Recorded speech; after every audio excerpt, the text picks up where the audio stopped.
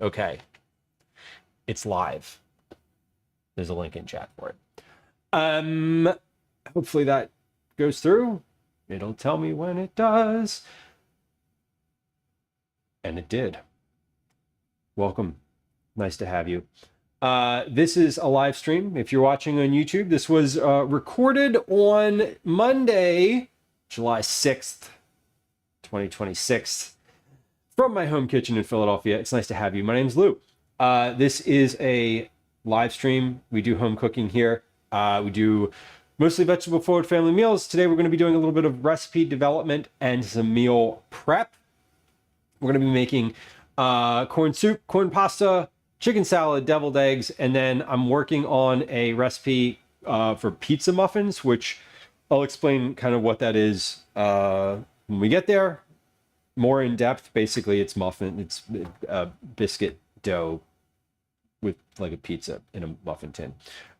Anyway, I made it up one day and it was really good. And I made it for my son and his friends and they enjoyed it. So now we're going to like formalize it as a recipe.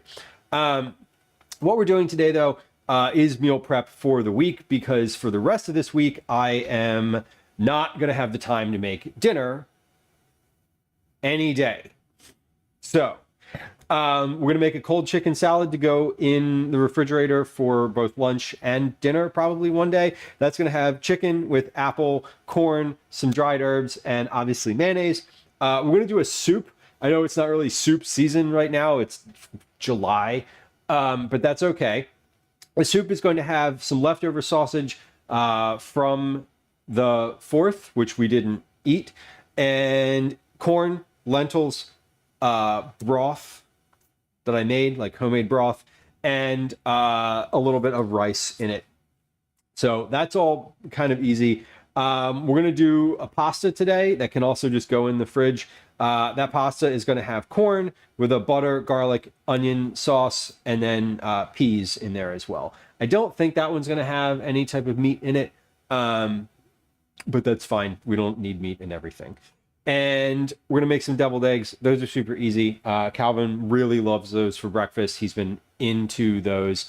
When I made them last, he ate them every day until they were gone. So I'm going to make some more of those because it's nice to have a little like easy something on hand. And then we're going to get into the pizza muffins. So my agenda today is to do kind of all of that. I'd like to do all of that within 5 hours or so.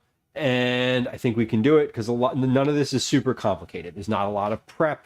There's not a lot of work to do. It's a lot of like assembly of things, some things in the oven, a little bit of vegetable and produce work, but mostly it's like assembling stuff. And then once we do all of that, we'll package it up and then we'll do an actual recipe test, or not test. Sorry, we're gonna work on a new recipe for pizza muffins. Which again are like a 3-ingredient thing. This is like super easy. So we're going to work on like the language around that and how they actually, what I actually want to do. Because when I've made them before, it's been like in an emergency, like I need something. So, that's what we're gonna do today. If you're watching on YouTube, on the vertical stream, the chat is going to be right about here. And if you're watching on the landscape stream, it's going to be right down here. We are live everywhere under all the same name, and welcome in. So good to have y'all. Moonlit says pizza muffin. Yes, basically biscuits, pizza sauce from a can or a jar. Or make it if you want, if you're ambitious. I'm not. I am, but not for this purpose. And then a little bit of like pre-shredded mozzarella cheese. You put all of that in a muffin tin. You like roll it together. You put it in a muffin tin. I made it for Calvin and his friends one day. They were like, we're hungry. Can we eat dinner? And I was like, or can we eat something? And I was like, sure. We didn't have any leftovers. But I had leftover biscuits. I had some like pizza sauce. So I literally just made it up and they were like, these are really good. And I was like, oh, cool. So I pitched it and they were like, that sounds amazing. So here we are. That's what we're making today. Moonlit, welcome in. More deviled eggs. Yes, definitely more deviled eggs. They were very well received last time, so we're gonna do that again. Ty, you like to put sriracha on yours? I would love like a little dabble of hot sauce on my deviled eggs. I did not the last time, but that is always delicious. I also like a little bit of like cut up onion on it because it like cuts the richness of the egg. But again, last time I made this, didn't do any of that. What I do want to do this time though is put paprika on top of them because I didn't do that last time and I realized I should have because it would have made it better. Oh my gosh, Sab says our farmers market starts Thursday. We have 11 of them. It's 11 weeks, goes to the third Thursday of September. Only once a week. Yeah, excellent. So it's a seasonal market.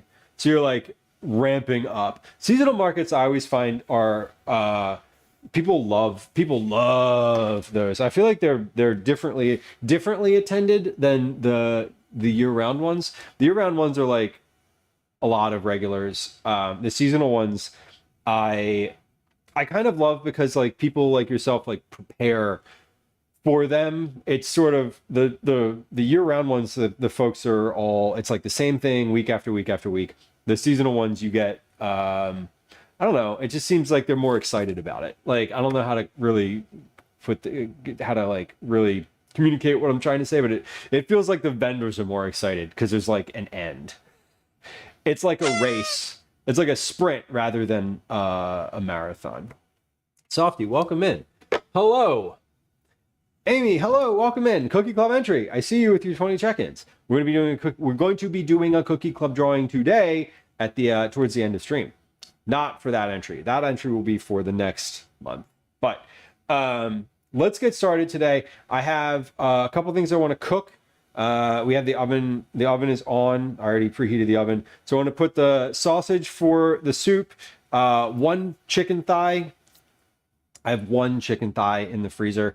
And then I want to cook some rice. We're going to do that on the stovetop. And then the eggs, which are going to be in the Instant Pot, which I have just off the screen right there. It's right there. So we're going to do all of that first. All the cooking of ingredients. So all those are things that go into what I'm making otherwise today. For the chicken salad, I have a whole bunch of pre-cooked chicken. That chicken that I made last week, the whole chicken, I still have that. I froze it, and that is going to be for a chicken salad today. Chicken salad, I usually do grapes in it, but I don't have those today. So we are instead going to do apples and I think a little bit of corn because why not? Because it's corn season, y'all. I got a dozen ears of corn. I made them on Saturday night, on like the night of the 4th, and they didn't all get eaten, so we're going to put those in basically everything today so that they get used. We love it.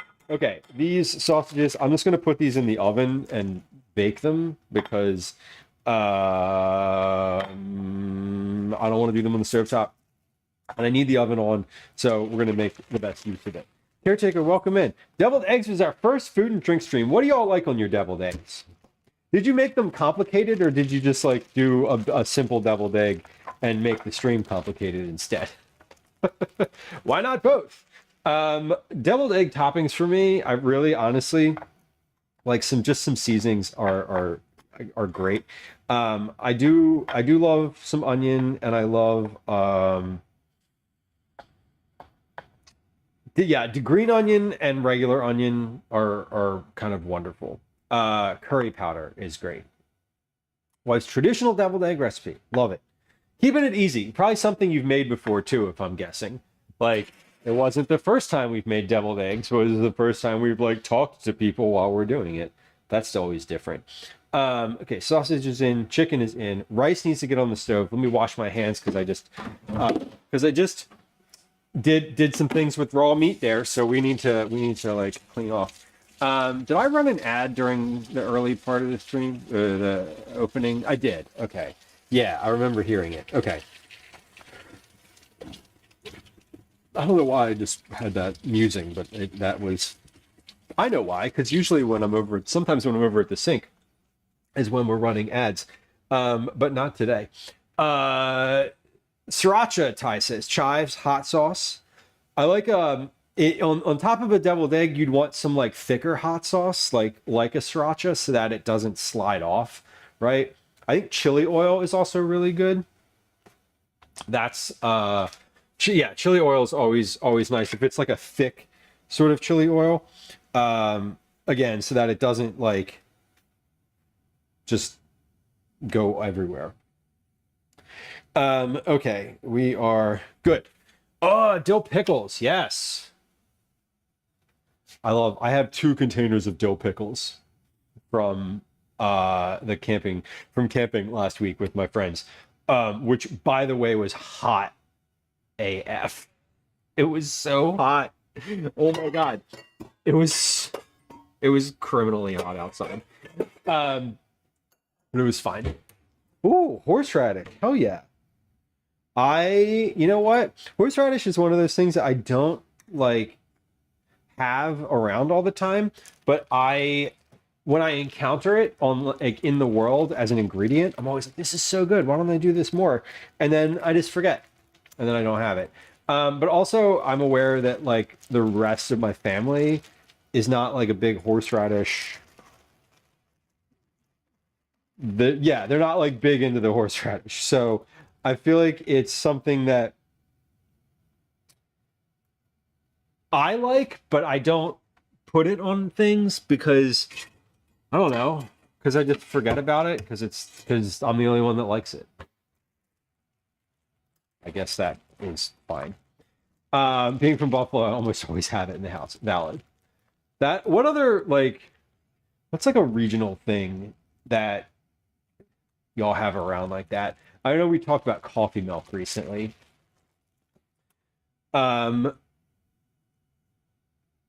I'm just trying to think of like anything like this. Like people from Pennsylvania would probably have, or like Jersey, Pennsylvania, or like Scrapple, that kind of thing. I'm only making a half a cup of rice because I'm using this in a soup, and I was debating. I'm gonna rinse this till it's not cloudy anymore. So forgive me for just a moment.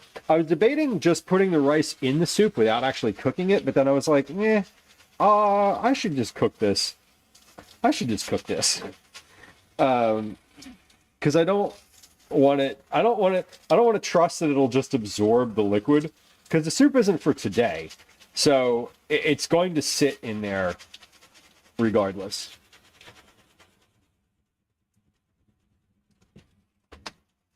You're growing horseradish. That is cool. What kind of... Okay, this is going to be a really uninformed question, but like, let me ask it anyway. Is horseradish its own variety, or is horseradish like a radish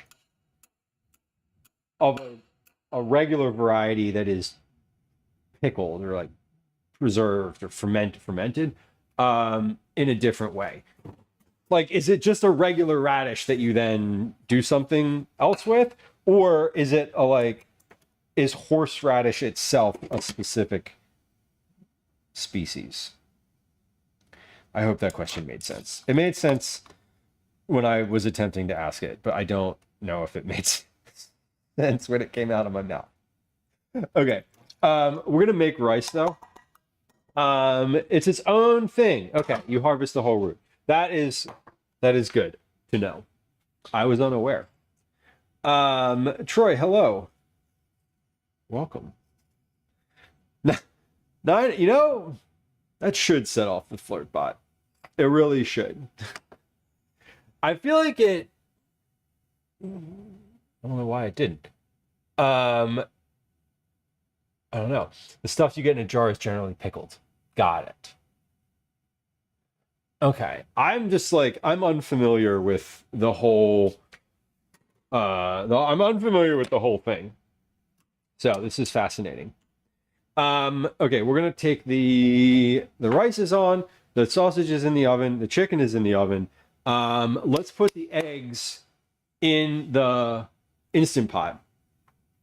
We're going to do eggs in here. I made these last week. I forget how long I steamed them for. I meant to go back and look at the broadcast and be like, how long did I do that for? Did they work? Was it good? I think it was 7 minutes. I think it was 7 minutes. Let me see if I have the website. I bet you I still have the website pulled up in my browser because I don't actually close anything. I don't. Of course not. Instant pot hard boiled eggs. 4-4-4 method. 5 minutes at high. 7 minutes at high. 5 minutes. Let's sit for 5 minutes. So basically anywhere from like 5 minutes to an hour and a half to cook these eggs. Perfect instant pot. Hard-boiled eggs. 5 minutes on high. Pressure release for 5.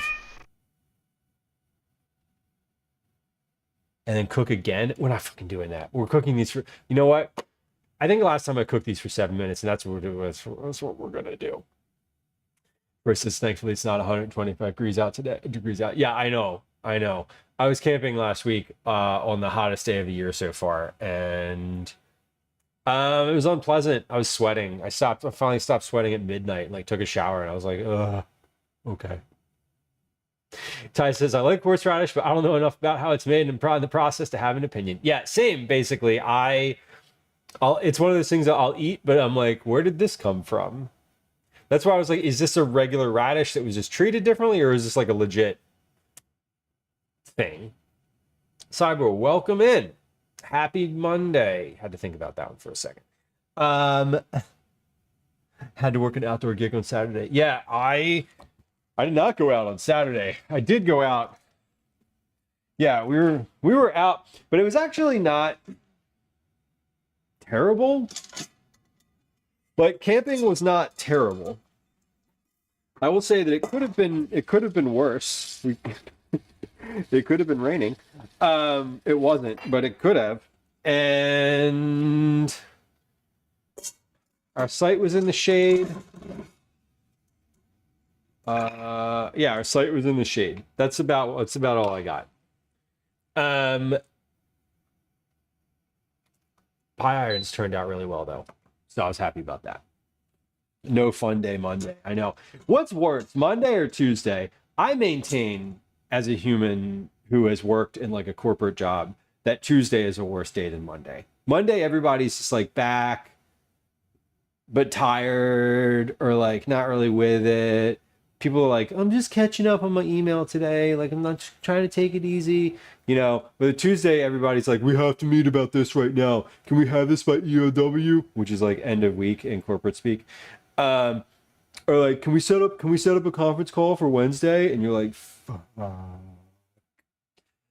Anyway, I maintain that Tuesday is a worse day than Monday.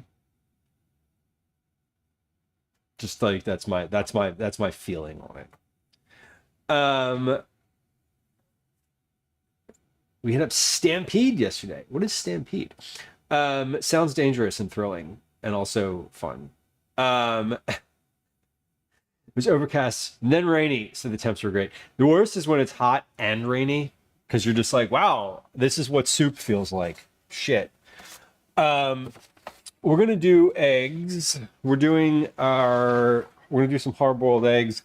I'm going to, let's see, we have different types in here. I guess I should just do all one brand or all of one type of egg, right? Yeah, Cyber says I have dinner with friends every Tuesday and it makes Tuesdays better. I love that. That's super cute. A regular recurring thing with friends like that is like really a nice thing to look forward to.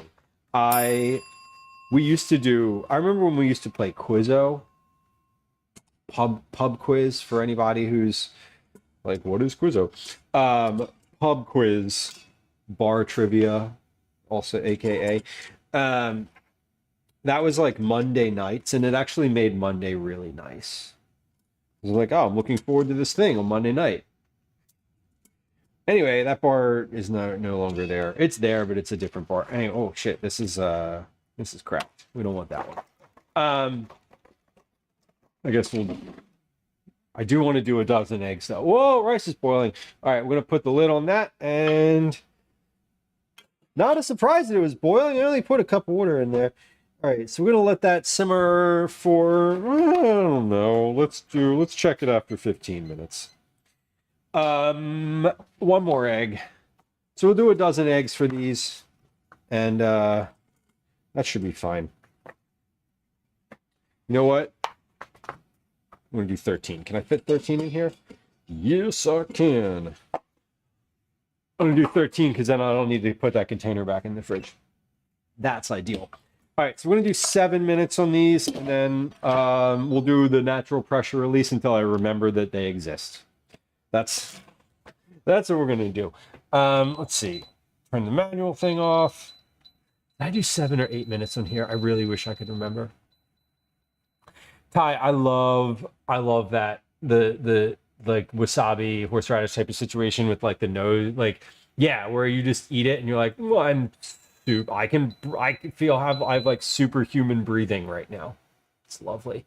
Death Wish, welcome. Happy Monday. Troy says I never called it Quizzo until I moved up here. Right.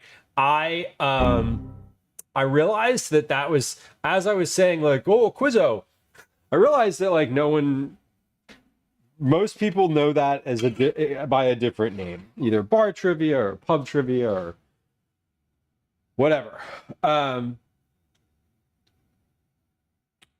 know it as Quizzo because Philadelphia calls it that. My dad calls it pub quiz because he plays regularly. Troy, I love that you have like a regular team. I would love to be able to have like a regular weeknight like that. Although I've been considering signing up to play a recreational sport again. I used to play rec soccer for years, and I don't anymore. And I kind of miss it. At the same time, I kind of don't. At the same time, I also enjoy not being like sore all the time. So it's a trade-off, you know? Taste a bit of horseradish off your finger. You could smell the color 7. I feel like my horseradish experience has never been like fresh, right? It's always, I don't know, from a jar or something. I would love to try like a fresh batch of it. Like, I'm positive that it's different. Jeopardy Bar League. Okay. I think I think all of those things I like know when you say like, oh, it's quiz, pub quiz, bar trivia, whatever, it's all the same thing. Although some people, when they talk about bar trivia, what they really mean are like the little the like trivia kiosks, like the little touchscreen trivia things at the bar. That's not what I'm talking about. I'm talking about a human who's got a wacky personality who MCs the thing and asks fun questions.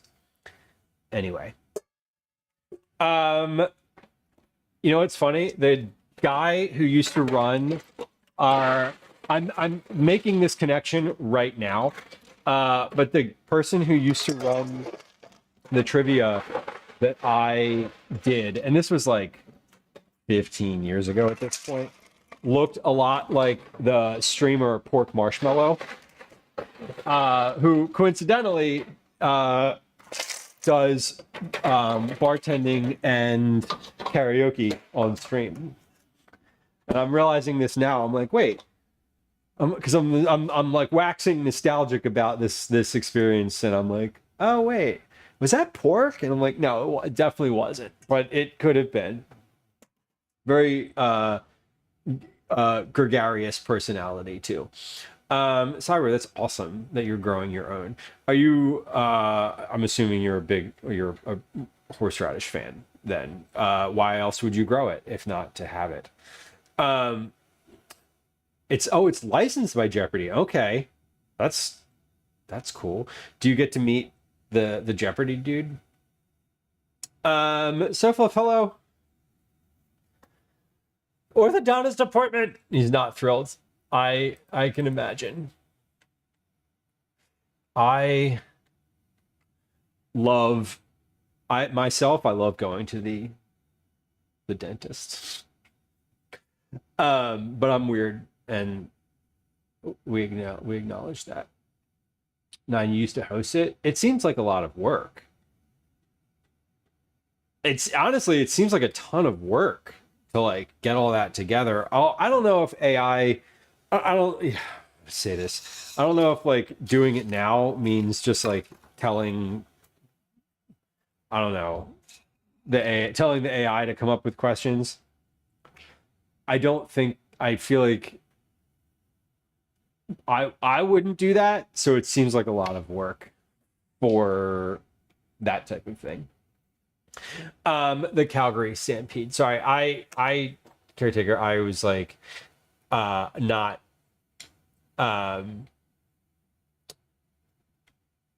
the word stampede was just out of context. I've heard of the Calgary Stampede.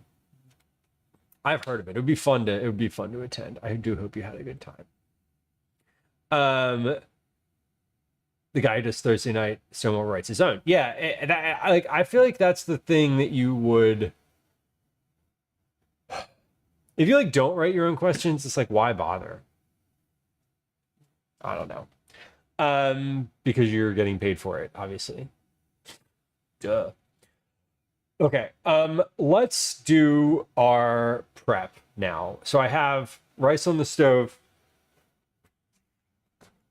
Is this on? It is on. Okay, it's steaming. It's fine. If the rice doesn't cook completely, I think that's okay because it will soak up some of the liquid. I just didn't want to put it in there completely dry. Things are in the oven. I should probably set a timer for the oven too. Okay, I just did that. That way I just remember to check it because I might forget. Because I might forget. I think I'm gonna make the chicken salad. We're gonna prep garlic and onion for pasta, and then we're gonna make the chicken salad in its entirety. Because the chicken I have is in the fridge and it is cold. I don't think it's frozen anymore. I put it in the fridge first thing this morning. First thing this morning for me was 5:35. So it's been in the fridge for a while. My brain has been working for a while today also, so like today's been a long day so far. I'm trying to get up early again. I got up early all during the school year, and I've been out of the habit for a month now, and I'm like, we need to get back into this. I need to like I feel like I need to do that. Just for my own mental and physical health. Because getting up early means I can go to the gym. And if I don't get up early, it's harder to go. Because I don't really want to go to the gym at like 10 o'clock in the morning. I want to go first thing before anyone else is even awake. When I first started, my philosophy was writers write the questions so the host can focus on just hosting. Interesting. I don't actually know if the folks that did the quiz, the pub quiz that I used to go to, I don't actually know if they wrote the questions. I think they did. I'm pretty sure that they did because it was just like some guy. It wasn't like a company. It was just like a dude who did the thing. Little Burger, welcome in. Nice to have you. Happy Monday. Is it corn season? Yes, it is. Yes, it is. It's the season where I buy a dozen ears of corn a week and then panic about what to do with them. I don't really panic. I just put them in everything. And when I don't put them in everything, I cut the kernels off the cob and freeze them. So there's no waste, that's for sure. Towards the end of corn season, I'll buy like several dozen ears, and on those I will cut all the kernels off and freeze those directly. Um, what is the recipe in your backlog? I love a corn recipe. I do a lot of corn. It's my favorite vegetable. Is it my favorite vegetable? Yeah, I would say it probably is. I feel like I've said this. I feel like I've had this musing before, but corn is definitely up there. I know that it's not. It's very seasonal, and I just try to eat as much fresh corn as I can when it's like actually growing.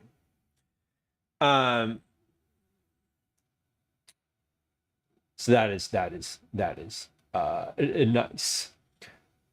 9, you got a resource from a friend who did questions. So you had like an archive. I feel like if you host Quizzo for a long enough time, it's sort of like being a teacher, right? Like you don't have to reinvent the thing every time. You know, your lesson plans are still valid the next year. So yeah, that makes sense. That's kind of cool. There's a bar around the corner. So would people like Quizzo snipe you, or they're like, we heard this question already. Twinderella says, speaking of corn season, I'm making succotash. Hell yeah. Ate it growing up, but I've never made it. And since it's fresh corn, I figured now is the time. Now is definitely the time, Twinderella. I have a recipe for succotash. That's just like it's not authentic succotash. Like disclaimer, it's made up and it's a quick one. But it is definitely that season. Corn, beans, beautiful. I hope you enjoy it. Command recipes. It's somewhere on that page. Corn sourdough bread. Okay. It's a corn milk. No idea how I make it, but I can't wait to try. Well, there's a couple ways to make corn milk. I know I have a recipe that I have made for corn pudding, and the corn milk in that is basically cobs of corn, like ears of corn simmered in literal milk. And then you just use that milk. And then you can eat the corn. It's like, it's delicious. It's very delicious. You can eat it. But it's like, the first time I made it, I was like, this is weird because it doesn't actually, you just like extract the essence of the corn, but you don't actually like have to like blend the corn or do anything with it. It's just like you're sort of boiling the whole ear of corn in the milk for a little while. And you could probably do it with the corn, just the corn cobs too. Although the recipe that I was working from when I first made that was like, you know, simmer the ears of corn and then eat them. It was like, just eat them later. You'll enjoy it. And I was like, that's a weird way to do this. Like, is that really? Like, you don't want me to do anything with these? It was odd. Omitting and adjusting. Yes. That is what I love about feeling comfortable. And when you get to the point of feeling comfortable in the kitchen, and you can read a recipe and be like, yeah, I'm going to change it to do this thing instead because I want to. That's honestly one of my favorite things. It also helps because you're looking at the recipe and then you're doing your own thing. You don't need to like follow it specifically. Come on, are we working here? What are we doing? Ah, there it goes. It's sealed. Okay. So we are sealing. I have my ice bath, not ready yet, but it's the ice is in the bowl over there. I need to fill it with water. I didn't want it to melt too quickly. It's kind of warm in this house right now. The oven is on, and also it's summer, so you know that kind of sucks. Chopstick Queen, welcome in. Happy Monday. I remember not feeling confident doing that. Yeah, totally, Twinderella. That is a real thing. You know, when you just like you feel like you have to stick with the recipe. Anika's Cakery, welcome in. Howdy, Carly. Hello, Carly Max. Welcome in. Welcome. Friends who are joining us, nice to have you. When we come in peace, we bring cake. Piece of cake. There's a dad joke. You can have that one. Please don't leave. Please don't leave. I'm just kidding. If you have other things to do, you can obviously, you know, whatever. Anyway, sorry. weird. I'm feeling weird. Anyway, hello. Welcome. Annika, nice to have you. Red Bean Bitter Cream, welcome in. Hello. Thank you for the shout out for fellow food and drink streamer, Annika's Cakery. Friends who joined us, welcome in. Housekeeping note, follows are silent. If you're a lurker like me, and you just don't want to be perceived by in a stream by the streamer or chat or anybody, but you want to follow for support, that is always nice. Followers are silent. There's no alerts, no silence, no nothing. My name's Lou. It's nice to have y'all. This is in fact a cooking stream. We do cooking here. Today we're doing a bunch of meal prep and recipe development. Often we're doing vegetable forward family meals. Sometimes we get out in the world to do IRL stuff.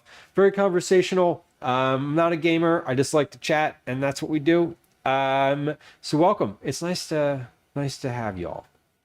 Catastrophe, welcome in. Happy Monday. Catastrophe says, I'm interested in the pizza muffin. The pizza muffin is coming up.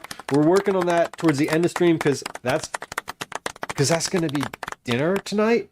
Because most of the recipes that I develop and work on are like simple family style stuff for a home cook. That's basically all the recipe development that I do for work. I do some recipe development for my own self, but that's a little bit more complicated, and that's just for my own enjoyment and / to have things that I love to eat and know how to make and can replicate. Anyway, weird is great. I love weird. Weird is good. Speaking of weird, there's no good way to segue that. Sorry. How was your stream? What did you make? What was today? What was Monday on the Annika's Cakery stream? Friends who are hanging out here, I would encourage you to please go follow a fellow food and drink streamer. We love to show the support for the community and folks who are doing similar things to what we do here, which is cooking and talking and enjoying it, which we love. Beth, welcome in. Hello indeed. Oh, you're skirting 100. You're almost 100 check-ins, Beth. Almost there. I see it. I see you. Today, Annika says, today I made an apple crumb style cupcakes and some Pillsbury style picture inside cookies. Picture inside cookies? That sounds complicated and awesome. I'm familiar with the words Pillsbury style picture inside and cookies, but not when you put them together like that. I don't know what that means. It sounds fun though, and I hope it all worked out. I hope it was the way. I hope the things came along the way you wanted them to. Perhaps it's something you've made before. I don't know. Banana is a Hannah. Hello. You're not my Annika. No, I'm sorry. I'm not. And I hope that's okay. I do hope that's okay. We are just the next stop on a lovely raid, and at the end of this stream we will raid somewhere else. And that's how we love to show support. But welcome in, regardless. They're a challenge. I'm not super great at it. Well, you're certainly well ahead of me, who doesn't know what they are. So that's cool. It's always fun. I think one of the neat things about live streaming as opposed to YouTube or like short form, or like basically as opposed to any other content, is you can just like do stuff and try it and sort of fail or succeed in, and it just all happens in like real time. You know, I've definitely had my fire alarm go off a bunch. There was one time we got a raid, and like as we got a raid, my fire alarm was like, my stove was smoking, the oven was overheated, like alarms were going off. There was probably a child yelling for something or other at me, and like we got a big raid, and I was just like, all right, I don't even know what to do right now. What do? We make sure the fire alarms stop, because otherwise my brain won't work. When the fire alarms in my house are going off, it like short circuits my brain. So that is what I like about live streaming. I think it's fun. Also, I hate editing anything. I like producing. I'm more of a production type person. So I like having sort of all the stuff set up and then just doing it live and being like, oh, hey, you want confetti? Here you go. You know, as opposed to like trying to do that in an app as I'm editing a video alone. Anyway, man, that got sad in a hurry. Thanks for being here. I appreciate not being alone. It's one of the reasons I started streaming.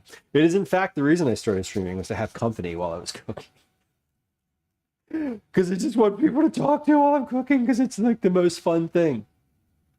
Y'all, I love going over anybody's house and having them cook and just sitting there and talking to them. It's so fun. It's like, honestly, it's like one of my favorite activities. You'd be surprised to learn that it is one of my favorite activities. We fail together, Little Burger says. Exactly. We fail together.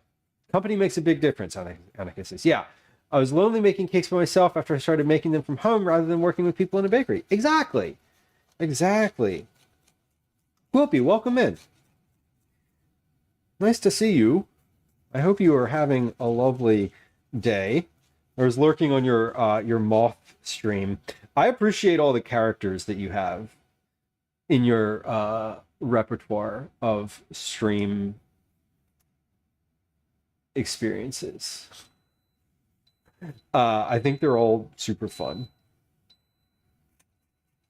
I myself do not have any characters. It's literally just me, and I don't do anything fun like that. It's just I love to dress up. I wear black on Thanksgiving. I wear black on Thanksgiving for sure. But like Halloween, nah, we're good.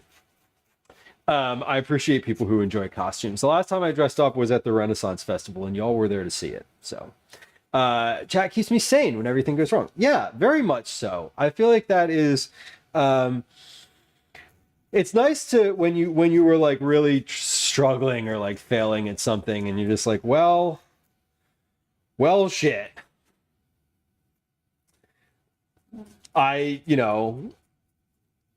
At least someone's laughing at me, because I don't, because it's not funny.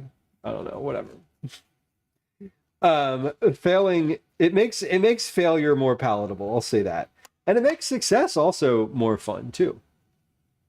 Liz, I appreciate you doing the shout outs. We have a bunch of shout outs coming up, y'all. I would encourage you to take a look in chat as they come up. They're queued, so they don't all fire off at once, but they're coming.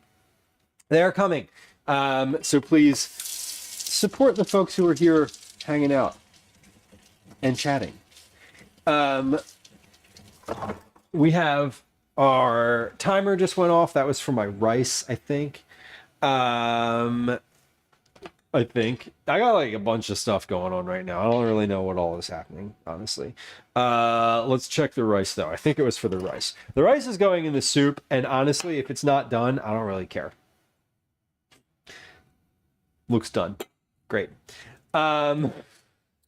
Looks done. Annika says, I literally knocked over a cake and almost ruined it. Right.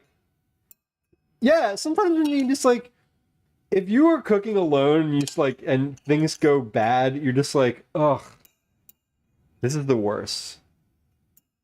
This is the worst, and I just like don't know what to do. It sucks to fail alone. It's fine to fail with friends. And that's, I don't know. That's a platitude I'm taking to heart sometimes. Troy says, I depend on chat so much, and when chat's not active, I rely on my bestie and co-hosts. There are plenty of times for anybody who's streaming, whether you are streaming to an audience of a relatively small audience or a relatively large one, where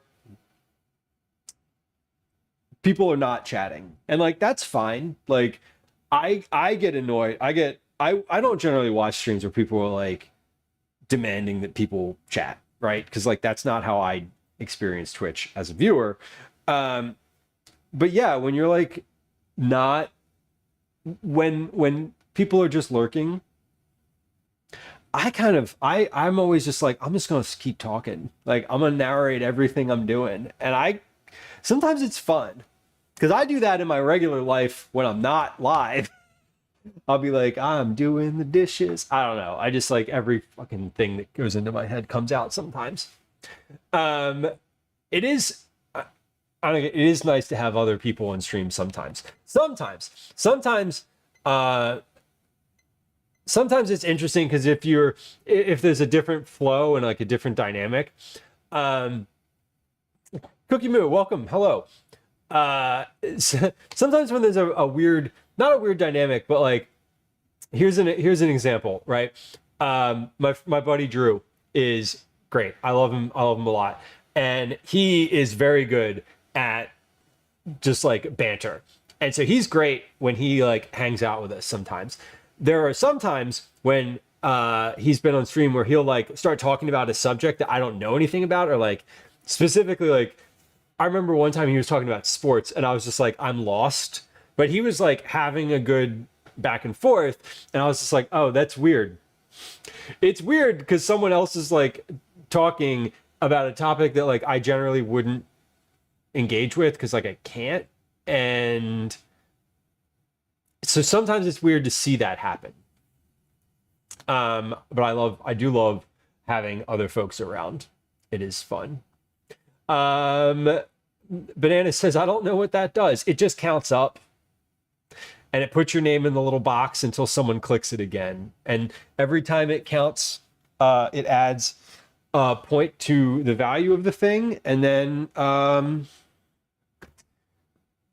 yeah, so right now it costs 14 channel points to get it to 15, and then it'll cost 15. It's a thing to click on. We like clicking on things. I like clicking on stuff. I don't appear on TV, but it's conditioned me to freak out anytime I'm on live somewhere in this dead silence. Silence is weird. And that's one of the things that I think when I watch a brand new streamer, sometimes there's like minutes of not talking.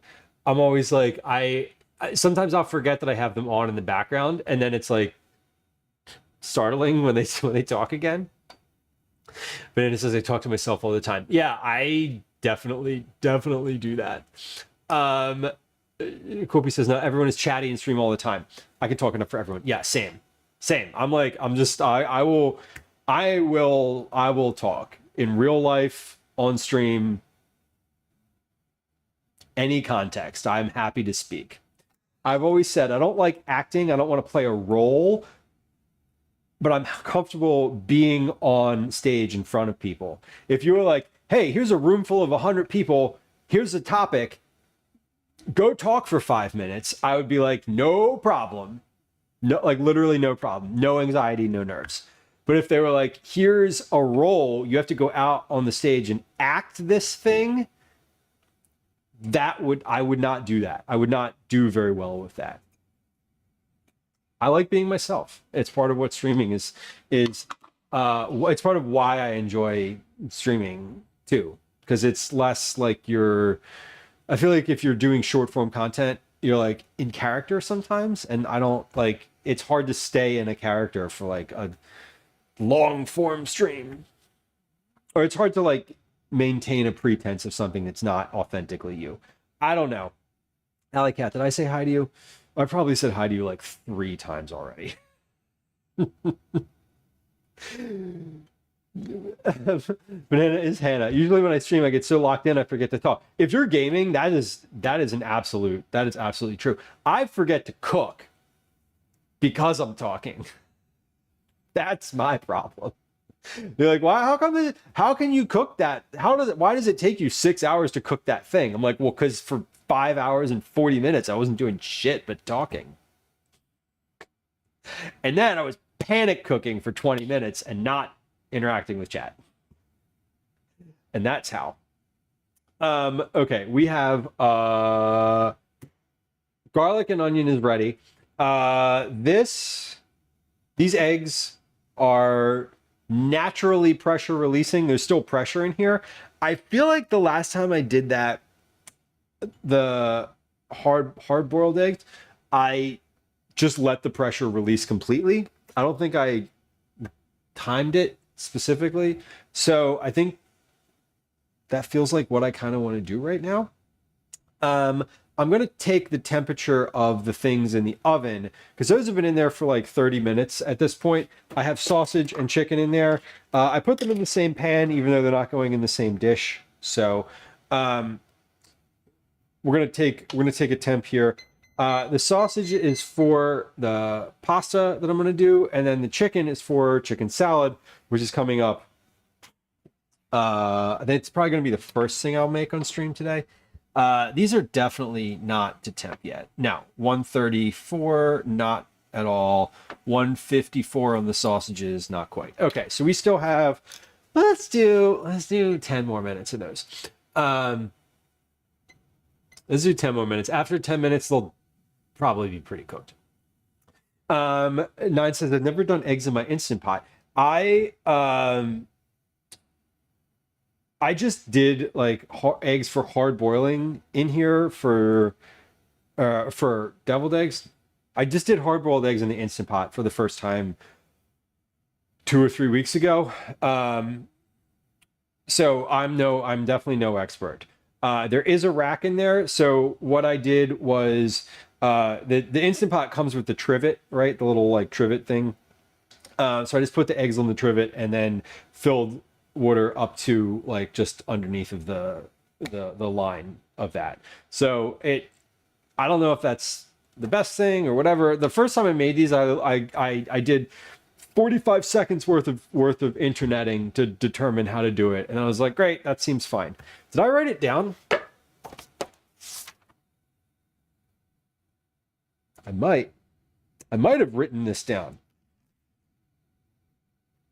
No. Unless it was farther back than I thought. No, because this is from May. I haven't been using my notebook as often recently, because I haven't been cooking as much. So I haven't been doing as much meal planning. I did meal plan this week though. Here it is. And we're meal prepping today for sure, because that is because, like as I said, I'm not gonna have time to cook the rest of this week. Okay, pause. Let's get a ice bath ready, and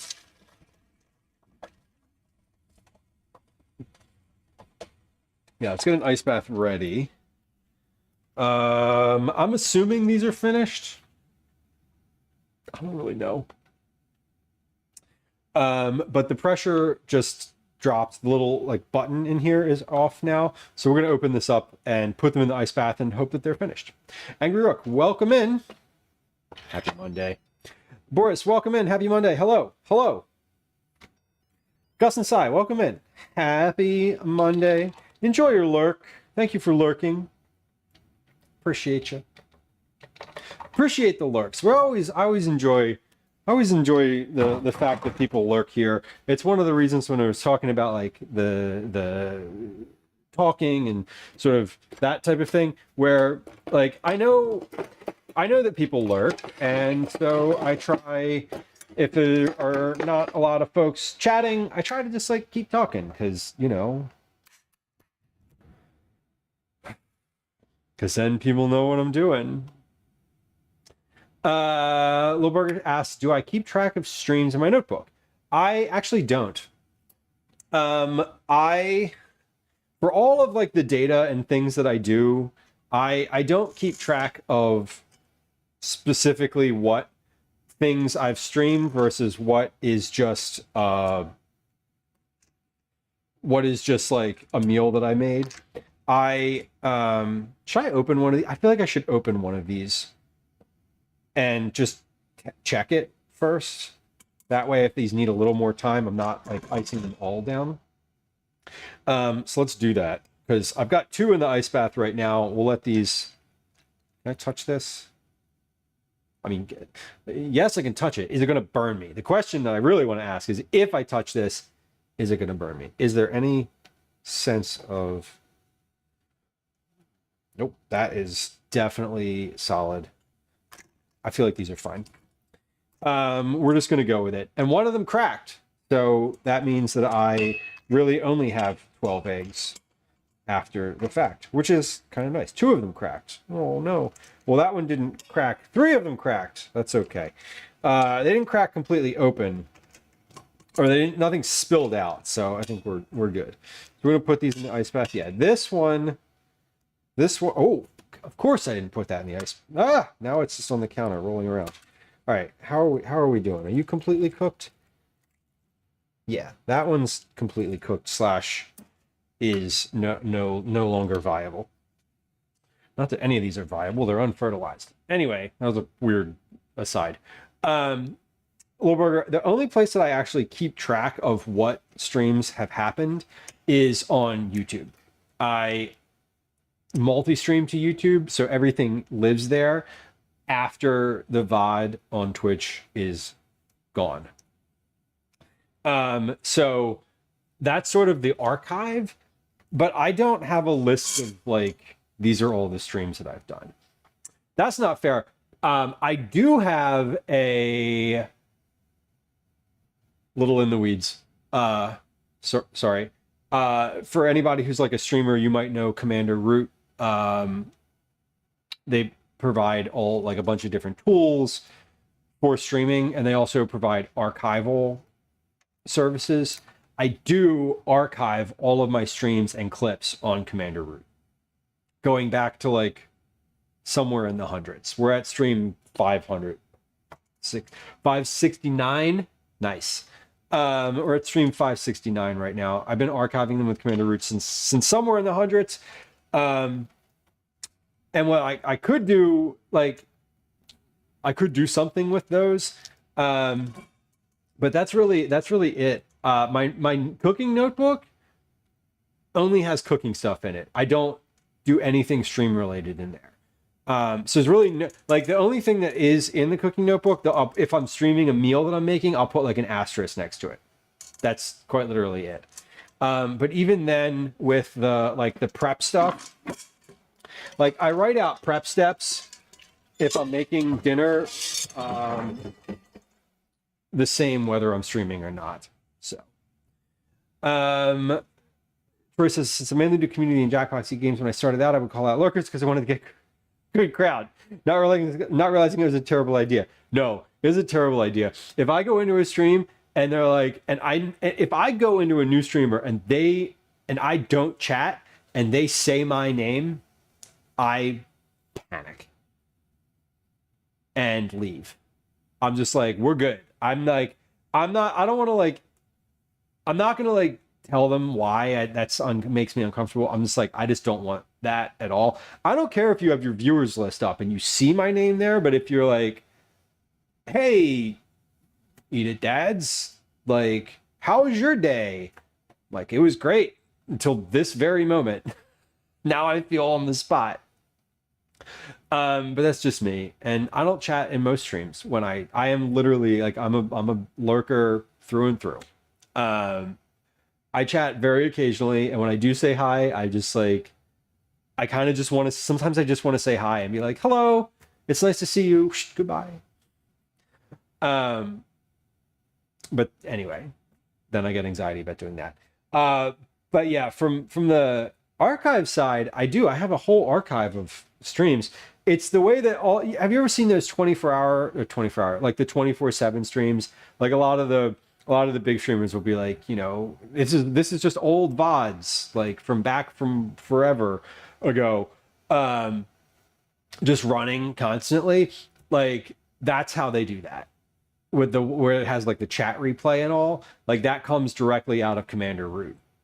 So if I wanted to, like, I could set up a 24-hour, like a 24/7, like Eat It Dads, you know, Eat It Dads open 24/7 or something like that, and have that just stream all of my old VODs from literally years. Don't really, I don't know. I don't see a reason to do that, honestly. I don't know. I don't see a good reason to do that. To me, and I'm being like just being really, really weirdly honest, it feels a little like navel gazing and self-indulgent to me to do that. I'm sort of like, if you're live, you're live, and if you're not, you're not. Like, but then again, what do I know? I'm not a big streamer. I don't have thousands and thousands of concurrent viewers at the same time. So who's to say? We upload all of our VODs to YouTube as private and then publicize it if and when we choose. Caretaker, that makes sense to me. I just multi-stream it. So right now, this is live on YouTube in both the horizontal and vertical format. And if you're watching on YouTube, I appreciate you. You should like and subscribe. Anyway, self-promo. Because I don't want to have to re-upload the thing. Like once it's done, I just want it to be there. I don't watch streams that rebroadcast old things or other people's content. Yeah, Tundrella, there's a couple that I subscribe to. I just think those are there's a couple IRL streamers that have 24/7 streams. And I think those are interesting because they're like out in the world doing something, right? And it's like, I don't know, there's always like something happening. They're like having some sort of, thing going on. I don't even know how to say that the right way. All right, maybe 5 more minutes on these. The chicken's at 150, so we need that to be at 160. Okay, 5 more minutes on the stuff in the oven. Self-promo on your own channel in this economy? I know, right? I'm not great at like asking for things like that. Hey, if you're lurking right now, follow, please. It's silent and there's no alerts or sounds. And if you're watching on YouTube, please hit the subscribe button. There's also no sounds or alerts or anything. Anyway, there you go. There's my promo. Thanks. Thanks. Back to the broadcast. Mystery Science Theater. Yes. Okay, but that's different, Caretaker, because that's like a show, right? That's a thing that I don't know. That I feel like that's different than just like someone who's been talking. I don't know. Maybe it's not. I mean, literally, that is the show. That is the show. Oh my god. Sasha, welcome in. Thank you for the bits. Good to see you. Good to see you. And thank you for the gifted sub to Space Taco. Space Taco, by the way, Twitch DJ on Twitch, friend of the stream, curator of the High Vibes Raid Train. Great person to get a sub. We love that. Thank you. Mystery Science Theater is such a comfort, Camille says. It totally is. It totally is. I remember watching it when I was younger. It was great. It's a really fun show. I enjoy it. Lilburger, thank you for your sub. I appreciate you. Thank you for the tier 1 sub. The tier 1 sub is the gold standard of subs. That's the one where you're just like, you click the actual subscribe button. That's super cool. Thank you. Thank you. You've been poisoned. Click follow for the cure. Right? Oh my god. Yeah, a lot of it is so navel gazing to me. It's just funny. Sasha says I love Twitch GGs. Yeah, same. Music is one of the things that I watch a lot of on Twitch. What vibes? High vibes. High vibes, like weed. Like high vibes. It's not complicated, but it is. It could be if you want it to be. I had to check. I'm so in. Yeah, it's a fun one. And yeah, she organizes that. And Sasha Eats, fellow streamer as well. Thank you for your generosity. I appreciate it. We're cooking chicken. We got 2 minutes left on the chicken. I'm almost through my cooking list. The only other thing I need to cook is pasta. So let's get out a pot for that, because this is going to be one of those things where when I want the pasta to be, when I want to put the pasta in, I'm going to want to have hot water, and often I don't remember, not often, occasionally I don't remember to like, I don't remember that in 20 minutes I'm going to need something. And then I'm like, oh, I should have put that on the stove already. But I didn't. So I am, because I'm remembering. Anyway, we're gonna move all of this. We're gonna move the 25 pounds of cast iron stuff off the stove. Says, click follow in the next 5 seconds, or I'll send pictures of your nudes to all of your contacts. Yes, dude, there are so many pictures. There's so many noodle pictures in my iPhoto library. It's intense. I got all sorts of different presentations and toppings and innuendos. Anyway, don't look at the hidden folder in my iPhoto though. Those are a different type of noodles. But we are going to put we're going to put the pasta on. No, but seriously, stay the fuck out of my hidden folder. Thank you. It's password and facial recognition protected. Okay, here comes some water on the stove. Let's salt this right away so that I remember. Salted. There we go. Timer is all going off. That means my meats in the oven should be relatively finished. Please stop beeping. Please stop beeping. Please stop beeping. It's so noisy. Okay, there we go. Hidden folder is hidden for a reason. Hidden for a reason. That's right. That's right. Yeah. We don't. Yeah. Yes. Sorry, I was self-reflecting internally, and I was like, should I say that? No. Should I say that either? No. Don't say any of those things out loud. Okay. Anyway, yeah, it's hidden for a reason. Noodle pics. Back to the nudes. Noodles.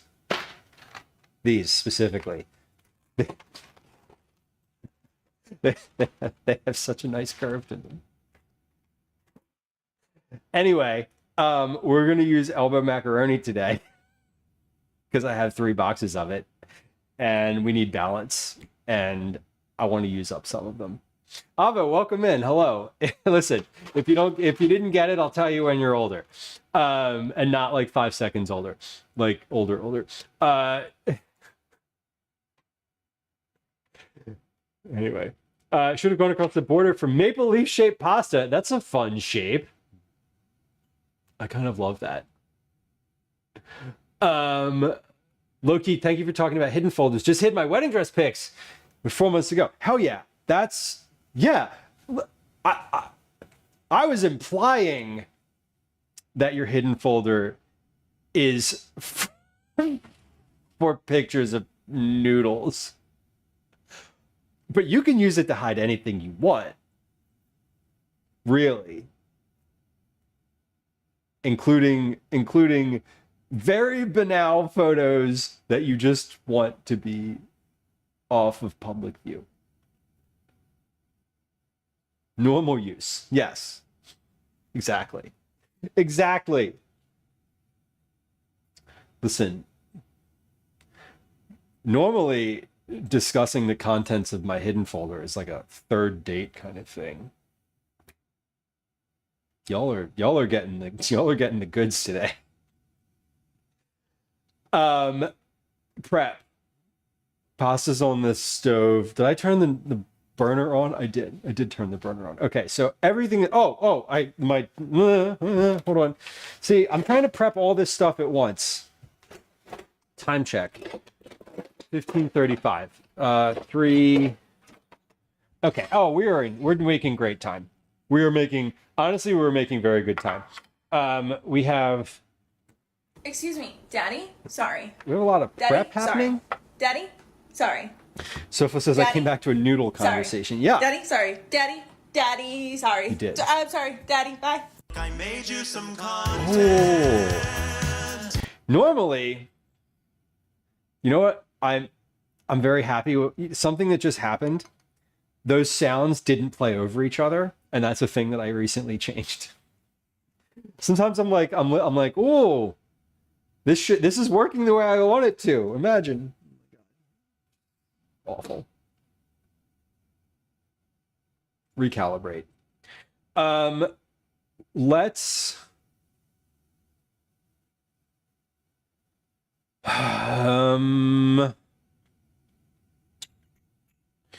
let's put the soup on the stove. Then we'll make the chicken salad. Because the soup is going to be very straightforward: sausage, corn, lentils, broth, and the rice. I need to melt my oh shit! Get in there. Oh, one down. It's okay. It's okay. I just got stuff falling out of the fridge at me. It's fine. It's fine. Did it crack? No. Okay. Damn.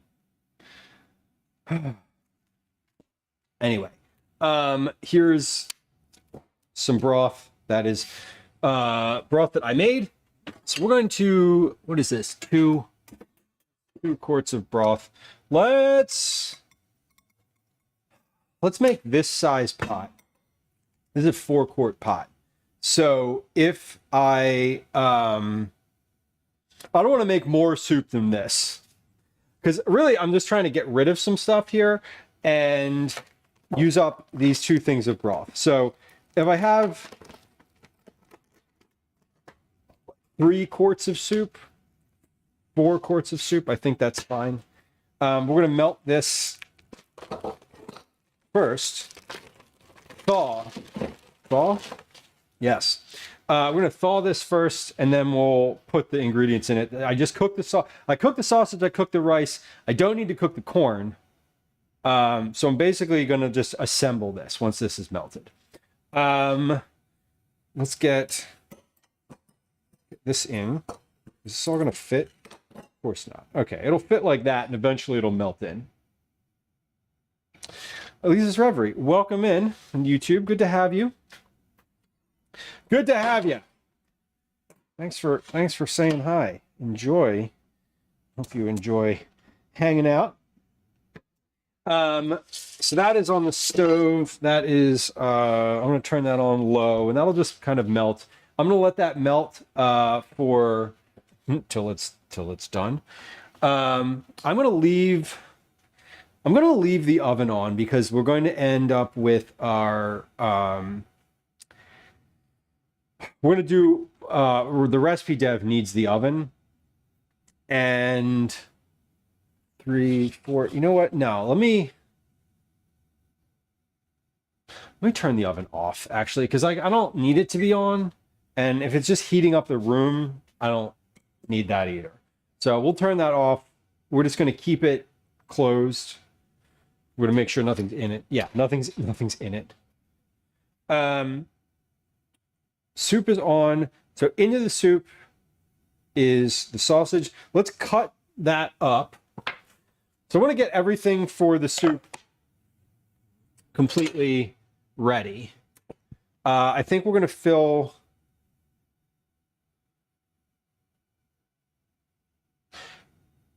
What did I say I wanted? How many quarts of soup did I say I wanted? Like 3? I should just fill a quart container with ingredients, because that'll be slightly less. I mean, like there'll be space for air, obviously, inside of the thing. So let's do that.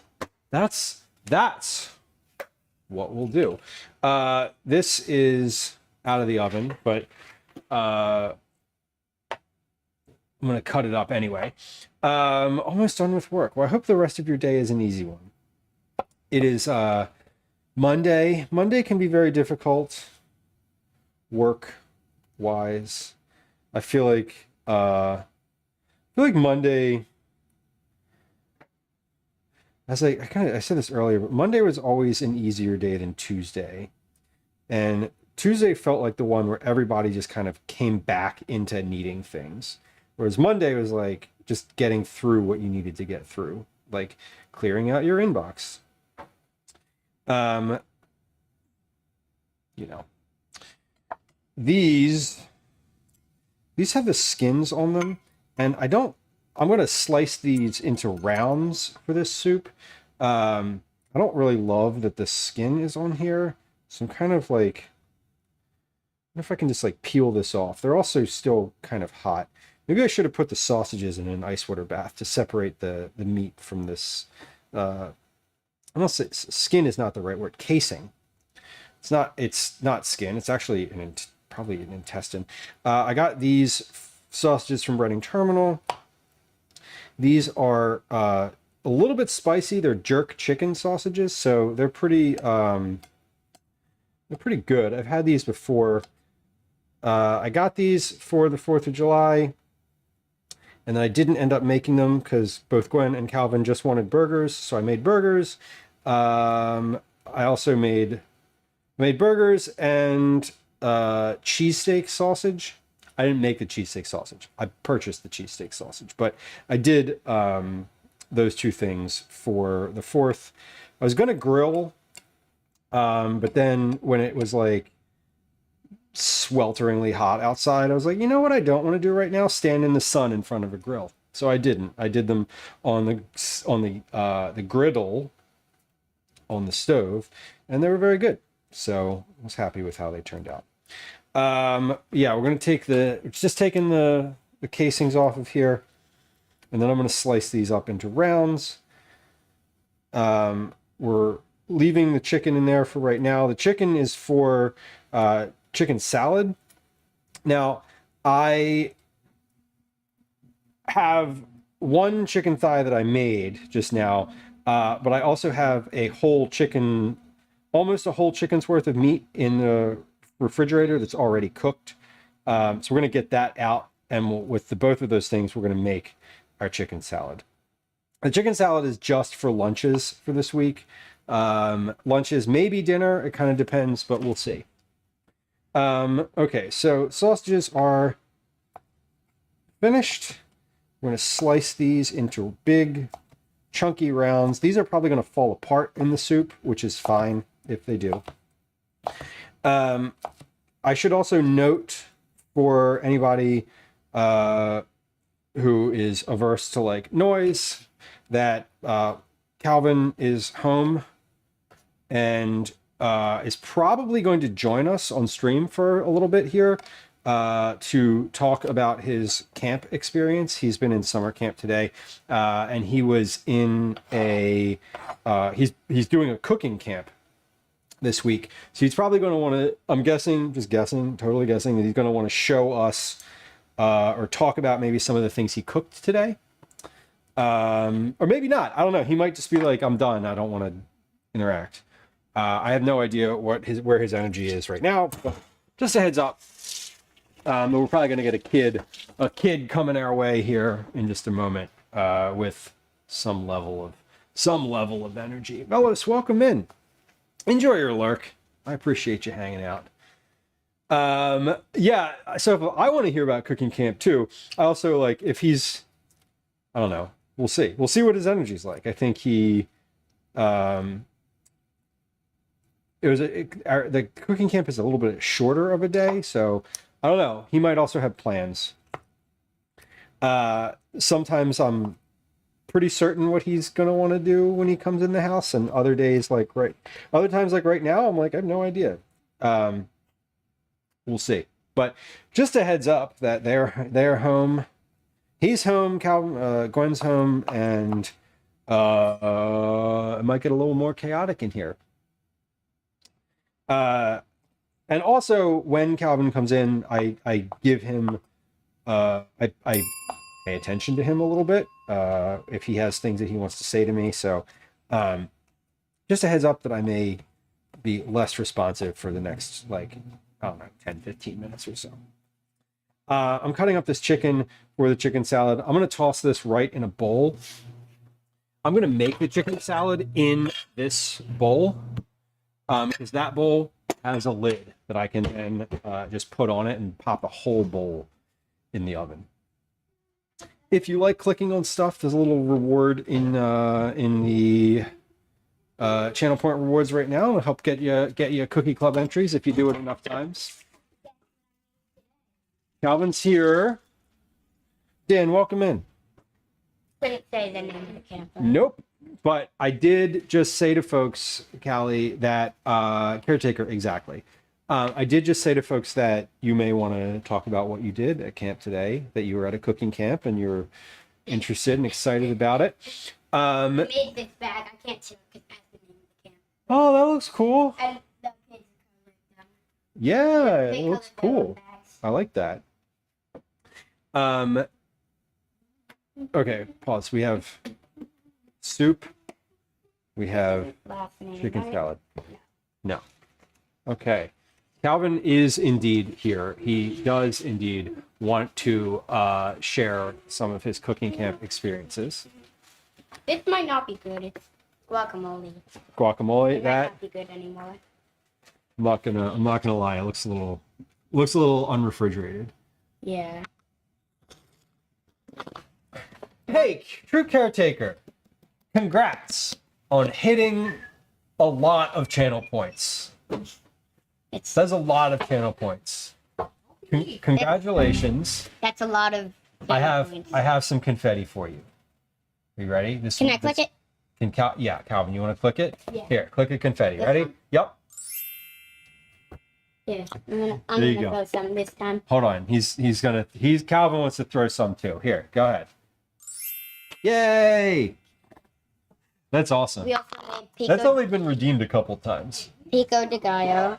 So, These are the two dip things that we made. what is the theme of camp this week? Baking. Baking. So This was not really baking. no, pico de gallo is not really baking. That's kind of raw. We made tortillas too, but Okay. So you made it was tacos today. Are we having pasta? Oh, we're not. I'm making pasta, but we're not having it. we also made beans, mushrooms, chicken, corn, and rice. Okay. We made that too, and just like Wow. put all that on a plate plus 2 tortillas. And if you Okay. wanted more, you could get more. Yeah. So you were in camp for 5 hours. Mhm. Okay. We also made raspberry cheesecake. Raspberry. Hold on. Can I open this? Yeah, that's fine. I'm glad they. It's kind of crumbly, so I'm glad don't they like, labeled these. best not yeah. to grab it. That's okay. We're gonna do this so I Yeah. can show a cross section. This raspberry cheesecake that Calvin made. That looks really good. There's more on the other side. I think is Yes. Well, I mean, you Maybe. can see. You can see. Oh, the other side would be a better cross section. There we go. We're getting art direction. There because we go. that's where like the 3 layers That's are. Calvin's raspberry cheesecake. Okay, let's make this back flat again. There we go. Okay. Oh, right. So all this is going to go in the fridge, right? So they get to bring food home, like whatever leftovers are available. Raspberry muffins too. Raspberry muffin. Oh, damn. These you can grab. This week is dangerous, y'all. I love baked goods. They're my literal favorite. Here, hold that up. There you go. There's a raspberry muffin. On the top there is we made streusel, I think it's Streusel. called. What is streusel? Um, Do you remember what was in it? Timmy, welcome in. there was brown sugar. Okay. The streusel was brown sugar, and usually there's another ingredient in streusel. 2. I forget. Butter, probably. Mhm. Yeah. Also, I think there's some. No, there wasn't. Never mind. Okay. I was gonna say some vanilla, but There might have been. Not yet. Yeah. I don't think there was. Timmy, welcome in. We're hearing about Calvin's cooking camp today. He was at So far a summer camp. So far, we've heard raspberry muffins, raspberry cheesecake, pico de gallo, and guacamole. Excellent. This is my son Calvin. My name's Lou. This is usually a cooking stream. It's a cooking stream today also. and most days. Sometimes we're IRL. We do a lot of family meals. We do some baking occasionally. We do meal prep, which is what we're doing today.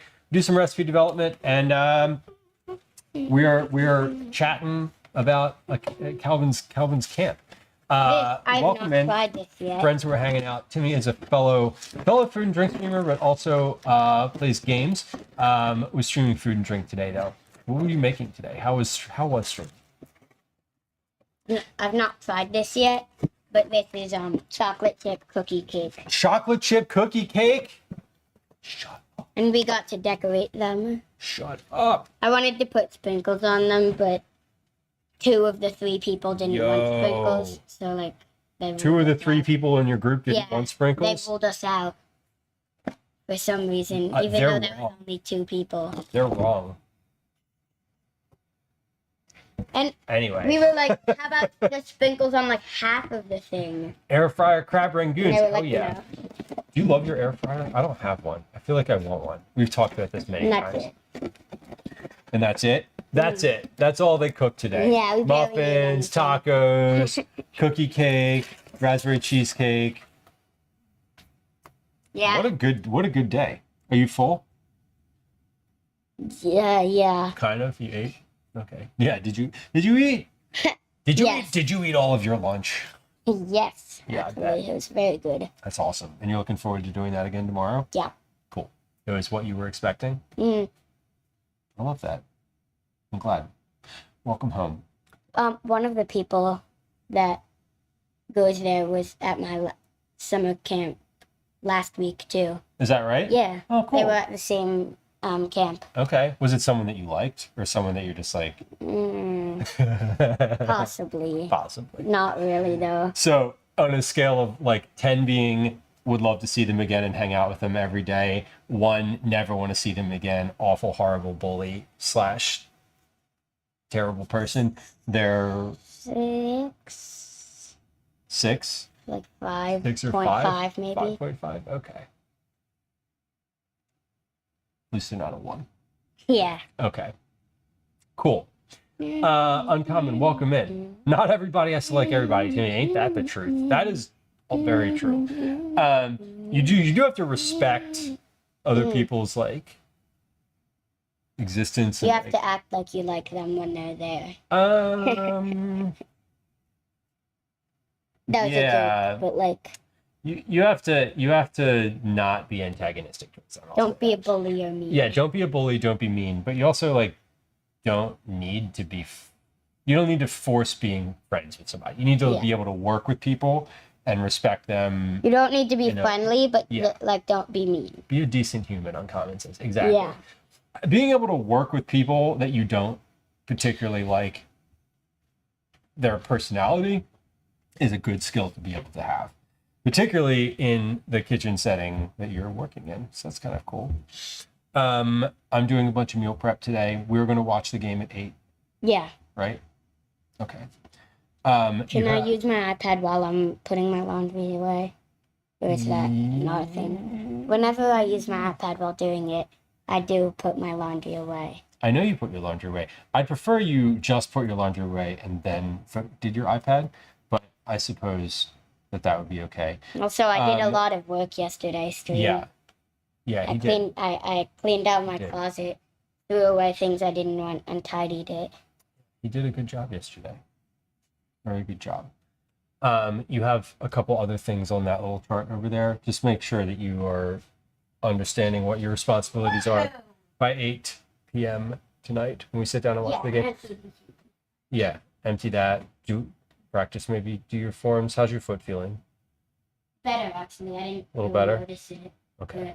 But, yeah. Okay, good. I'm making, do you remember those like pizza muffins I made for you and your friends?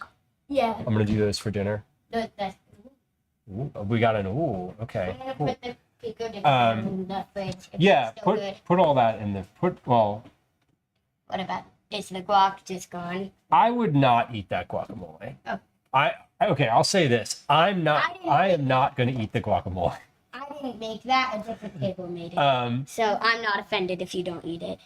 Okay. Yeah, there's I'm something not about gonna force unrefrigerated Unrefrigerated guacamole. I'm not That was gonna force you to eat. weirdly difficult to say. Compost is right I'm there. not gonna force you to eat warm guacamole. It is better to let those things go. Not the whole container. Okay, what containers did you use today? Do you still have more containers in your bag? Do you still I have, still have- okay, so you don't need and they to, give us some too. Like if I ever don't. I see the paper ones. Those didn't come from this house. Yeah. Okay, cool. Like All right, cool. any that we don't have enough room for, they'll just give them to us. Sounds good. Put all of this in the fridge. Yeah, why not? Here, let me take this. There's food in Here, there. here's this. I'm going to take this out, and then you can pop those on the bottom shelf. Yeah. And I'm also going to take all this corn out. I should have taken this out earlier. This is the chicken that we're going to do our chicken salad with, and it's still a little bit cold. So that is what it is. Let's get no I love crab rangoon, Timmy. That sounds really good. I wish I every time I hear someone talk about an air fryer, I'm always like, I should get one of those. kitty on stream. Hey, there's a cat. Come in, Mrs. H. Delphi. Mrs. H, you're right on time. Welcome in. We have a cat. Loopy, hello. Patty, welcome in. Patty, I like your raid message. Kirkin, hello. Kita Crafts, welcome. Hello. MC Magoo, hello. Kev, hello. Y'all's raid messages are great. I like all the raid messages. They're all fun and lovely. Kitty. Welcome in, friends. This is my son Calvin. He is hanging out. We have a cat. You want to hold Elsie up? Here, make her Yeah. put her in the middle. Make sure you're centered over here too. That's where you want to be centered. Linda Racing, welcome in. Here. That is one cute cat. She is a cute cat. She is just over a year old, and she is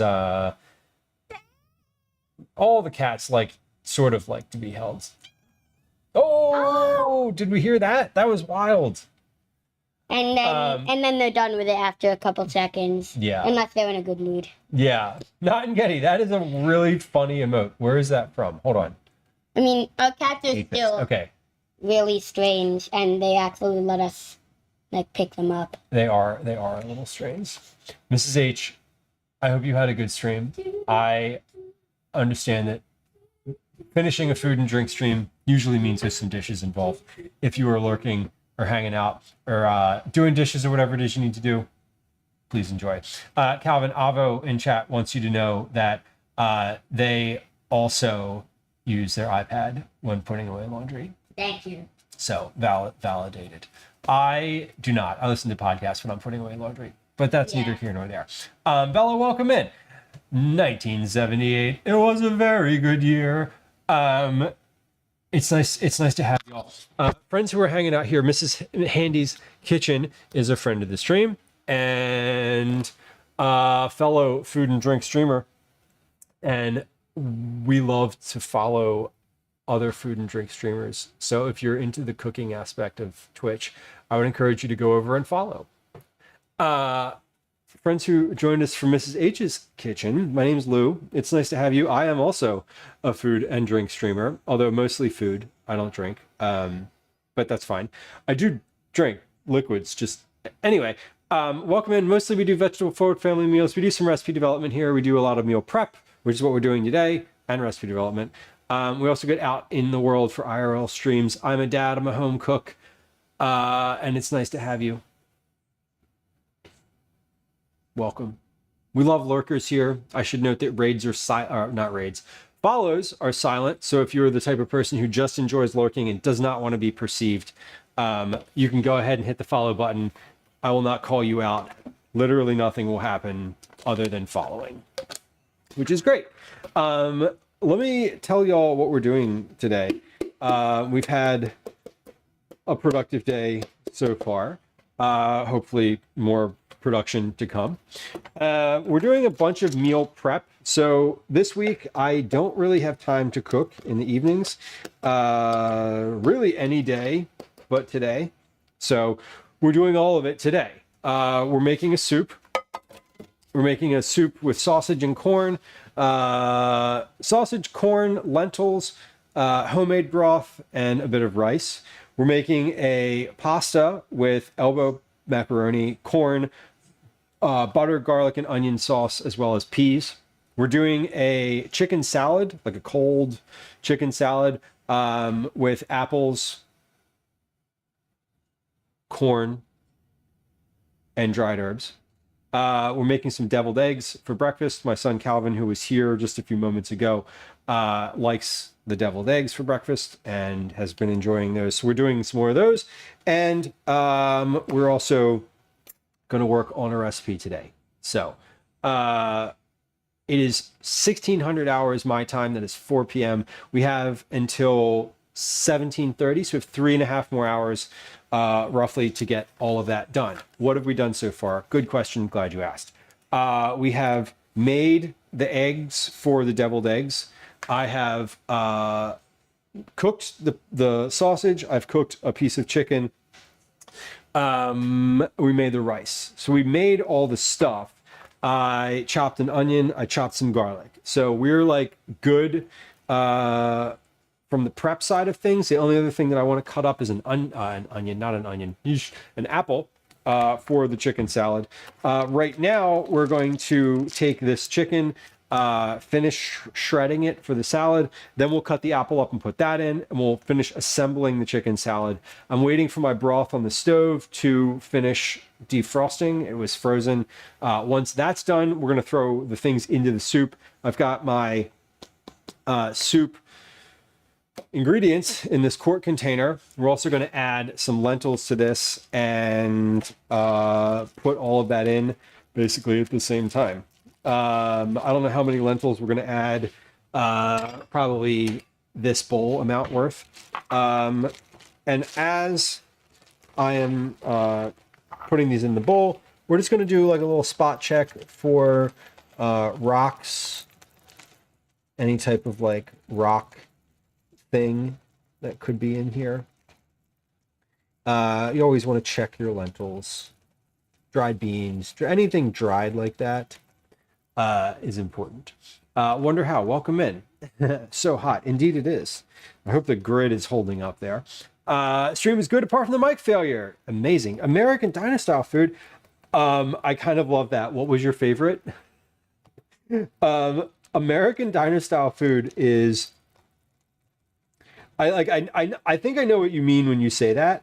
I also know that depending on the diner you go to, there are different. One of the things about diners here in America. So I live in the U.S., Philadelphia specifically, East Coast United States. One of the things that is kind of amazing about diners is some of them have a menu that's like that rivals like the Cheesecake Factory. And if you know what that means, it means that the menu is 8 pages long. Has everything you could possibly want. Those diners are always fun. It's fun to look at the menu, and then it's also like I just get the same thing because you got to stick to the classics sometimes in those places. Salt beef and smoky mac and cheese. Oh, smoky mac and cheese sounds kind of great. Honestly, that is that mac and cheese is like, that is definitely a classic diner. Very, very distinctly a classic diner food. I hope it was fun. What inspired you to do classic diner stuff? And was there anything interesting that came up in your research? Because that is a genre of food that is like both broad and weirdly specific. I should wash my hands. I'm gonna like make chicken salad. I'm gonna wash my hands and I'm gonna put gloves on because this is not getting cooked any further than it is. Oh my God, Avo, storms knocked out power. That is dangerous in this type of summer weather that we're having. Not having power is definitely dangerous.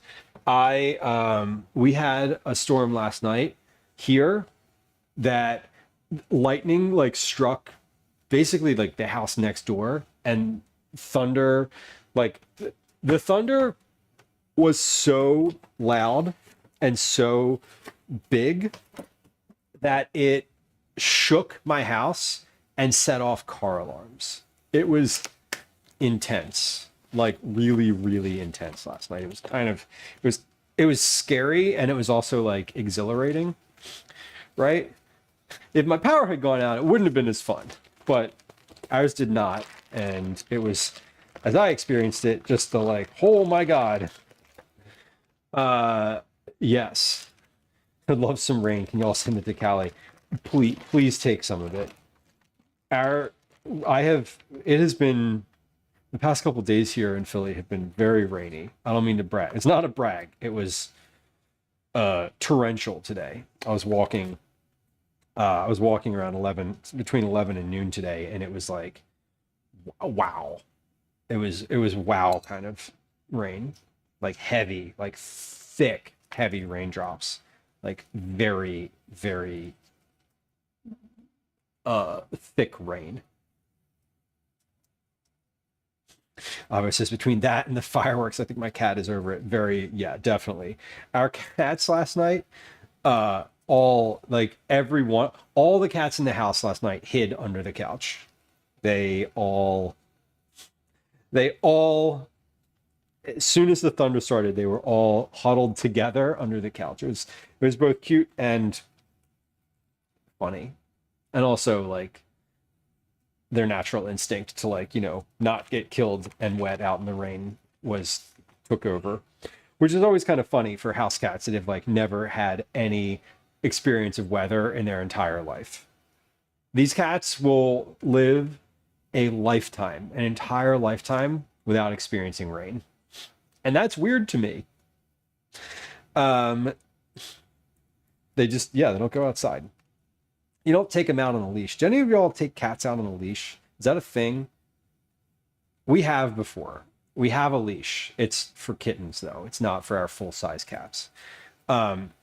This was 15 years ago. We took one of our cats out on the leash, and he turned into a paperweight. He was just like, nope, I am literally going to lay on the ground. You will drag me if you want me to do anything more than a foot outside of the door. He was like not having it at all. We also tried to start walking him when he was like 5-6 years old. So it didn't really work very well. Bella, you do? Amazing. How did you train? Did you like have to do any training for that? Or did they just like take to it naturally? My cat likes it inside. Alvaro says, yeah.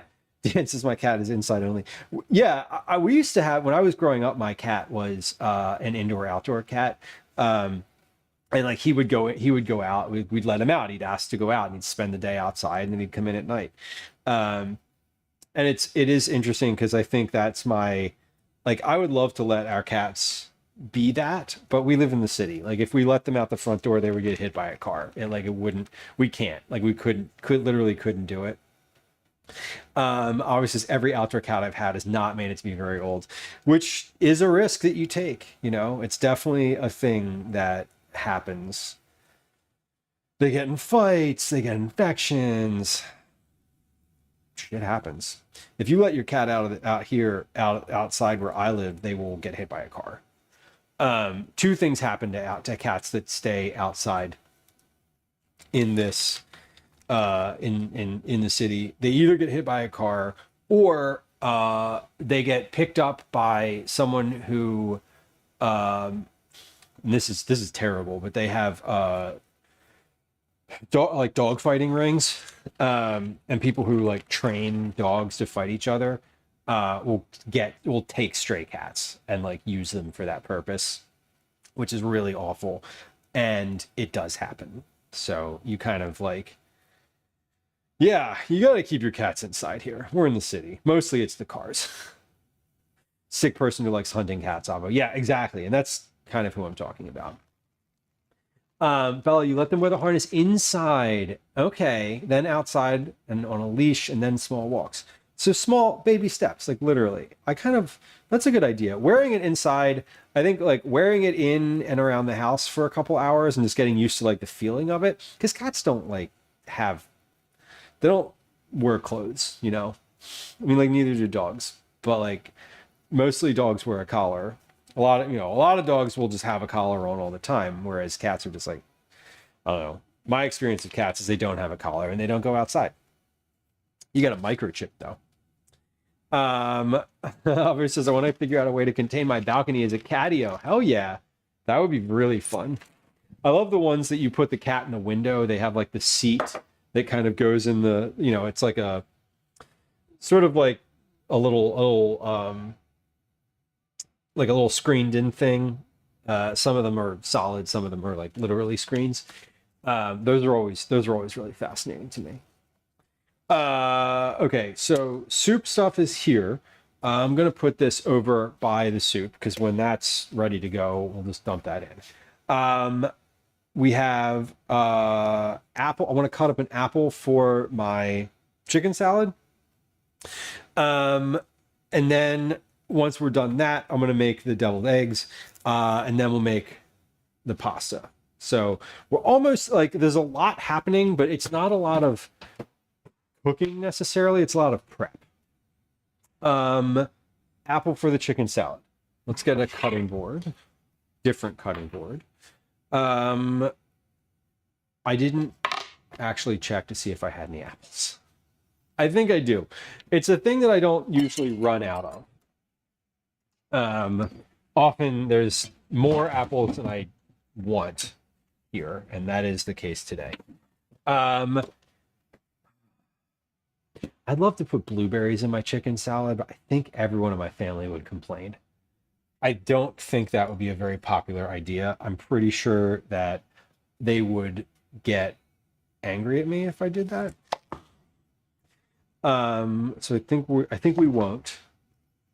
I think we'll just go with the apples and some corn. Because I'm putting corn in everything today. Just I don't know if that was made clear. This is a use up like 8 years of corn day in addition to being a meal prep day. So fun fact. And towards the end of stream today, we're going to do our Cookie Club drawing. Cookie Club is our reward program for folks in the community. We do we make and package cookies on stream and then send them out to folks whose name gets drawn monthly. I have all the names ready and we're going to do that drawing today. I'm aiming to do that drawing while my pizza muffins are cooking. So basically we'll do the drawing, we'll see the pizza muffins, and then we'll see ourselves out is kind of how I imagine stream going today. So hopefully that is the case and we don't get too caught up with other stuff. We're packaging a bunch of things for meal prep because as I was saying earlier, I don't have time really to cook in the evenings this week. But I do have stuff in the fridge that I want to use up. So we're using it all up today. And basically the rest of the week is like, hey, what do you want for dinner? Here's the options. And so essentially, I don't want to say every day is leftovers because like it's not going to be leftover from meal. It's going to be the whole thing just made ahead. But that's what meal prep is as far as I understand it. So, okay. Anyway, Teddy Whiteys, welcome in. Hello. Happy Monday. I hope you're having a good day. I hope you weren't outside in the deluge we had earlier. I was, but I had an umbrella and it was kind of fun, honestly. It is fun being outside in the rain if you're not actively getting rained on. Sitting on a porch watching the rain has got to be one of the is such a good feeling. Being outside but being completely dry while it's pouring rain is amazing. I kind of love it, not gonna lie. Okay, that is one whole apple. I'm gonna mix this together and just see if that's like what the volume of that is. If I want more or less, I'm gonna throw some corn in here too. I think that's fine from a ratio perspective. Let's take some of this corn. This is raw corn, so this isn't cooked at all, and that's totally fine. You can eat corn raw. It's not an issue. So what else am I using corn for? The soup, yes. The chicken salad, yes. The rest of this is going to go in the pasta then. And then the deviled eggs don't get any corn because of the deviled eggs. Okay, so I have apple, corn. Let's get some herbs in here. So this is my pasta station over here. I'm gonna put this over behind me so it's just off the counter, because by the time when I'm cooking the pasta, I'll know that it's there because I'll be looking at that bowl. Let's get some dried herbs in here and a little bit of mayonnaise, and then that'll just be like salt, pepper, mayonnaise, dried herbs. Right before stream today, I ground some more pepper. So we're gonna just put a little bit of that in there. Put some salt in there. And then we're going to put a little bit of onion powder because I'm not using any actual onion in here. I only had one shallot in my cabinet. I thought I had more, which is fine. I didn't. We're going to add a little bit of curry powder to this as well. And some dried dill. And that's just going to round out our spices. Let's get those in and stirred. Do I need my cutting board for anything else at all today? Deviled eggs. Deviled eggs we'll do on a different cutting board because this one had apple on it. Okay, I'm turning my water up for my pasta because I want that to boil now. It's been on the stove doing a little slow simmer here for a little bit. But we're almost to the point where I want to actually put the pasta in. So we're going to turn that up so that it is boiling and I can actually cook the pasta. And we'll do that. And then we'll make a quick sauce in the pan with some butter and oil. And then that will be for later this week. Probably tomorrow, maybe Wednesday. I'm guessing tomorrow though, because Gwen likes pasta. She actually saw the pasta on the counter when she came in and she was like, "Is there pasta for dinner tonight?" And I was like, "No." And she was like, sad about it. So she maybe could have some of that tonight. And Calvin and I will eat the pizza muffins because he came in and I told him what was for dinner and he was like, "Oh, those are really good." So it's all about variety. We're going to add a little bit of mustard to this as well. Let's do some Dijon as well as mayonnaise. So we'll get a little mustard, a little mayonnaise. We'll mix all that in. I should have mixed that together in a bowl first so that it's sort of all mixes together. But this is not a... We're just going for it today. This is a ad hoc chicken salad. I'm not following any specific recipe for this today. I have a recipe for chicken salad. Command recipes if you are interested. It is uses chicken thighs and grapes, as well as some fresh dill. So it is a good one. There is I have a formal chicken salad recipe that I really love to make, but it is not what we're doing today because I don't have any grapes and I don't have any fresh herbs, so we can't. Today we're just making chicken salad with the things that I have. So that's fun. So welcome back. I know I saw your chat, but then I didn't acknowledge it. Thank you for the recipes command. It's I'm anxious. I was anxious today about my timing of all the things on stream today. I feel like we're moving along pretty well. It's 16:20. Oh, it's 4:20. What's up? It's 4:20. Here, East Coast, United States, it is time to party. Anyway, our chicken salad is pretty much mixed together here. I realized that as I'm stirring this, that I could just put the lid on and shake the heck out of this, but I didn't. So that's awesome. Well, I mean, it's probably because of all that rain that you had, all the rain that you had, and now it's like the weather's nice and it's finally just like popping, everything's popping off, which is super fun. It's nice. It's nice when your herbs are thriving and not dying. All right, let's take a little bite of this and see how we did season-wise. Great. Yeah, no notes. That's delicious. I don't really think that it needs to be, I don't think anything else needs to be in here.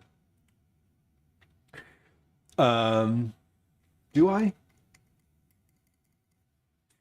No, but I'm going to add a little bit more curry powder anyway, because I do think I'm not getting as much of that as I want. And we'll add a little bit of pepper as well, because I'm not getting as much of that. I'm tasting it, but it's like I'm getting a lot of mayonnaise in this, which is good, and there is mayonnaise in here. I'm using Duke's, which has paprika in it already. But this should be okay. Yeah, we have also been getting a ton of rain, and it is kind of nice. I wish the rain meant that they would break the heat, but it doesn't. It was good before, now it's better. Great. Okay, so chicken salad is done. I'm gonna pop that in the refrigerator. This is again just for later this week. I don't know which day, actually. What I did was I looked at the week and I was like, here's how many meals we need. Here's how many days I can cook. The days I can cook was 1. The meals that we need were like 5. So I am making meals and we'll just kind of work off of what we like. Because if it's all pre-made, you can have whatever you want any day. Now the pasta and the soup will obviously need to be reheated, but that's not in a position when it's already made. Okay. Now you have to do some fridge management here. There's a lot kind of happening. I already have some leftovers in here, which I've accounted for in my meal planning as well. Pasta is about to drop, so let's put that in the pot. That also looks like my soup has thawed, so I want to get that in. Basically, I want to cook the soup. I want to cook the soup to the point where the lentils are soft, and then I'll add the rice to it, and then we'll finish. Then we'll package it. So this is mac and cheese, or mac. This is just mac. It's just no cheese involved yet. 7 minutes, it says. Okay, so let's cook 7 minutes. And I actually want a little bit more than what's in there, so I'm going to, as I have done many other times, I have all of this orzo.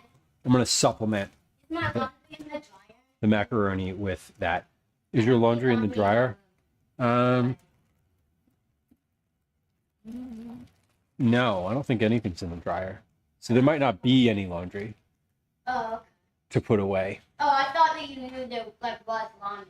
No, it's usually the laundry gets done over the weekend, and the thing is just a recurring. It's just a recurring chore.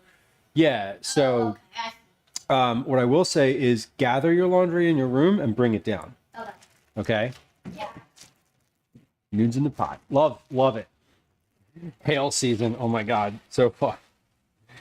That sounds like a lot, and I am not into hail season. We're good. That's not a season I want to be in.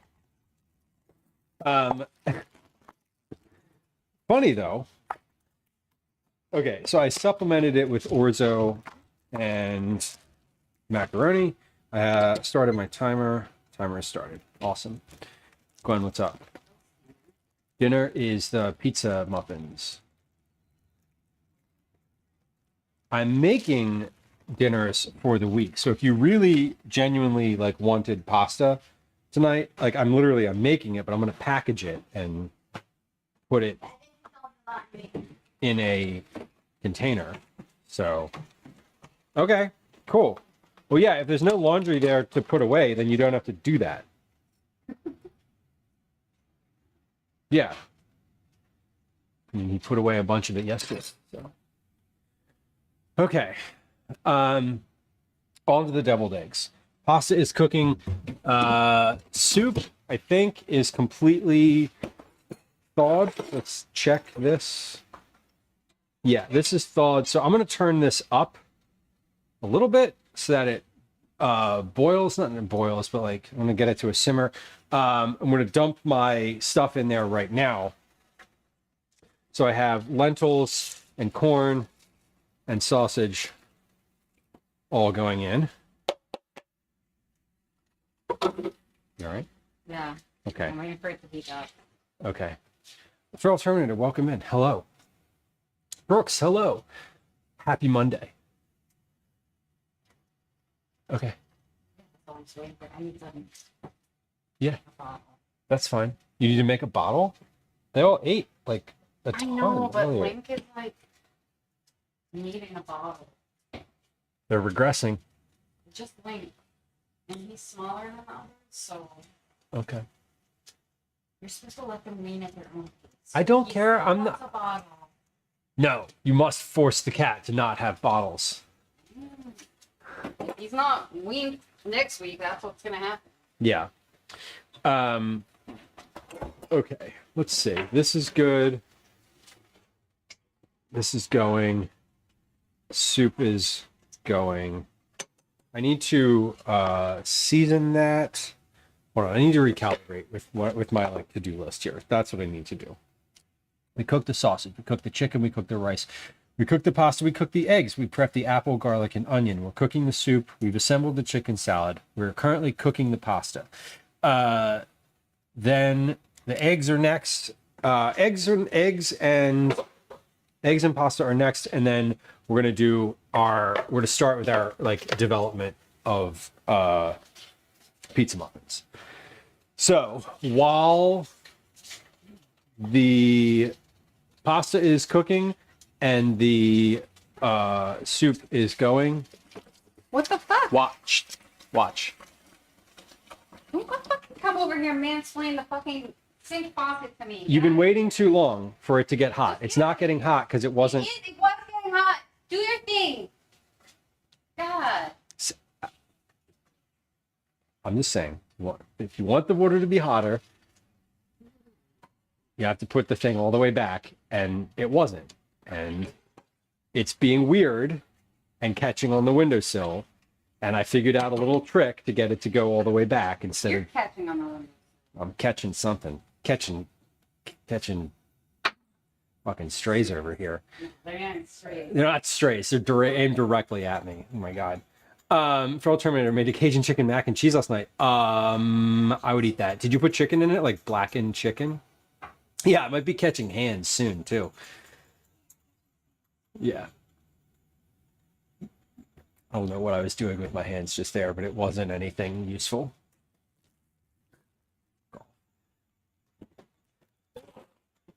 Anyway, Joe, 12 months. Thank you for being a subscriber for 12 months, Joe. Joe, that means that the next time we do Cookie Club, that you will be on the list for getting cookies if you want them or any other reward.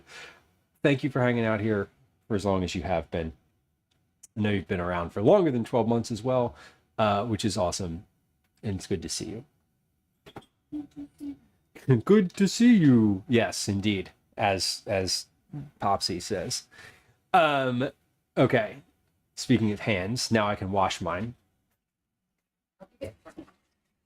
You hope I get burnt? You're a dick. Okay, we're gonna stir this soup. And then by that time the pasta will probably be finished because it's got 2 minutes left on it. So let's stir this. Stir. All I want out of the soup is for the lentils to cook. That's the goal. Lentils, and then we're going to add rice to that. Rice is already cooked. Once that's done, we're going to move it over to the counter and we'll package it. And that's going to go in the fridge. So while the pasta finishes, let me get my colander out. I'm going to drain it in this thing because the orzo is in there. And if I put the orzo in my regular colander, it just goes through because the holes are too big. What I need is a large colander that's a mesh colander. I don't have one of those, but my regular colander, the big one, is also like the handles are all broken off of it. It's so terrible. So it's probably time to get a new one. I just haven't yet because I don't buy things like that. Anyway, Colby Jack cheese is great for mac and cheese because it's so stringy, because it's so melty. And I love that. It sounds delicious. I am into that and kind of want that now. Shayna, welcome in. Hello. Nice to see you. Shayna, I saw your comment around the thing, the auto posts in Discord and the community live channel. I was looking into it today, and I think that that's a thing. Somehow, like, the system does that. I think you're right. It, like, there's nothing in the setup of that would make like a backslash at the end of those names. I don't understand exactly what that would be happening. If you have a screenshot of that, like what you're seeing, that would probably be helpful for me to figure out what the issue is. Anyway, welcome in. We love a mac and cheese recipe. I don't actually make a lot of homemade mac and cheese. I do a lot, mostly when I make mac and cheese, it's like boxed. And so I always kind of love knowing some more specifics. All right, that is... Why does orzo take so much fucking longer to cook than other pasta? It's annoying. I mean, I know why. It's because it's thick. Anyway, we're going to drain this. Save my pasta water. Hold on. Hold up. Let me get out a quart container. While I'm in here, let me get out a couple quart containers because I'm going to need this for the pasta. 1, 2, 3, 4, 5, 6, 7, 8. Let's say 8. Let me get out 8 quart containers. I don't anticipate using all of these, but we might. Fellow Terminator, that's kind of cool. I don't know anything about self-hosting, but that does sound useful. Because getting through the ads when you go to like a blog site, like as someone who lives online in many aspects, like I don't hate them. I recognize the necessity of them, but they are annoying. I get that. Hello, welcome in. Pizza and muffins sound great. They're fun. I made them for Calvin and his friends at one point, just like really randomly, and they liked them, and they're super easy. They were super easy to make, but like I didn't do anything. I don't remember exactly what I did. I know that when I finished them, I was like, these could be better. So that's what we're going to do today, is attempt to make them better than they were. Always the goal. So we're draining the pasta right now, and we're going to melt some butter and we're going to cook our onion. Hold on, I need to the only thing with this colander is it's shaped like a cone. And doesn't really work very well for just sitting it flat in the sink. Kid approved indeed. They were kid approved. It was like, basically Calvin had a bunch of friends over and they were like, we're hungry. And I was like, well, I don't have anything.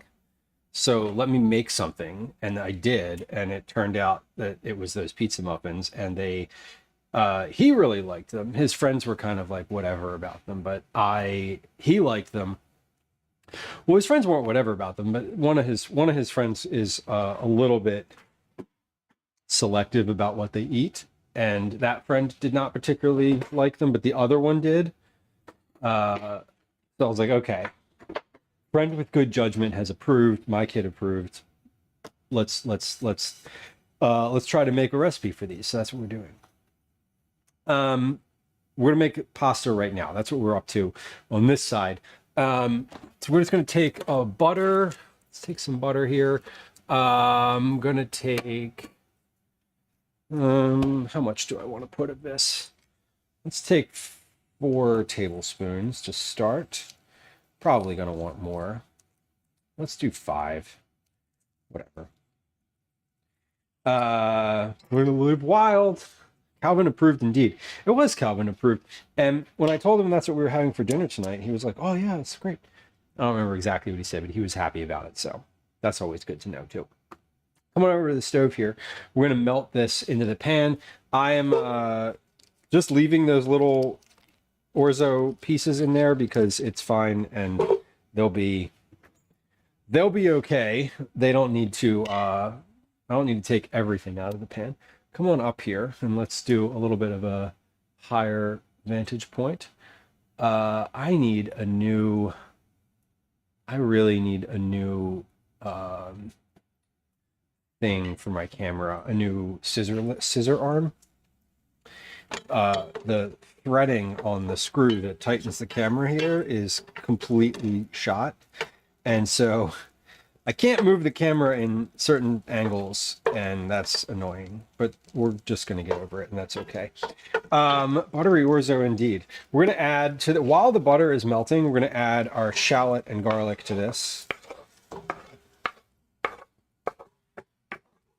Just to cook off, because this is hot. This pan is also quite hot already.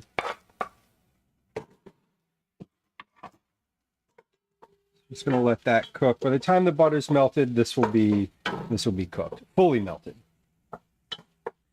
The garlic I just grated on a microplane, and so that is just going to melt away to basically nothing. I am very much going to need more butter than this because I just remembered that I have more than a pound of pasta. I'm like, what is the orzo doing here? I thought we were doing elbows. Yeah, we are, because we put both, and that's, you know, we got more. So we're going to add some more butter to that. I'm also going to add some salt and pepper and a little bit of onion powder.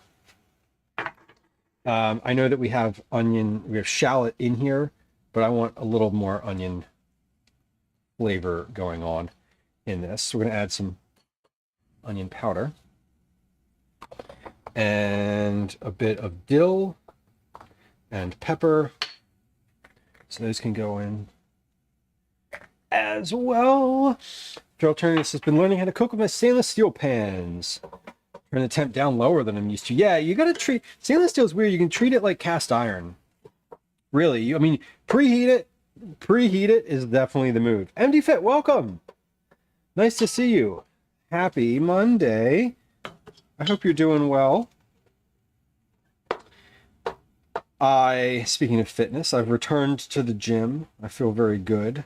I was away from the gym for, how long was I? I was away from the gym for 5 weeks.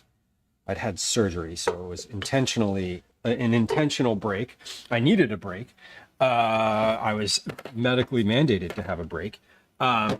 We are back now. I feel very good about it. I'm going to add a little bit of white miso to this butter here. Yeah, a little gym hiatus. It was not the best, not what I really wanted, but it was, as I said, medically required to not work out. So I didn't. Darlene on YouTube, welcome in. Happy Monday. So I've been doing a lot of miso in basically everything. I haven't added any salt to this yet, so I'm just going to do miso instead. I'm going to add a little bit of my cooking water in here to help get this melted off. Yeah, Phil Terminator, it's not hard to give up an occasional beer. It's not hard to give up an occasional beer. It's hard to give up your regular, or a regular beer. Do I feel okay? I feel great. I feel great. It was a elective elective surgery. I don't know if this is TMI, and I'm not going to share more, but I had a cyst removed, which if you've ever had one of those is like really annoying. And I'd had it for like well over a decade, probably 15 years. And it was just time to get it. It was time to not have it. And so it was not a high risk procedure, but it was a like, hey, you just cannot work because of risk of things. You cannot work out. Brooks, haven't gone in a year and a half. It is hard. Going to the gym is so hard to get back into a routine. It really is. If you like get away from it for long enough and then you try to like step back in, it can feel really defeating because like where you were when you stopped, right?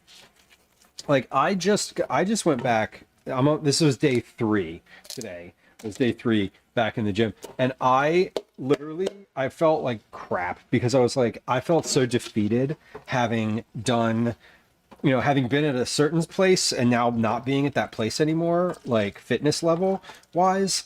But I also know that I'll get back there.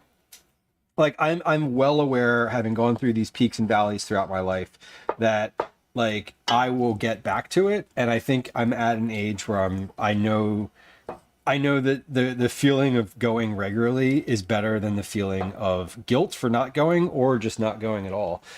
I also recognize that I am in a place of privilege to be able to have a gym practice, to have the time for it and the financial resources to be able to join a gym, even one as inexpensive as the one I go to. Yeah, for alternator, that's kind of where I was with alcohol a few years ago, where I was just like, well, I drink, but not a lot, but like, I'll have like a beer or I'll have like a drink every day. And sometimes, very occasionally that one drink would turn into more. But usually I just had one and I still felt like crap. So it was like, why bother? Like legitimately, why bother having one if I don't really get value out of it? Pasta, corn, butter, garlic, onion. Oh, peas. I wanted to add peas to this. You know what? I'm not going to add peas to this. You know what I am going to add to this? A can of tuna, I think. Just like regular, like a literal can of tuna. So I think that would go really well. But I'm adding my pasta first. Yeah, uncommon. That I also like, yeah, I would love to be able to do more outdoorsy stuff as part of a gym practice, but for myself, I recognize that I want to do things more frequently than I have time to be able to get out of the house, M says, even as a professional, I go through up and down seasons and other factors play a role. Right. Yeah, totally. Yeah. And I mean, I imagine that even, everyone has this seasonality. If you were the type of person who works out at all, I think getting disappointed in yourself when you have not done that for like a week or two, it can, for me, I know in the past what that has meant for me is that it snowballs into not going for months at a time. I'm a similar workout journey after 7 months straight of having 3+ jobs simultaneously. Smattering, welcome in. Thank you for lurking and hanging out.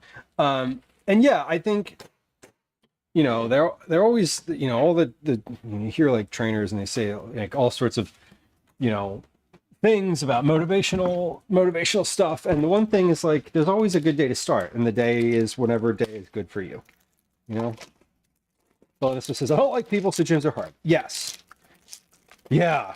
And especially as a woman or anyone who is a woman or female presenting in any capacity also has an extra level of like annoyance when you go to a gym, especially a gym where, men are there and you have to deal with people staring at you or gawking or like looking sideways or even just coming up to you and saying things, asking if you need help with your weights. No, I don't need fucking help with my weights. Nobody ever needs help with their weights. When they need help with their weights, they're going to be like, help. So certainly anybody who is female presenting has a very different gym experience. And so if you don't like people and that's you, it can be a challenging place to exist. Can I spot you? Yeah. Spot yourself the fuck away from me. So I quit smoking. I was smoking because I was stressed, but after I was done smoking, I was still stressed. Right. You'd be surprised to learn that the stress doesn't go away. Slowly building a home gym. Oh yeah. Boxing gloves, walking treadmill, dumbbells, bikes. I love that. I have an exercise bike and I do yoga at home when I want to work out at home. I have a couple free weights and some things like that. Yeah, mansplaining the machines. Exactly. Exactly. Like, listen, I don't even know how to use the fucking machines.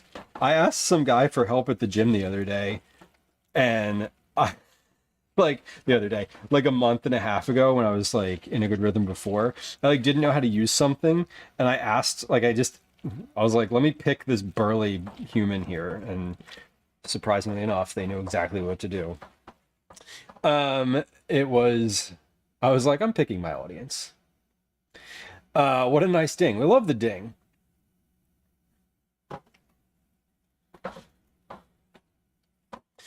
Girl Terminator, the recording thing at the gym is so interesting to me because I don't care if you want to record at the gym. Yeah, you should like record other people knowingly. That is for damn sure.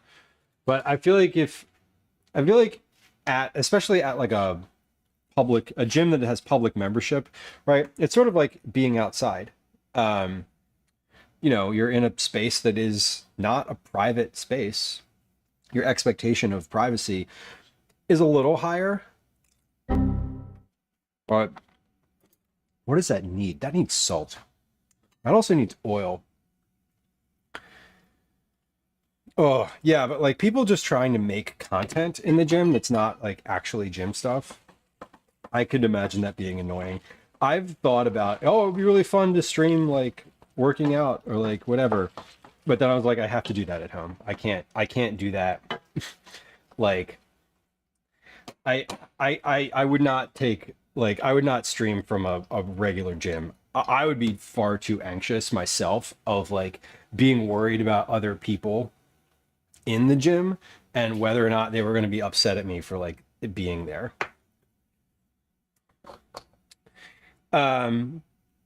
I tend to go to my local gym off peak hours to reduce chances of unsolicited approaches. Yes. Yeah. Supplementary to martial arts training. That's super fun.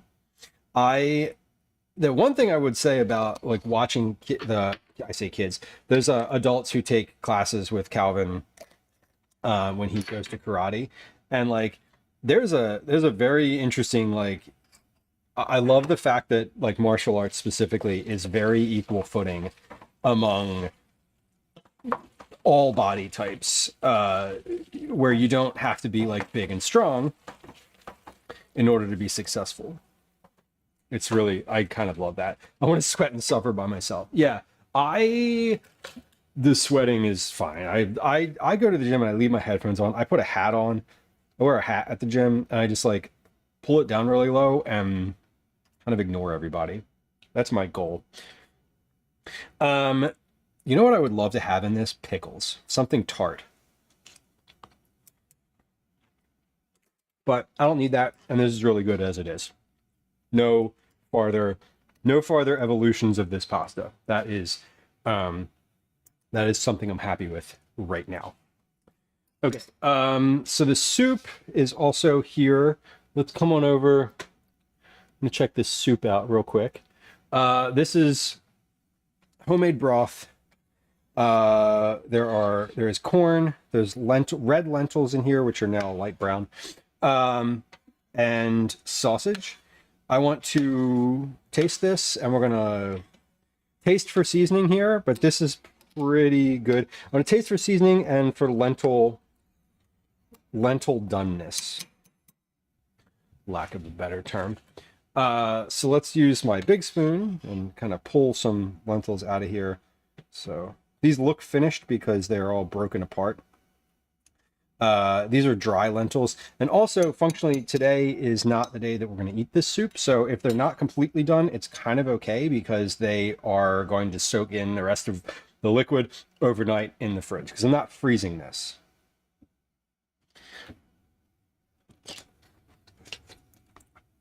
Oh my God, it's so fucking hot. Obviously it's hot. Jesus. Okay. Oh my God. Okay, that needs some pepper, that needs some salt. Definitely needs both. So there's some pepper. Here goes the salt. Tuna pasta, Bellanissima, my favorite tuna pasta. I actually I have a recipe for it. Command recipes. It is on my on the website. But my favorite tuna pasta is like a bunch of olive oil, a tuna, and capers or something pickled. I love capers. I prefer capers, but anything pickled is kind of fine. Okay, so what did I just put in here? I just put a little bit of paprika. I put some Aleppo pepper. I'm putting a little bit of nutritional yeast in there, and I'm also going to add a little touch of MSG. I'm going to stir that in, and we're going to taste this again. Smattering says, I wear big noise-canceling headphones, maintain a face that reads, I'm very mean, and blast hyperpop the entire time. Face is key. Yeah. No, I'm with you. What kind of hyperpop? Tell me a band that you love. I have been I've listened this year specifically, I've listened to the newest Underscores album. Like there was like a 3-week period this year where that's all that I listened to. I've seen them live too. They're really good. Nooch.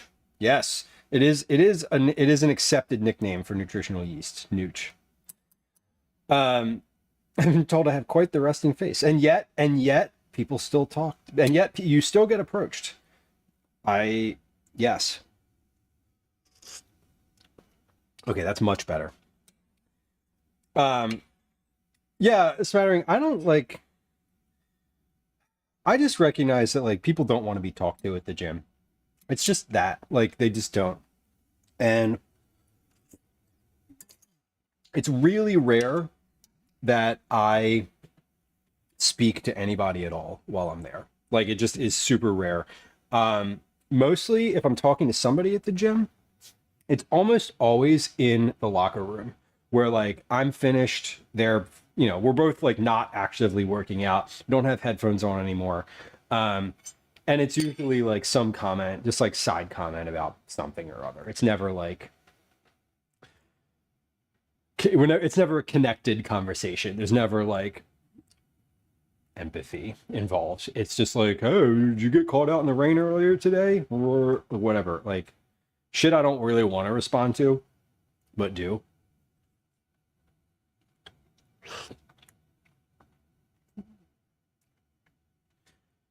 Pink Parenthesis, Charlie XCX, Magdalena Bay, Slater, Sophie. Okay. I'm with you. I love those. Thank you for the recommendations. I think Slater is not one that I've heard of before. So we're gonna look them up later. How's the weather? Yeah, fucking it's outside. You should go there too. That's probably my preferred answer. Generally speaking. Let's package the soup. Let's package the pasta. Then we're gonna make the deviled eggs. That won't take very long because they're just deviled eggs. Like there's no cooking. I just have to shell them. If they're cooked all the way through.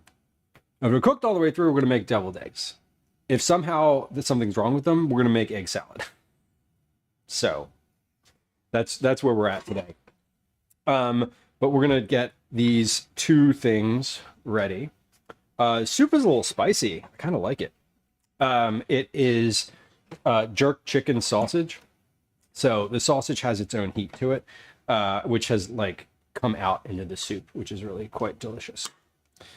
Okay, but let's put these into containers. I'm not usually when I package up pasta, I'm making like individual portions for lunch and things like that. Today, I'm just packaging it all at once because it's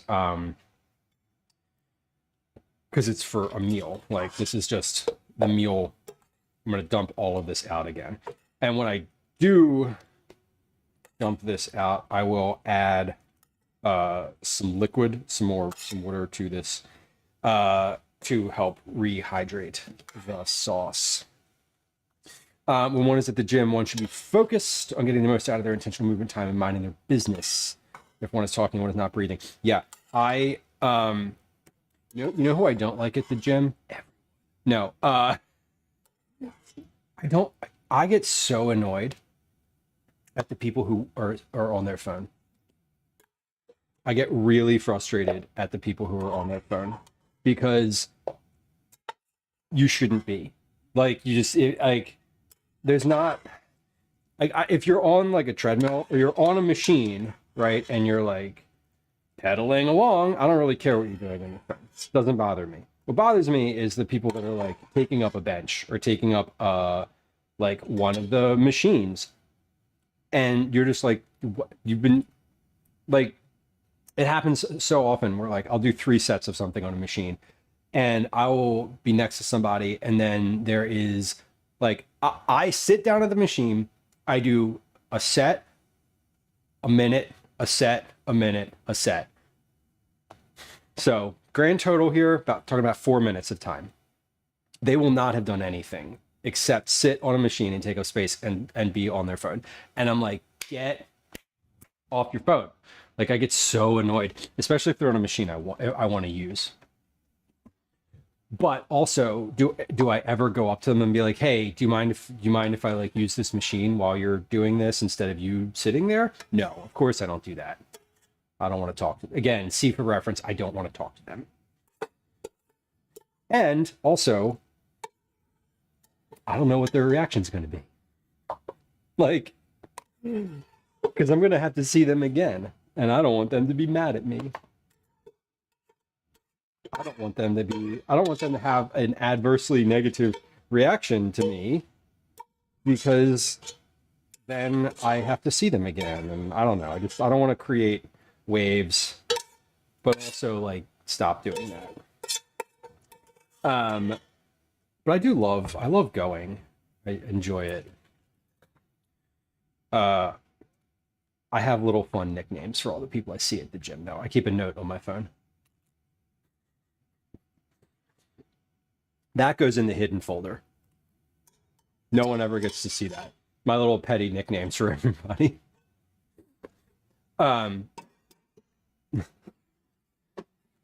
They're all so fun and totally appropriate. They're not. Okay, we're gonna leave these containers over here for a few minutes to just cool a little bit more. I don't want them to be super steamy. I'm gonna add my rice now to. Hey, Mix, welcome in. Welcome. I'm gonna take my rice. I'm gonna put it in my soup. The rice is completely cooked, so this doesn't need to.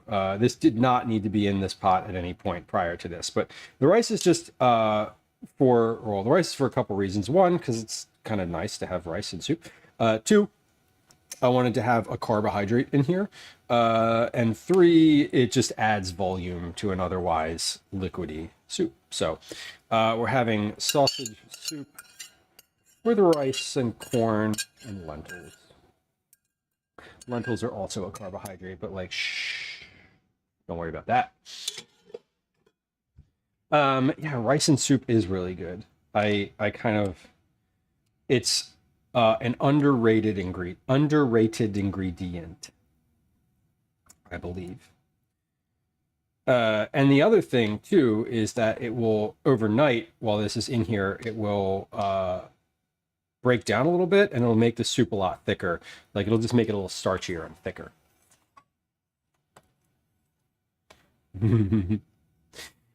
Yeah, Velos, the employment thing. I love the text. I love any texts from people I don't know. I respond to all of them, and I'm always like, tell me more about the job. It's weird. Do y'all get texts from like political not campaigns? I know you get texts from political campaigns if you're in any way actively engaged. But do y'all get texts from pollsters, like people who, you know, when they're like 27% of people say that like the chicken came before the egg. That's not true. The egg came first. Anyway, because that's not how genetics works. No, not one debate. But like the people like trying to poll you for things. It's, I don't know who's who. I would love, honestly, if I knew which of those was legit and which was a scam, I would respond to the legit ones. I would love to sign up. Like, hey, when you're taking a poll, pick me. I'd love to tell you my opinion. I fucking love telling people my opinion. Why won't you ever ask me? But then they're like, we text you all the time. And I'm like, yeah, but that could be a scam. So do people asking me to get them Apple gift cards. Like, I don't trust either of you, right? Party things are different. Like, I get texts from anybody I've donated, and I know that they sell these lists because it's like, I'll get texts from people I've definitely not donated to, and I'm like, it doesn't feel good. It does not feel good. Yeah, 4 out of 5 dentists. That 5th dentist, they're a quack. But they take my insurance, so we got to keep seeing them. Because America. Anyway. We got our soup. I said we're going to have about 3 quarts of this soup, and we are just about locked in on that amount. Pretty good here. Yeah.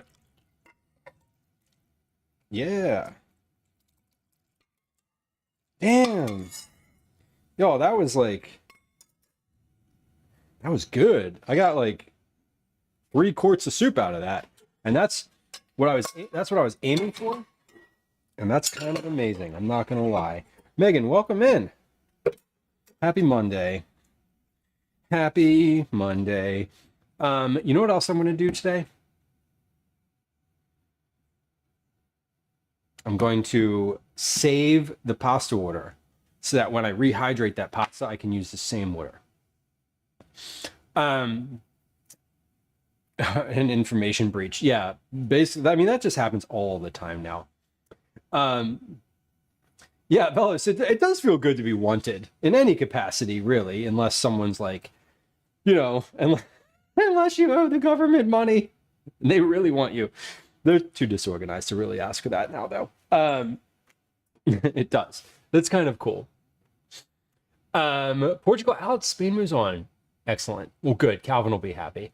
He's been rooting for Spain for some reason. He's not Spanish, does not speak Spanish, has no association with the team. Doesn't matter.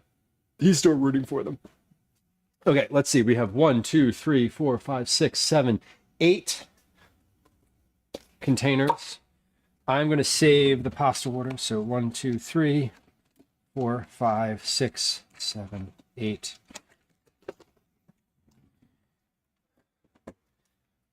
And I'm going to put the water in a smaller container so it takes up less room.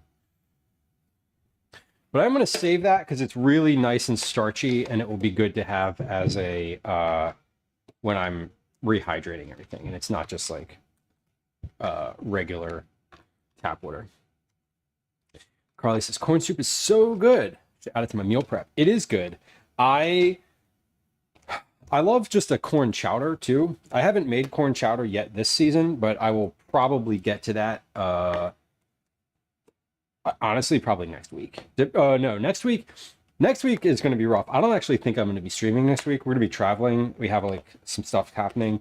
So I might, if I stream next week, it's going to be like Monday or Tuesday, maybe. Because I'm not bringing my IRL stuff with me. It's like too much. We're doing family stuff, so I'm kind of like, you know, I can't really, I'm not going to be able to take that time. But corn chowder is definitely on the horizon for next, sometime soon. Shorty summer shorts. Yeah, we're in my regular, like, These aren't the gym shorts. These are the ones that are like I need to be in public and not at the gym. Uh, these are the ones that are like I wear. These are the ones I wear with a collared shirt. The other shorts are the ones that I just wear in general. Okay, so all of these are just going to sit over here and sort of cool off for a little bit. We're going to let those just literally sit there because I don't want to put I don't want to put them in the fridge yet. We're going to do these deviled eggs, and then we're going to get to the dinner that I want to work on. That's the goal today. When we wash my hands, we're going to peel those eggs, and then hopefully make deviled eggs. The deviled eggs should be pretty easy. Last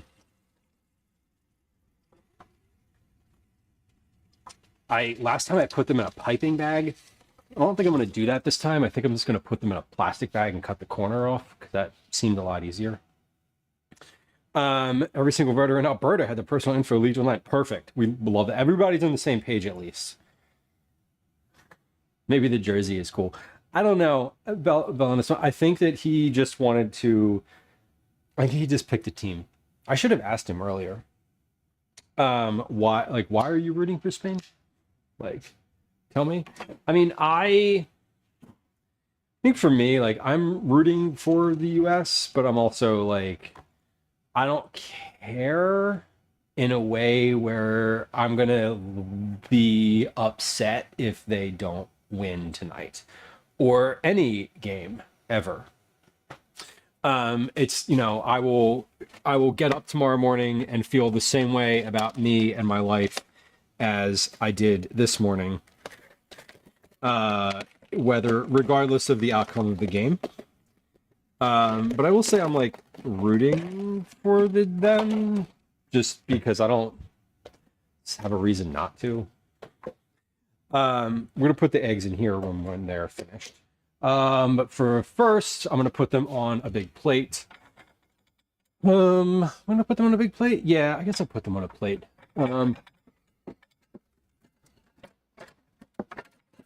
Yeah, let's put them on one of these. Probably two of these. 12 eggs, but that means 24 halves. But first, let's peel these. Let's get these out of their wrappers. Whoop.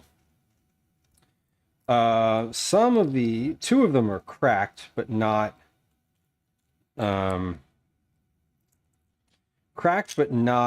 in pieces. They cracked at the end of the process, so that's a good thing. Jimmy, thank you for your resub. Good to see you. Welcome in. Happy Monday. I hope it's a good one for you. Welcome.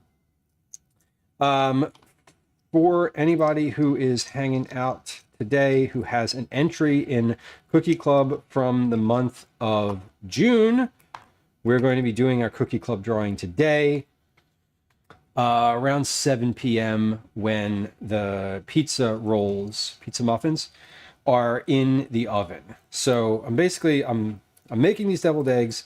This is the last thing that's getting made for meal prep. Then we're going to do our development process, which includes a lot of measuring and note taking, although less measuring today because I have it's only 3 ingredients and I'm going to use the whole thing. I need to measure like how much of each ingredient to do in each muffin tray. Anyway, a little less precise, not less precise, but a little bit less in the weeds today than other recipe dev days. Today we're more concerned about shape and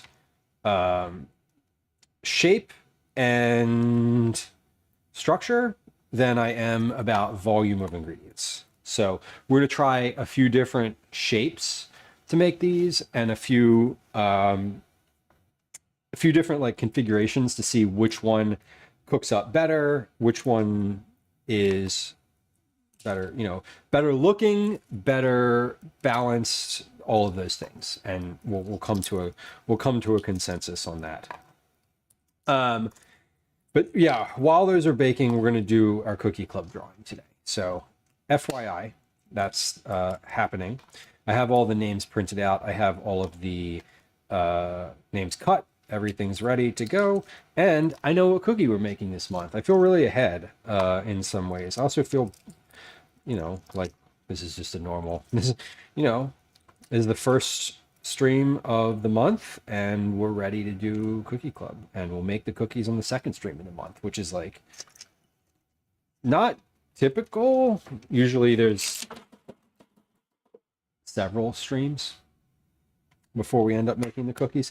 At least the past couple months that's been the case. I've been like a few days behind, like a week or so. Yeah, Mix, I'm trying today. I basically like, I feel like maybe I'm sort of organized for the summer, right? So far at this point, I got everything's on the calendar for the summer, like everything. I just went through yesterday and Saturday and added all of the streams for basically the whole summer to the schedule page and the actual calendar. So if you put command calendar in chat, I have a calendar that I update that is like a Google Calendar you can subscribe to that will, if I'm going live that day, it will be on the calendar. And if I change that, I delete it. If there's a day where I'm like, oh shit, I can't stream, I delete it from that calendar. So, because that calendar is what feeds Discord as well. So a little behind the scenes. All of that is done up through the end of I think the end of September at this point. So I feel pretty good. Feel pretty good. The events are always up to date on Discord too, because they come from that calendar.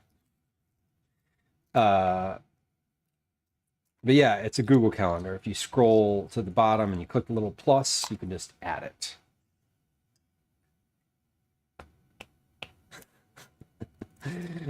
Mix, right? Sometimes you're just like, why is this word so hard? I have words that are hard to spell, and then there's the words that are hard to say. And none of them are the same. Right. Eggs are good. We're going to get these cut and the yolks taken out, and we'll mix the yolks up together. I'm just going to use that same bowl that they were soaking in, because why dirty another one? Why dirty another one when this one's fine?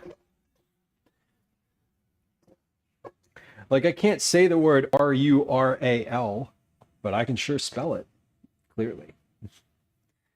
It's a weird way. It's all the sounds in that word together like don't work together for me for some reason.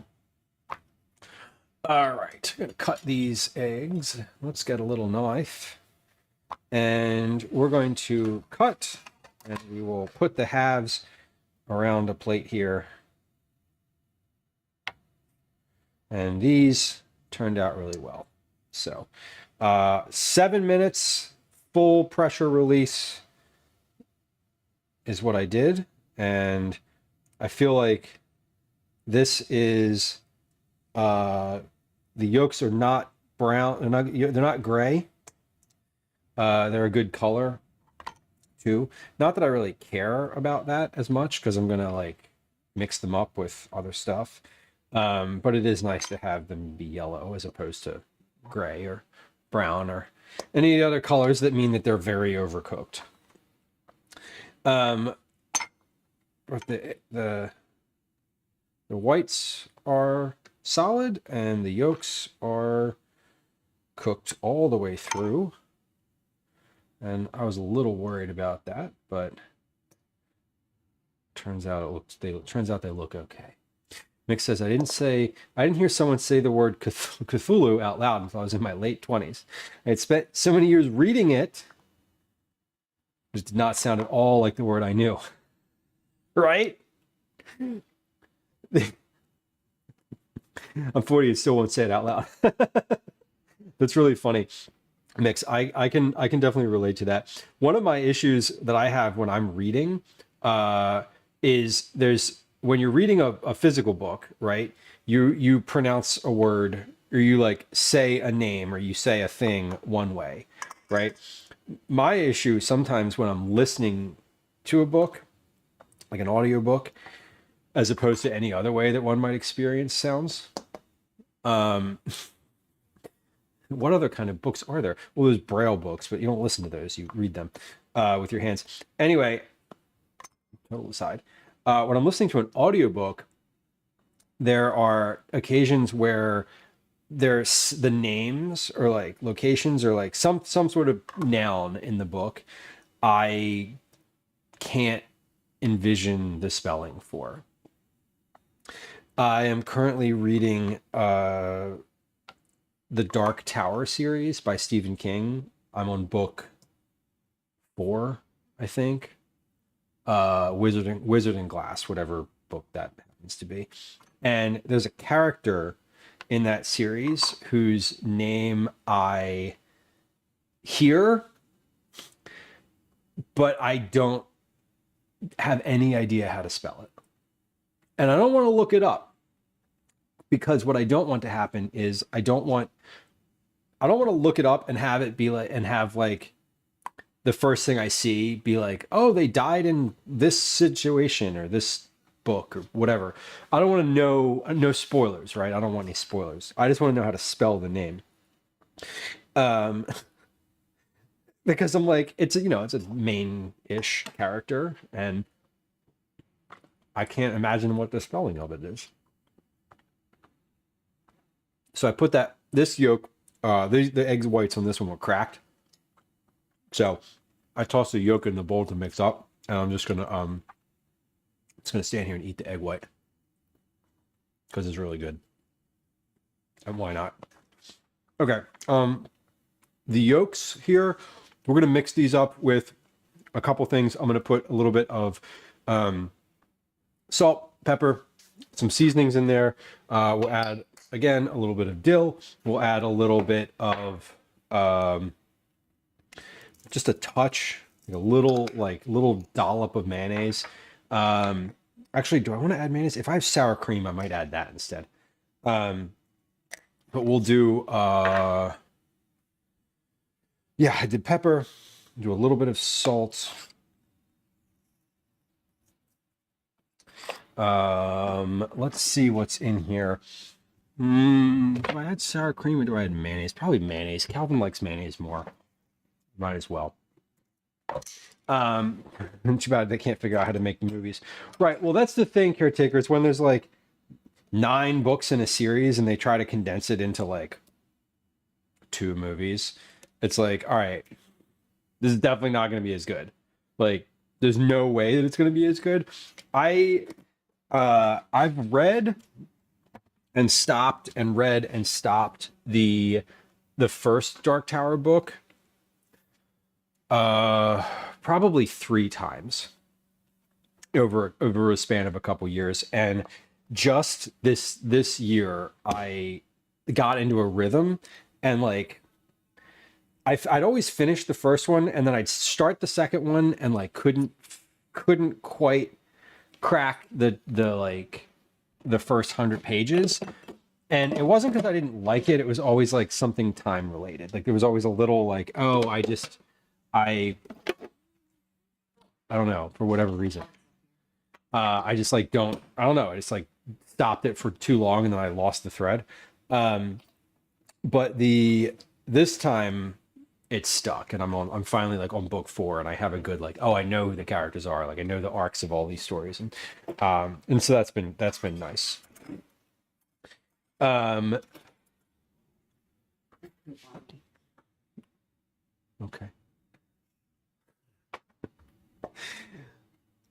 These, welcome in. It happens a lot with fantasy. Yeah, it definitely does. It's very much that's the case. Yeah, they just like make up names. Like, let's just put all these letters together. And you're like, okay. Like I don't get it. I'm probably gonna need to add a little bit more mayonnaise and a little bit more mustard to this to get it to be more liquidy and less flaky. When you finish the 7th book, Caretaker says, I recommend The Wind Through the Keyhole. It's a Dark Tower adjacent book. Okay. I love those types of things, like in the series. The most recent series that I finished that was like a long form series was the Expanse series, which was a TV show. It was like an Amazon, and it was like a whatever. It was on like Sci-Fi and Amazon, and it lasted a couple seasons. They didn't do the whole series, unfortunately. It got canceled.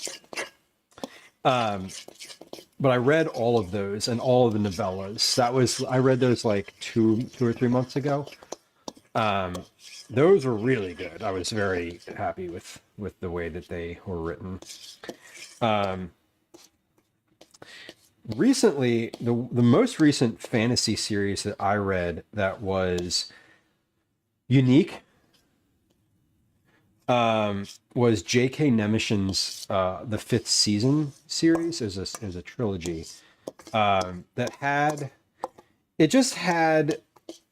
unique powers. Like there's certain things where there's like certain tropes in fantasy that like they're recurring styles and themes and like things that come up over and over.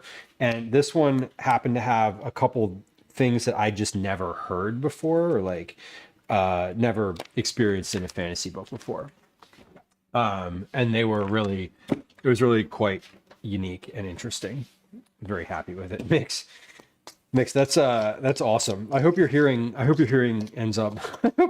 I hope you have good headphones or good ear protection that mean that you don't have to turn your music up too much. I don't mean to parent you. I'm sorry. You do you.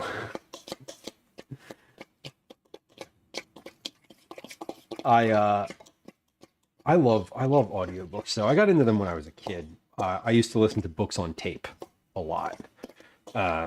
And that has translated now to being a parent and being an adult who listens to a lot of books.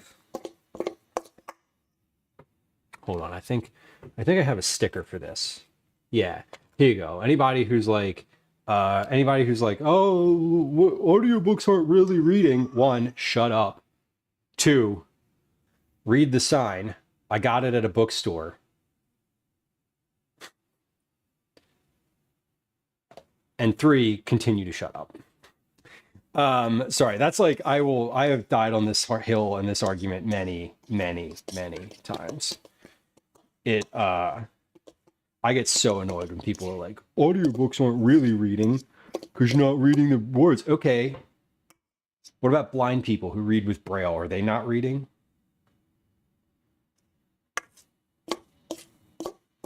What about people who are blind and don't know Braille? Do you think that they acquire knowledge differently? I get so heated when people are like, it's not really reading. I'm like, right. Well, it's the point that they always try to make is like, well, you can't, well, like you could do it while you're doing other stuff. I'm like, right. But then you're not actually listening either. Like, if you're browsing the internet and listening to an audiobook, you're not really listening to the books. You're not absorbing as much, which is valid. So anyway, when I listen to an audiobook, I only listen to the book, or I'm doing something that is mindless enough that I don't need to make judgments or thoughts or things like that. I will listen to an audiobook when I'm putting away laundry or folding laundry, or in the bathroom when I'm just like doing my like nighttime routine, like showering and pampering and all that shit. I'll put on an audiobook then because I don't really have any other thoughts. Like I can focus on the book itself. So anyway, little aside. Yeah, Deez, I love that you saw her speak. That's amazing. Yeah, she won some prizes for those books too, like big prizes.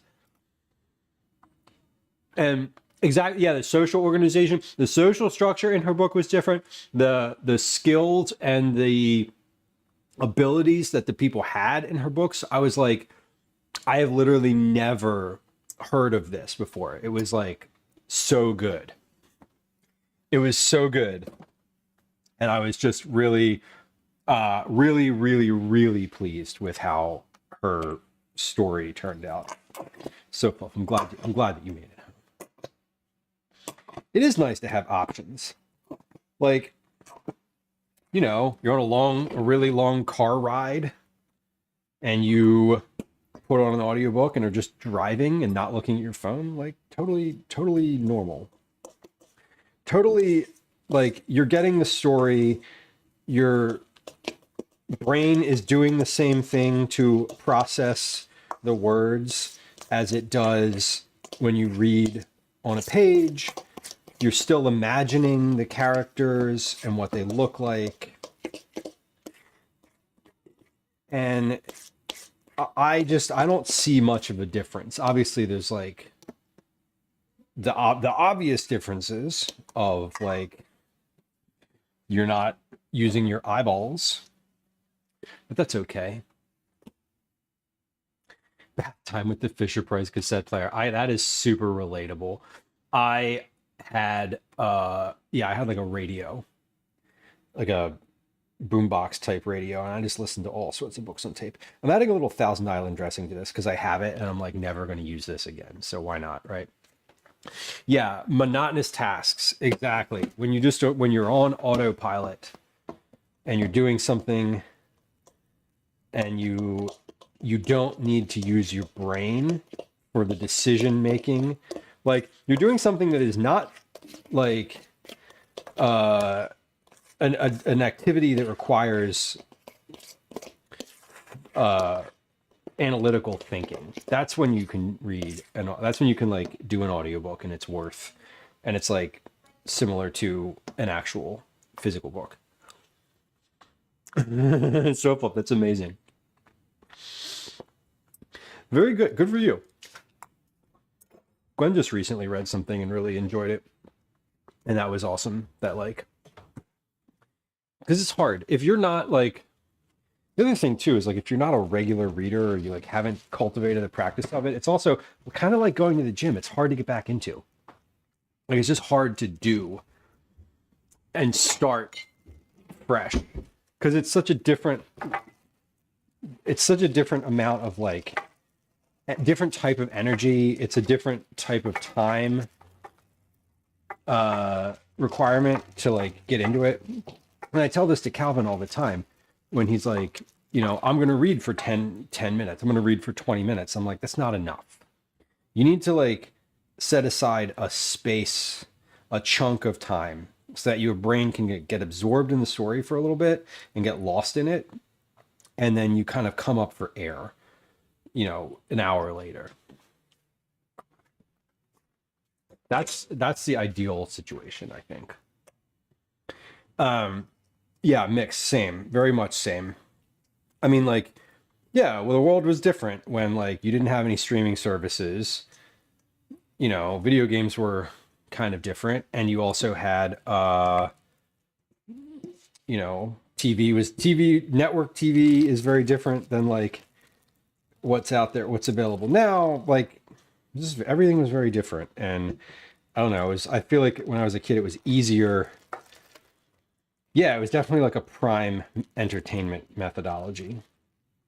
Like, also my mom was a librarian, so that certainly tipped the scales in that direction for me, for sure.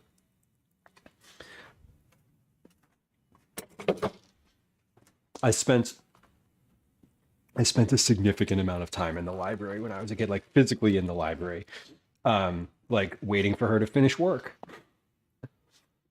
All right, let me wash my hands, and then we're gonna get these eggs filled. Joe, that's awesome that your mom was a librarian too. It's funny. It's funny, like my mom's still a big reader. She's been a reader all of her life. I went out of, I've had stretches of life where I wasn't a reader, where I wasn't like, I didn't have any type of literature practice. And for a couple years now, like probably since before COVID, I've been in a good rhythm of like, at least a book a month, usually more, but at the very least, I do like a book every month, which 12 books a year is certainly more than a lot of people read. So, and I don't think it's a competition either. There's no like, well, I read more than you. I'm like, okay, cool. One TV and only over-the-air channels, Feral Tornado says. You waited until 6 p.m. for The Simpsons, right? And you used the bathroom at 5:55 so that you didn't have to get up. I remember going, when I was a kid, the public library was one of the places that I was basically like allowed to hang out in. Like when you're a child, when you're like a teenager, right? There's not a ton of places for you specifically, like third places that aren't like home and school. For a lot of people, that's church. Church is probably the most common third place, but for for those of us for those of us for whom that was not true, having a third place is important. A youth center, commonly a rec center, things like that, where you can just be a teenager and exist without someone hassling you and telling you that you need to move along or like be suspicious about what you're doing or any of that. And the library is a very good place for that, and it still is. That's the thing. Not to relitigate, but also dyslexia exists. Joe, yeah, we're not relitigating here. You're continuing to hammer home the point that I was making. Plenty of people through disability or choice or life circumstance have difficulty or find it impossible to read a physical book.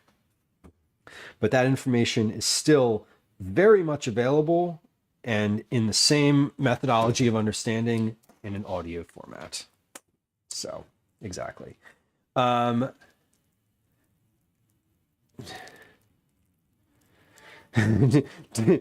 the couch and with a plate of food. Yeah, that also is a real thing. When you're like, I gotta get back, you hear it starting.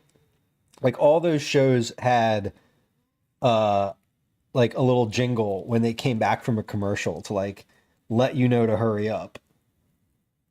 They're all very funny like that.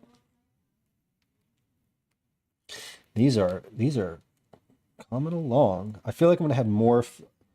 I'm definitely gonna have more filling than eggshells or eggs here. So that's totally fine. And these are not. I'm not making these fancy at all. These are just like I'm just squeezing the shit out of here and moving along. We're not trying to make little patterns or any of that. This is all just what would we call this if we were making this a recipe? It's rustic. It's rustic. Runner, welcome. Hello to you too. Thank you for saying hi. That's one of my favorite little things. The like, I've been lurking, I'm just saying hi. Because that's the type of thing that I want when I go to a stream, is just the like, hey, I don't actually want to say anything. I don't actually want to say anything. I just want to lurk and let you know and give you a hello. So hello. Thanks for being here. Okay, let's let me give these a little tap maybe. No. It's fine. They're fine. They're fine. They look great. Let's put some paprika on here. You know what? Let's put some smoked paprika on here. Let's put all these other things back in the cabinet. The garlic powder, the curry powder, the onion powder, the dill, the pepper we can leave over here. The pepper mill we'll put back on the counter over here. So none of these things are going in my pizza muffins. All of them are going back in the counter. We're going to put a little smoked paprika on top of these eggs. Yeah, I don't want to participate, but I want to be known. That's kind of me. I'm like, I just want to say hi. I want to wave and be like, hello.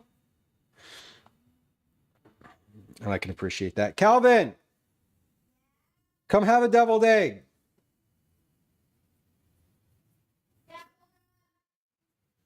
Okay. I'm eating them all. You got to come soon. You mean I better not be? I made them. I'll do what I want with them.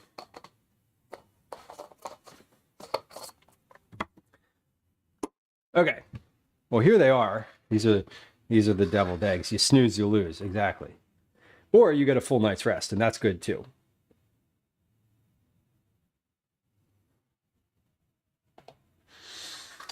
Well, here they are. Let's try one.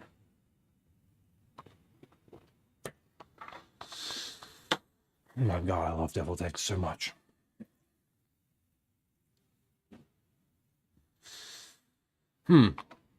Okay. This plate's mine.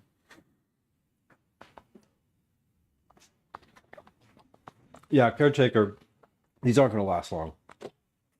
But Calvin's been eating them for breakfast. When I made them the last time, I made them specifically for him to have for breakfast. And he did and was very happy with them. So we're making them again. Because these are a relatively decent breakfast, right? Like, eggs are always pretty good. And it doesn't really matter what format they are. Like, you know, deviled eggs are not exclusive to appetizers at a picnic. They are still the same egg that you would like scramble or fry. So I in my quest to get him to like eat breakfast at all in general was like, well, he likes deviled eggs, maybe we'll just have those instead. So we did. And it was a good like parenting food decision. So we're putting these in some containers here, and these will just be breakfast for the next 5 days or so. Maybe, I don't know. He usually eats 2 or 3 of them. I mean, I just ate 2 right now. I could definitely eat 5 plus of these without even thinking. I could eat 3 of these in my mouth at one time. So eating more of them is certainly an option. Here, they have paprika on them. It's the typical topping from deviled eggs. Good. Okay. Well, these will be in the fridge for you when you want something. Snack, breakfast, etc. You get taller since you were here before? I don't know. Okay. You seem bigger. Okay. I don't know. That's all. Okay. Like them? Good? Feel good? Those are good? Okay. He likes them. Good. That's all I need. All right.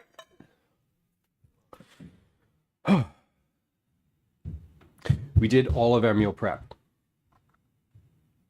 It's done. All of it's done. We're finished. Nothing else to prep. These are the meals for the week. We have deviled eggs for breakfast. We got soup. We got pasta. We have chicken salad. So that's kind of great. Yeah, mix. It is fun. He's been, when we moved into this house, he was 1 year old. And so he was definitely much shorter than current status. And it has been very funny to, you're right, like seeing that. And from my experience, like what he's able to get to in the house now is funny, because I'm like, oh, you can reach that thing. You can reach that thing now. Noted. I am personally waiting for him to be able to reach the dryer safely so that he can get the laundry out and fold it and then put it away. That's not happened yet. Mrs. H, thank you for coming through. I appreciate you, and it was good to see you today. I hope just like a true American diner, you eat and then have to sleep it off. I can understand that. I've been there. I hope you have a good rest of your evening. I know it's also later, much later for you there, or you're not just sleeping it off. Anyway, thank you for coming through. We're loading up some things in the fridge here, and I've really got to like work on the space that we've got going. I'm gonna get these out because these are for the. Hold on, are these two different things? No, yeah, these are original and original. Yeah, I got the same thing. Thank gosh. I'm gonna need to test these too, and I don't want to. I was like, shit, did I just get two different types of biscuits? That'd be bad because I got to test them with the same thing I made them with. Like that's, the point. All right, but we're putting these things in the refrigerator now because these are meals for later. But I'm really just like stocking the hell out of the fridge right now because this is a tough week for our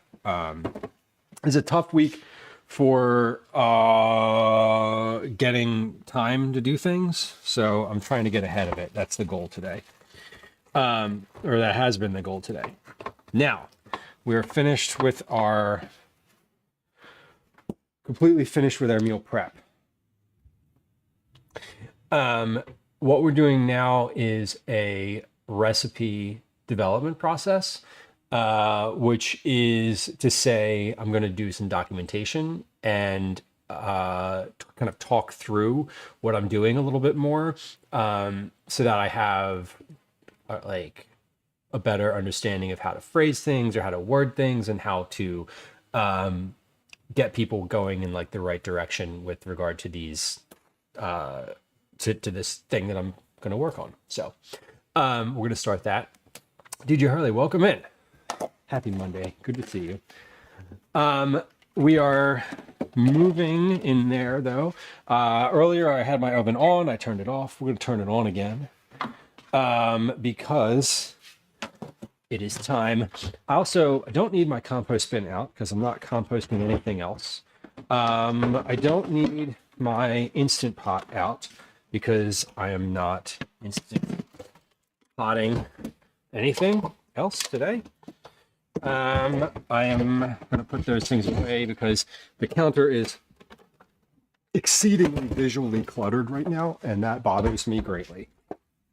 We're going to move our pile of cast iron back over to the to the stove. And that way I can move this off here onto the counter. And beautiful. All right. So first things first, let's check what temperature these biscuits cook at when they're just biscuits. 350. Heat oven to 350. Biscuits 14 to 17 minutes or until golden brown. Okay, so oven is going on at 350. We're going to let that preheat. It was pretty hot already. We're gonna let it finish heating. I actually don't need any salt or pepper or seasonings for this because this has salt in it. These are just biscuits. So I can put these away too. I'm not going to season this with anything additional because that just adds extra work, extra steps. I don't really think I need to do that. Ronaldo has completed his final World Cup without winning one. Sad. But he's like still pretty good, right? Like that's not going to cost him any endorsements, I don't think. I think he's probably, I would imagine it was like a goal to win one, but also like, whatever. I'm still rich. How old is he? 40, 41? Counter space and dishes. I know, right? Do you want to see the sink? Do you want to see the sink for like just a second? I'll show you the sink. This is hold on. When I say that there's like dishes after stream, this is what I'm talking about. So here's the sink right now. So that's full. That is completely full. And then there's these on the counter over here. So all of this, a lot of this goes in the dishwasher, which is empty. But like there's a lot going on over there. I know, sad. It is indeed sad. It's fine. It happens. The thing that's different, I was cooking the other day. I was doing some recipe testing work, like paid work, the end of last week, and it took a long time, but it took like the same amount of time that it takes to do things on stream. But the reason it took a lot of time then was because I was cleaning as I went. So when I finished, there weren't any, when I had like all the stuff that I was cooking went in the oven. When I like got the stuff out of the oven, everything was cleaned and like put away. So that was kind of nice. Honestly, that was actually kind of nice. My dish pile makes me angry. It definitely, this is why when I was doing ads more frequently on the stream, I was just like doing dishes during that time.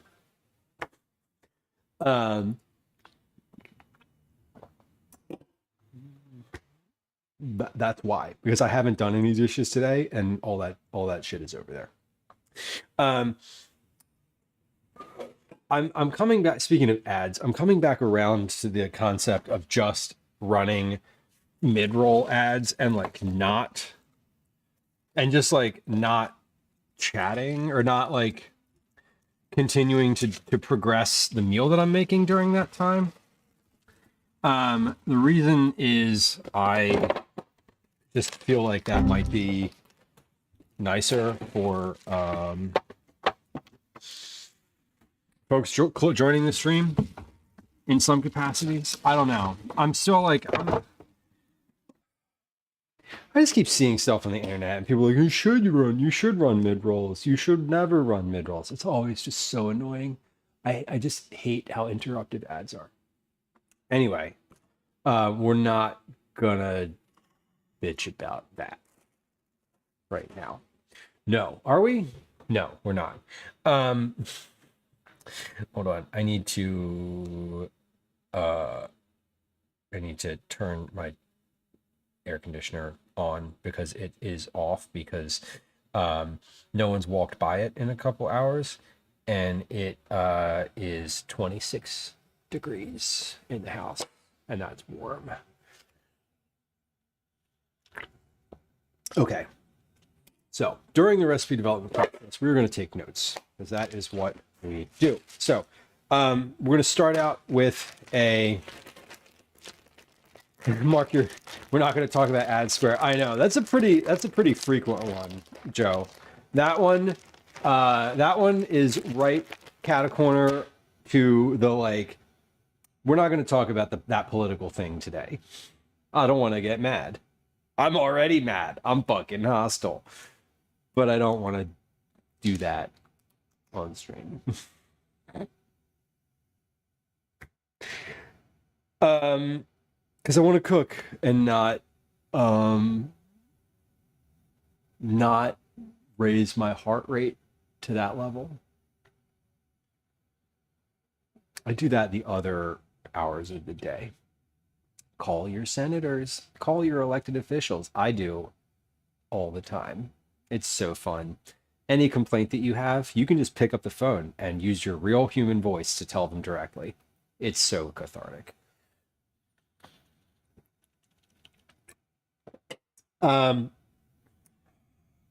Okay.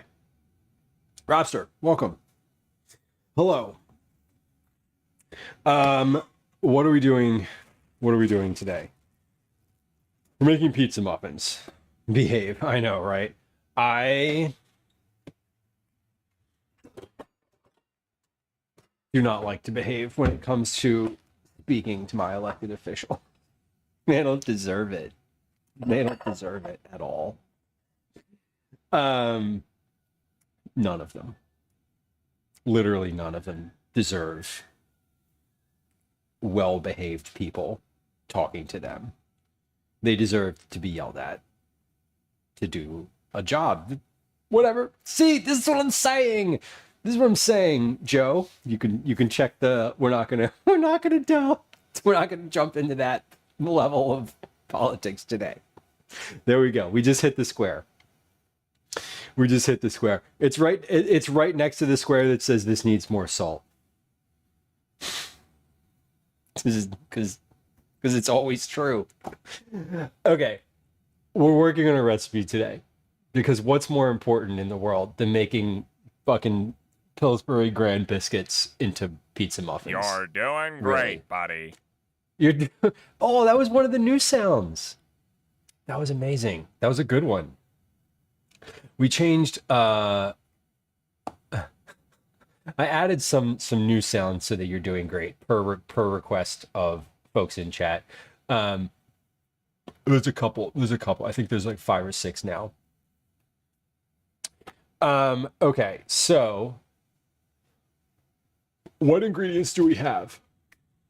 The tats pain. You know what? I actually did not find getting tattooed to be painful.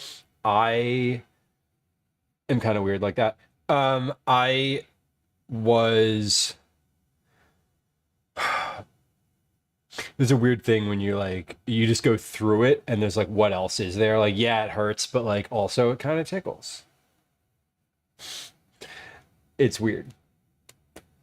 Yeah, it depends where.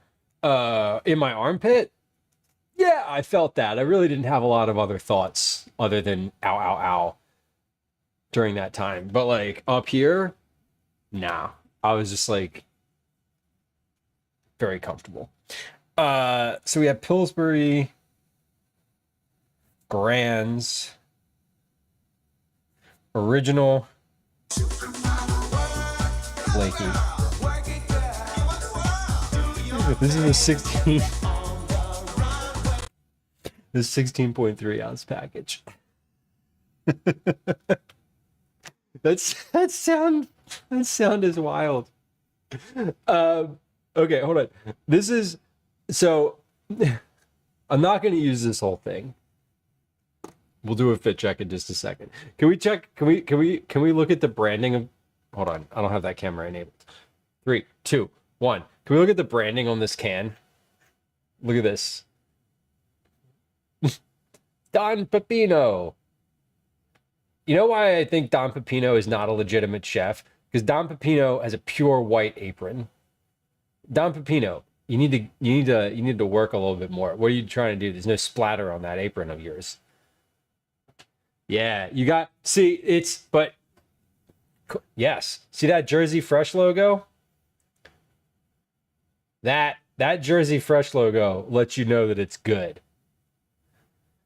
This is made with my favorite brand of tomatoes, Jersey Fresh tomatoes. If you've been hanging out on this stream for any amount of time, you're probably aware that I have a can of Jersey Fresh tomato sauce in the cabinet. Yeah. So this is my favorite brand. This is my favorite brand of tomatoes. I use it for everything, for any type of tomato-based sauce. World famous vine ripe tomatoes made with Jersey Fresh. You know, New Jersey is like a really big, like, there's like a lot of agricultural type of stuff there. It's you think that it's not. It has a reputation of being crappy, but it's not. It kind of is. Lots of parts are, but all of southern Jersey is like either a sand pit or a farm. So we're getting pizza sauce. I am using the 14.5 ounce can, but I'm not going to use all of this, so I'm going to measure how much pizza sauce I end up using. Basically, I'm going to weigh the can. I'm going to take the lid off. I'm going to weigh the can. When I'm done, I'm gonna weigh the can again, and then that'll tell me how much of this sauce I used total. I'm gonna take like a tablespoon and put it in each thing, but this will probably end up having about half the can left over. So Chef White serve more for the same reason loads of nannies and moms were white. You could just like stew it in bleach. Exactly. And also functionally, if you're wearing white, and it helps you know when to change. When you're too dirty to continue working in the kitchen environment, it's a lot easier to tell. Yeah, you can have the rest on the side for dipping. 9, exactly. That's what I use it for sure. You weigh your carb before and after you take out the scrap metal. Yeah, it's exactly like that. And we're doing like when I'm doing recipe dev stuff, I do a lot of weighing of things pre and post usage. So we're also using cheese shredded. I'm using shredded pizza cheese today. This happens to be the Kraft brand mozzarella and Parmesan pizza cheese. That is an 8-ounce package.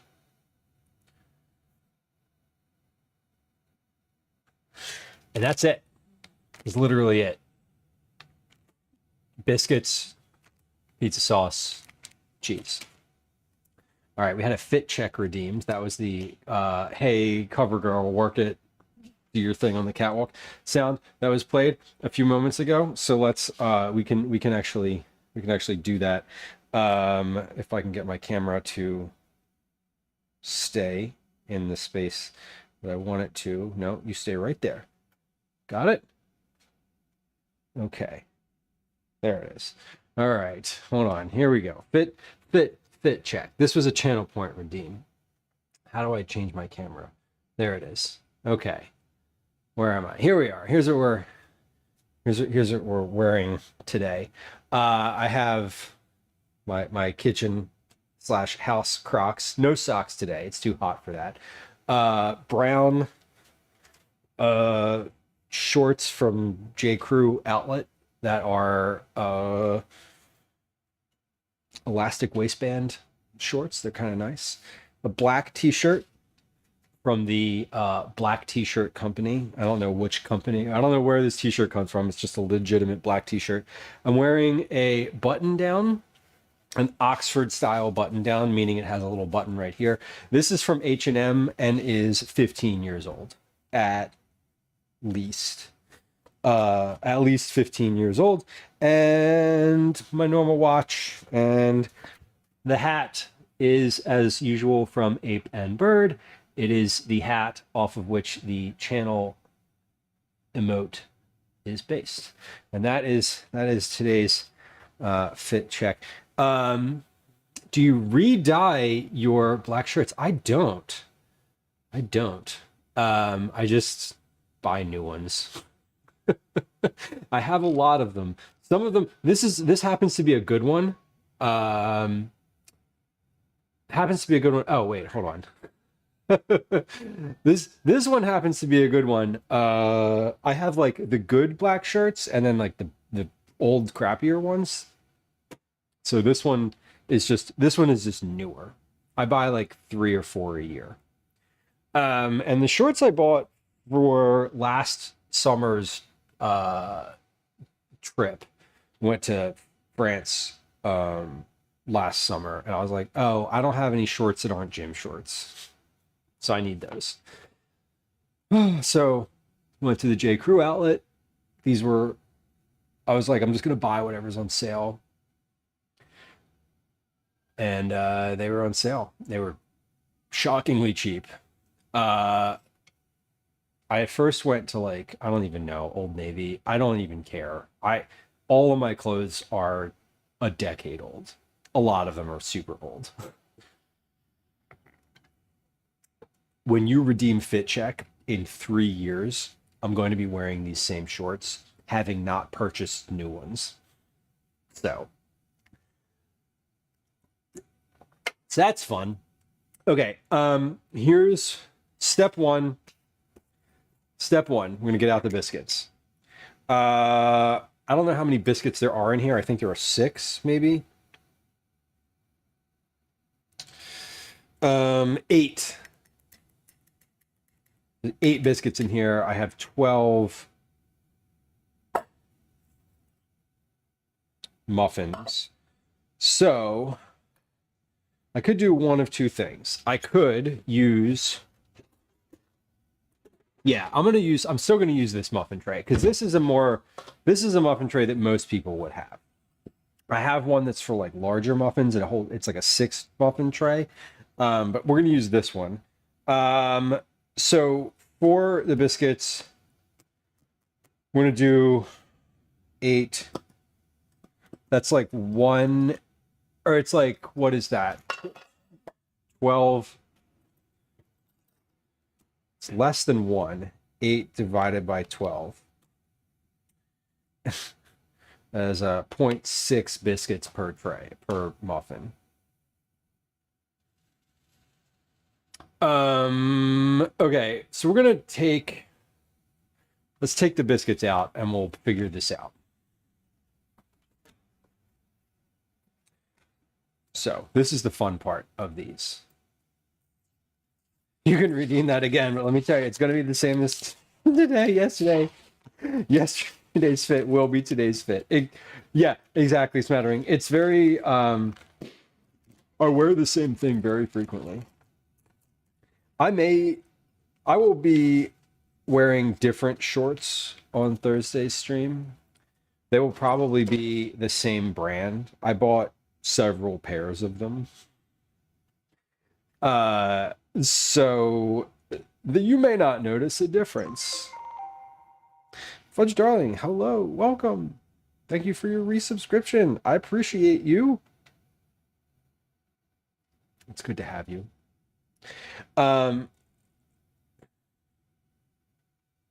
Here's what we're gonna do. We're gonna tear off. How am I gonna direct people to do this? Tear off about 1/3 of each biscuit. That's really what I want you to do. So let's do that.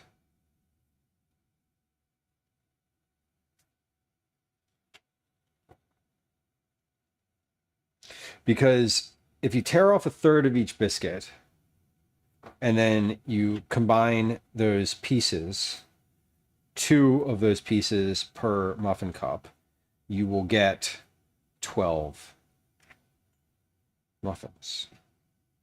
And I would say tear them in half, but 1/3 is so much more annoying.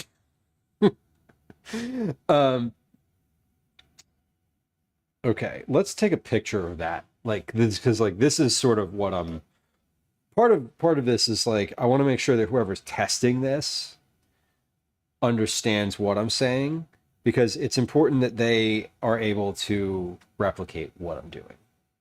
Okay. So we're just gonna write down all the things I'm doing. Tear 1/3 off of each biscuit. Okay, then we're going to press 1, 2, 3, 4. Perfect. Okay. Yeah, and then we're going to press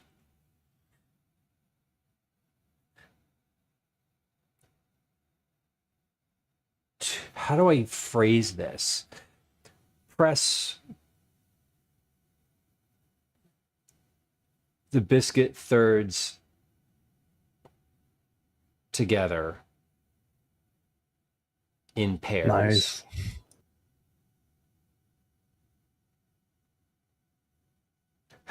Did you hear it?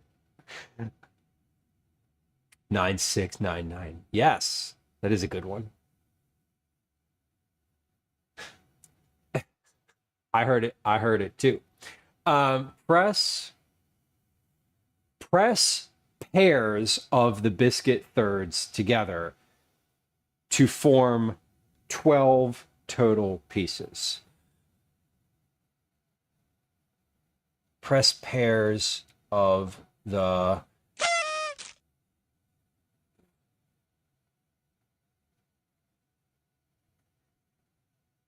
together to form 12 total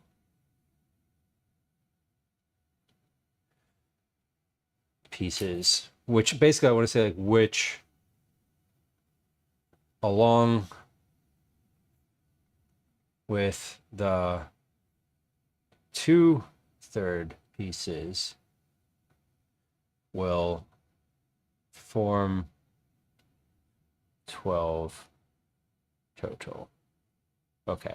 Better language in that. It is. I will clean up the wording of that, but I think that's probably about what I want you to do. Oh my God. Joe, congrats on your 80th check-in. 9,700 check-ins. That's a nice round number. That's kind of cool. Okay, so this is what I want these to look like. 1, 2, 3, 4, 5, 6, 7, 8, 9, 10, 11, 12. Okay, each piece is 2/3. Exactly. That is exactly correct. Because I want to fill this tray. One biscuit is too much for here because when I made these before, I used 2 rolls of biscuits and I filled like a tray and a half, and it was like a lot. Each piece is 2/3 a biscuit. Cool. So I also want to grease this tray. We're just going to use some spray. This cooking I'm not sure. cooking spray, I'm afraid olive oil we cooking need spray. to use math. That was a good one. I'm going to spray this over the sink so it's not all over the counter. 3, 4, 5, 6, 7, 8, 9, 10, 11, 12. So certain things I have like stock phrasing for, right? Like I don't need to.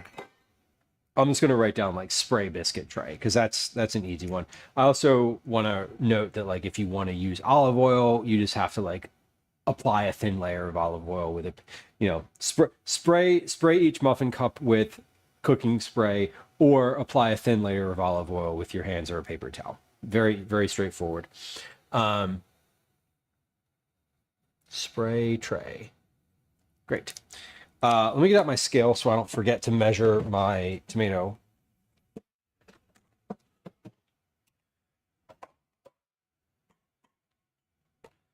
And what I want is we're going to try 2 different ways of making these.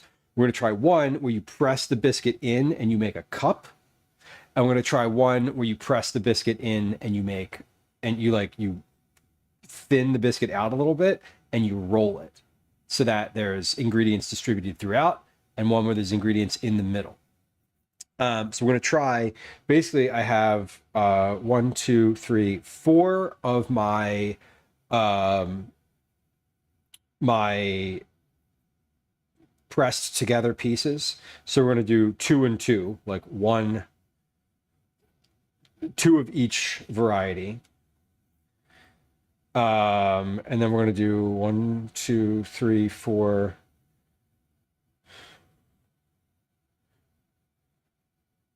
3, 6, 9, 12. No, we're going to do 6 of each variety. Sorry, math. There. Okay, that's good. We got 2, 6, and 6. So I'm going to separate these onto different little cutting boards so I don't mistakenly grab one or the other. Sounds similar to the pizza skulls we made on Halloween. Yeah, and these are like definitely a thing that's not I don't want to claim that these are like unique, right? Like you know, this is definitely something that you could very easily probably find somewhere else on the internet, or like you make pizza out of anything, really. Like that's sort of the net of it. This is just, I'm trying to formalize like a process for a way to do it. You know, I think I've made these before, but I've never actually considered how to tell somebody how to do it. And that is the essence of like writing a recipe, is like, how do I communicate this to someone else? So what I'm doing right now is gently pressing and pulling each biscuit piece until they are about 5 inches, 5 by 2, essentially. Gently press and pull until 5 by 2. I might try to make some of these a little bit longer or thinner, but I don't think so. I think this is, I sort of want to, we're going to do six like this, and then 6 in a different way. And we'll see which ones look better and which ones, they're all going to taste basically exactly the same. What I'm looking to try to do is make them, whichever ones look nicer and also are less messy. Like if they puff up a ton and spread all over the top of the tray, like that's not great. I don't really want that. But maybe those ones taste better because they have like caramelized edges or something of that nature. And the other thing with this is, because I'm using like some specific language and trying to convey in words a thing that is a visual end result, I'm also just taking pictures of what this looks like. Okay, so we have these. The other ones, I'm going to, how do I do this? These I want to press into rounds. I want to gently press and stretch into squares. Square is probably, squares or rounds, approximately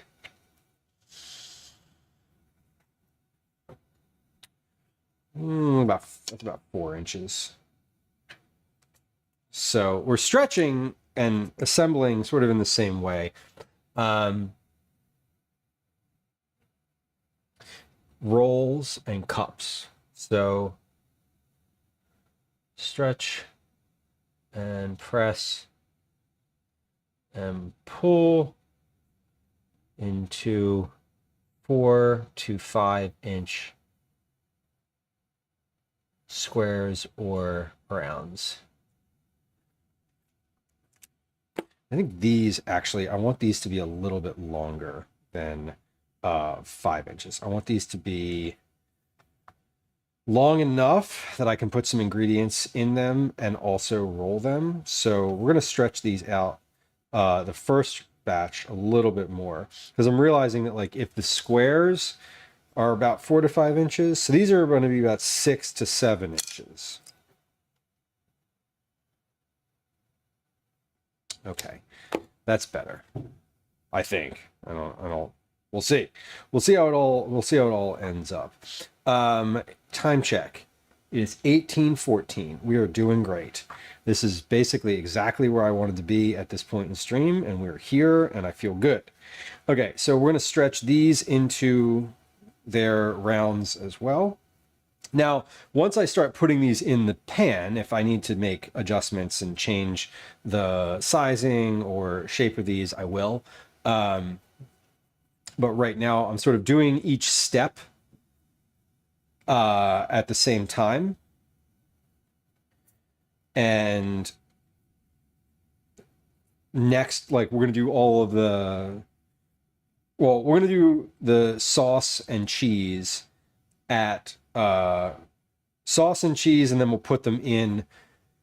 I just want to make sure, I'm just like doing the shaping all at the same time. I don't want to get too far ahead since I'm making two different shapes here.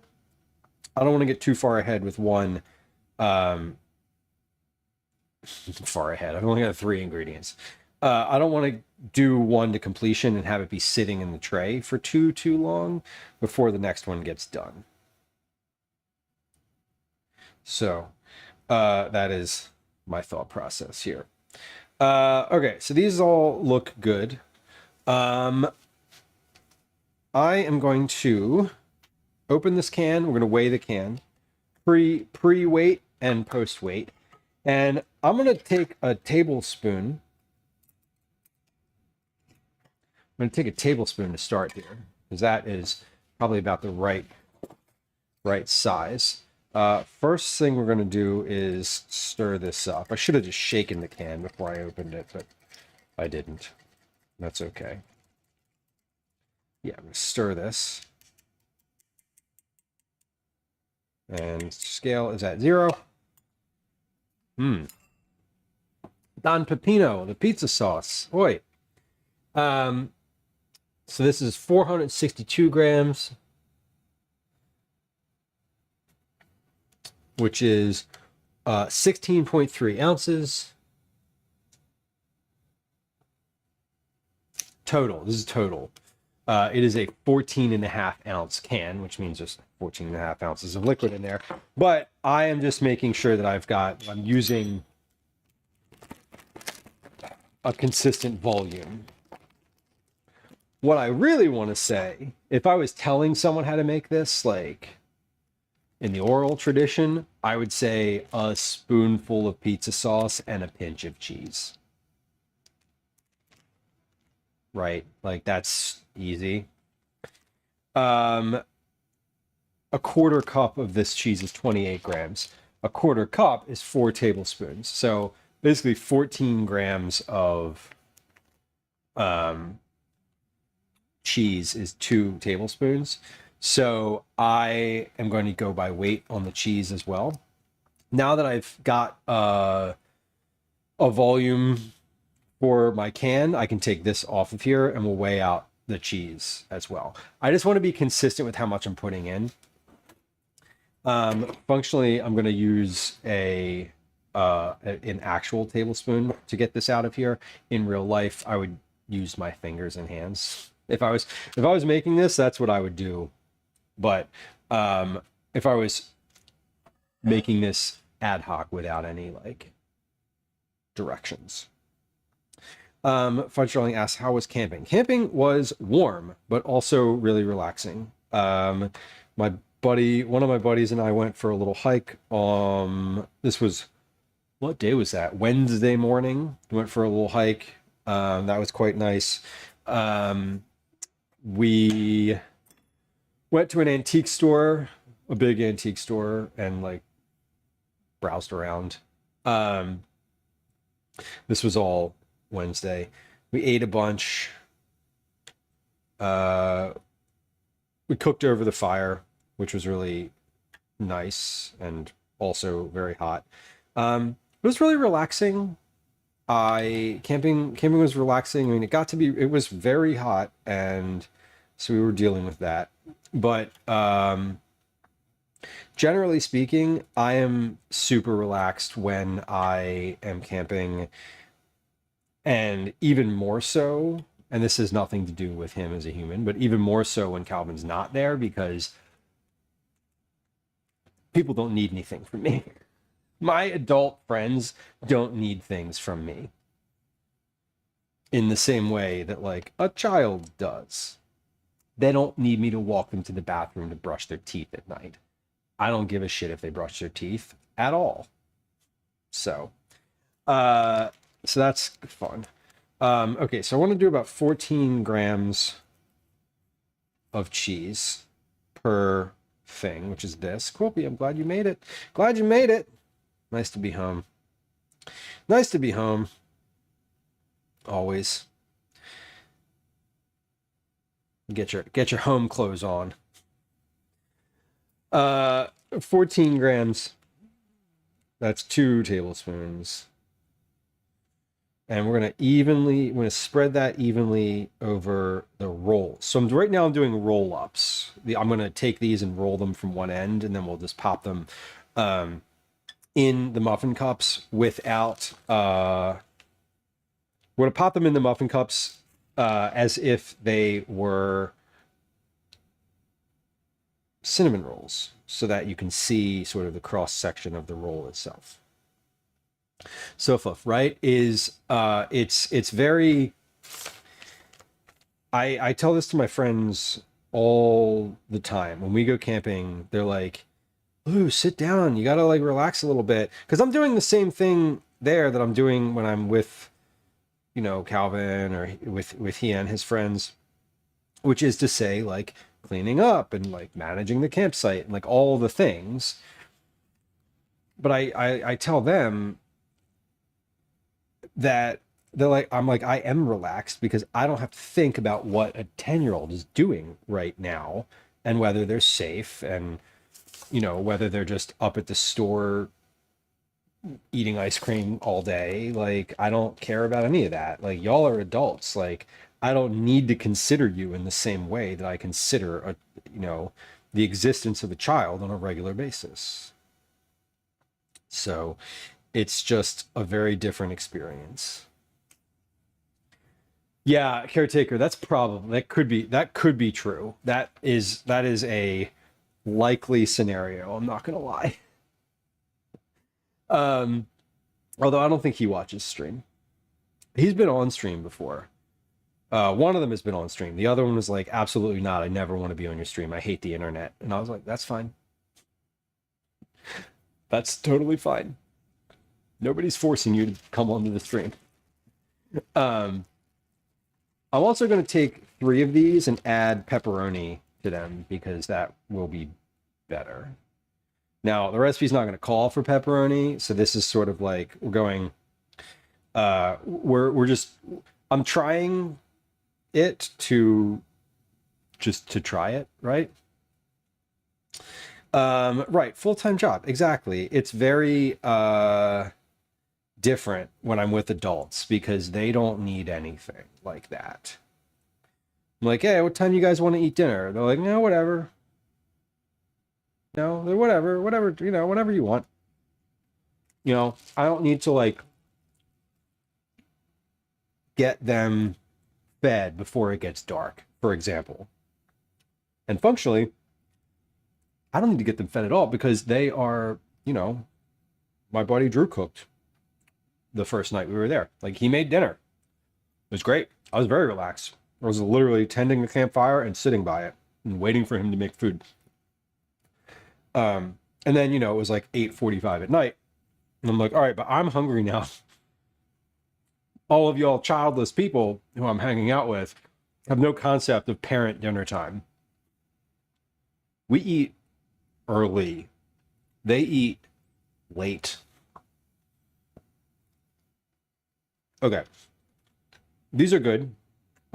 This is what I've got. Let's take a picture.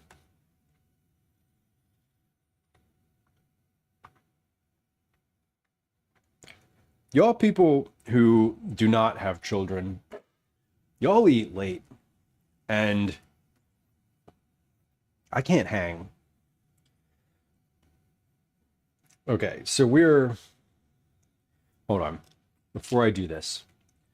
1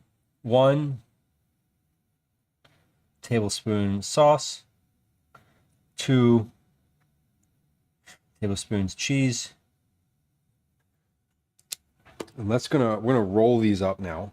So come on over to this view, maybe this one. Even you eat late. Yeah, so no, I'm very aware that we eat a lot later than other people who I know that have kids. And partly on stream days, that is because I'm streaming. On other days, we eat earlier. We do eat a little earlier. Because like if like this week, right, I've got dinners ready to go. We'll probably eat at 6 p.m. other nights this week. I prefer we eat early. Today, we're all going to watch that game that's on. So, I don't have really any incentive to get dinner on the table any earlier than 8 p.m. But, yeah, we eat. But we also, basically, like, we eat and then do bedtime. Like, there's no significant amount of time after dinner either. That's the other thing. Like, you know, dinner is sort of like the last activity of the day, generally speaking, for us. So I think that's also different than other folks.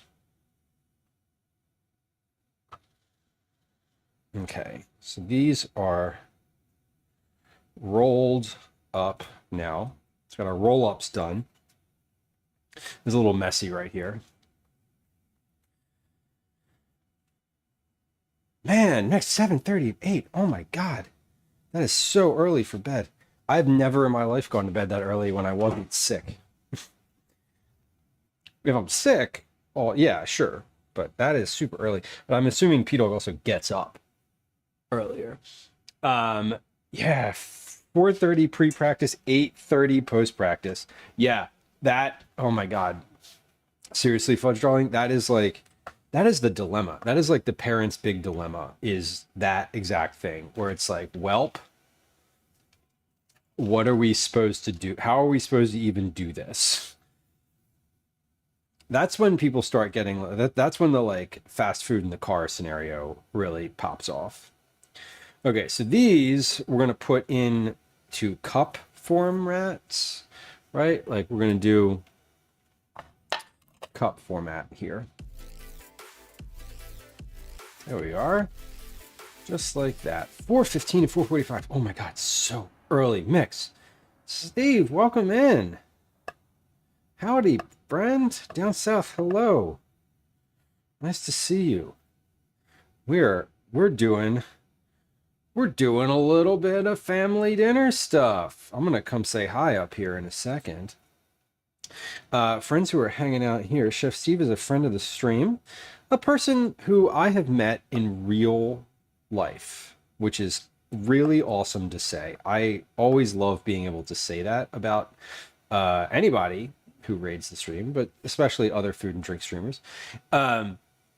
Chef Steve is a longtime food and drink streamer, has had a variety of different content types, not content types specifically, always food, but a variety of different places and formats. That's what I want to say. A variety of different formats, and is a very regular person to watch on this here Twitch. About to get rainstorms, so I closed up early. Right, which makes sense. Friends, welcome. Crawgator, hello. Welcome in. Willie, hello. Nice to have you. Let me come here and say an actual, oh, hold on, wrong button. There we go. Let me say an actual proper hello. Friends, it's nice to have you. My name's Lou. This is a food and drink stream. Admin note number 1, follows are silent. If you are a lurker like me and you just enjoy hanging out and you do not enjoy being perceived, you just want to like watch a stream without the streamer being like, hey, what's going on? You can hit the follow button. There's no alerts. There's no sounds. I'm not going to say hi to you.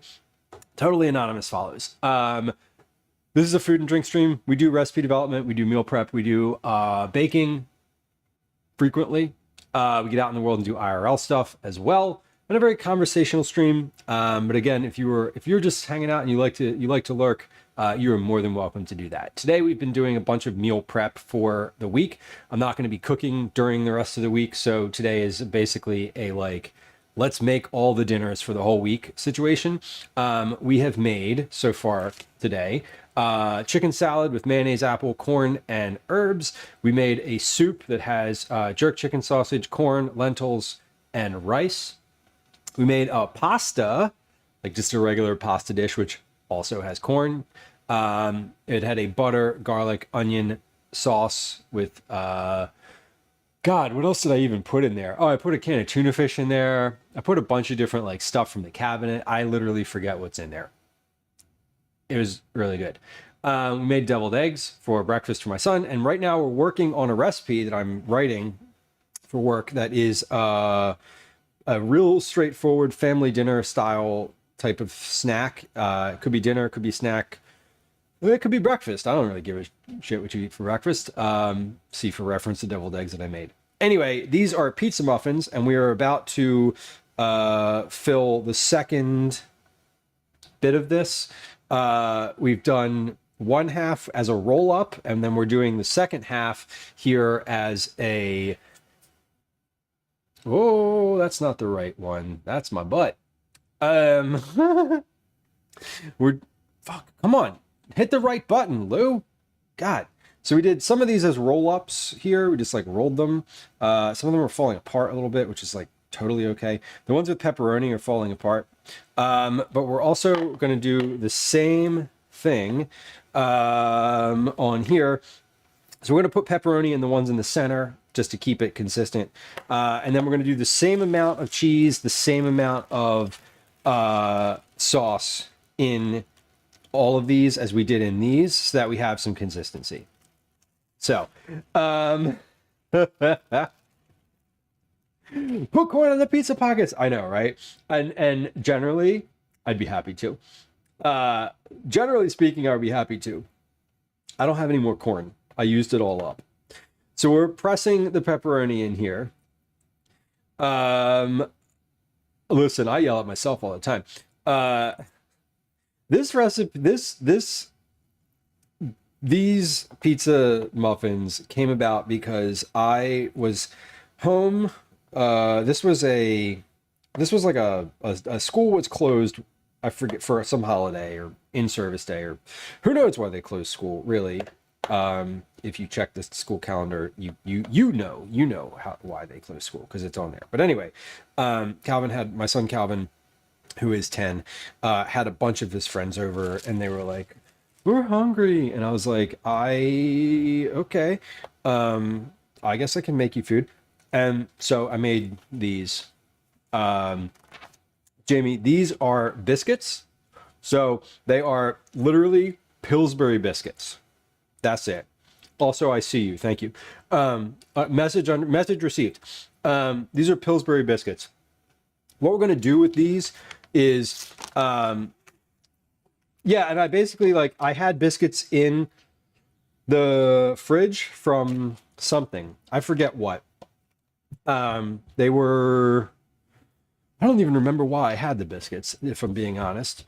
But we used all of the biscuit. I was like, I had biscuits, I had pizza sauce, and I had a little bit of cheese. And I was like, well, I guess we'll just do it. I guess we'll just do this. And we did. And they turned out great. And I was really pleased with them. So what we're going to do with these pizza pockets is we're going to fill these with cheese first. And then I'm going to pour the sauce over it. Because the cheese is going to melt. The sauce is going to sink in. The biscuits are going to puff up. And things will look really good. So we're weighing our cheese here because they are because we're working on a recipe. So I'm being consistent with what I'm doing. Generally speaking, I don't love, like, for this type of thing, I would never like measure out a tablespoon of cheese. Like, that's just not a thing. That's just not a thing I would do. But yeah, okay. Sorry, I was doing math in my head and not speaking at the same time. But because I'm like doing this for a work thing, I want to make this consistent. And importantly, I want to make it repeatable. That's really the important part of this, is that you as a person who is reading this recipe can make it and have it come out the same way that I did. Which is super fun. Command recipes if you want to read some of the other recipes that I have published in the past. So I'm just putting a scoop, 1 tablespoon of olive oil, not olive oil, 1 tablespoon of pizza sauce on here. Once we're finished scooping this out, I'm going to weigh my pizza sauce again, because I did a pre scoop weight, and when we do the end result, I'll be able to see how much I used, and that will tell me how much to recommend. So we're going to tare my scale again. I'm at 0, and now I'm at 276 grams. That's grams specifically. So we like to use grams around here. I also use ounces and cups, etc. Okay, so post, we have 276 grams, and what's that in ounces? 9.75. So we have, let's see, 16.3 minus 9.75 equals 6.55 ounces, which is about 3/4 of a cup. So 6 ounces is 3/4 of a cup. So roughly we used about 3/4 of a cup, which is not a whole lot. But that is, if you can get tomato or pizza sauce in a smaller container, like say you can find like an 8-ounce container instead of a 14-ounce container, you could do you could make this recipe. So it's good to know, while the fact that like most pizza sauce is going to come in a can or can, jar, bottle, whatever, that's far too big for what you need it for. If you can find a smaller version, go ahead and use that, is how I would say to make this recipe. So we're going to take a little photo of what this looks like now, pre-cooking. I also am going to go ahead and take a little pinch of extra cheese and just sprinkle it in and on the cup, like in and on the muffin cups of 3 of these, and then I'm going to leave 3 of them without. So what I would say is, if you have like, there's a little bit of this cheese left in here, so I feel like you should use a little bit more cheese than what I recommended. I'm going to do some math after the fact and try to make sure that we use this whole bag of cheese and don't leave like 3 tablespoons of cheese in here when it's, you're otherwise using most of the bag, which I did here. So this is an 8-ounce bag, and there is like an ounce of cheese left in here. So that's good. We're going to pop these in the oven. No such thing as too much cheese. I know, right? That's for sure. For sure. Let's pop these in the oven. I want to take one final photo after sprinkling the cheese, and then we will move. I'm going to clean up the counter for just a second. While we let these cook. Now, the biscuit tin said 14 to 17 minutes to make these into biscuits. These are going to take a little bit longer because they've changed form from what they're expected to be. So we're going to start our timer at 14 minutes and we're going to check them at 14 minutes, make notes around what they look like and how much longer they need, etc. So we're going to do 2 timers here. We're going to do a 14-minute timer, and then we're going to do a count up timer that just counts from the moment you hit start. So my oven is on. My oven has been preheated. It's at 350 right now. We're going to pop these in. This is what they look like pre-cooking. Not great, honestly. Like, they look a little messy, but they're pizza muffins. Like, who cares? Like, this is not it's not a formal situation here. We don't need to be twee about it. Okay, 14 minutes. Start and start. Perfect. Okay, so we know how much sauce we have left over. I'm going to put this in a small container because that can in the fridge is not going to be ideal. I'm also going to weigh what is left in that cheese bag so that I know how to do the math to accommodate the rest of the cheese. So before we put the sauce in here, let's determine how much cheese is actually left over. Because it's not a lot. It really isn't a lot. Okay, this is 34 grams, 1.2 ounces. So I said there was about 1 ounce left. I was 0.2 off. That's okay.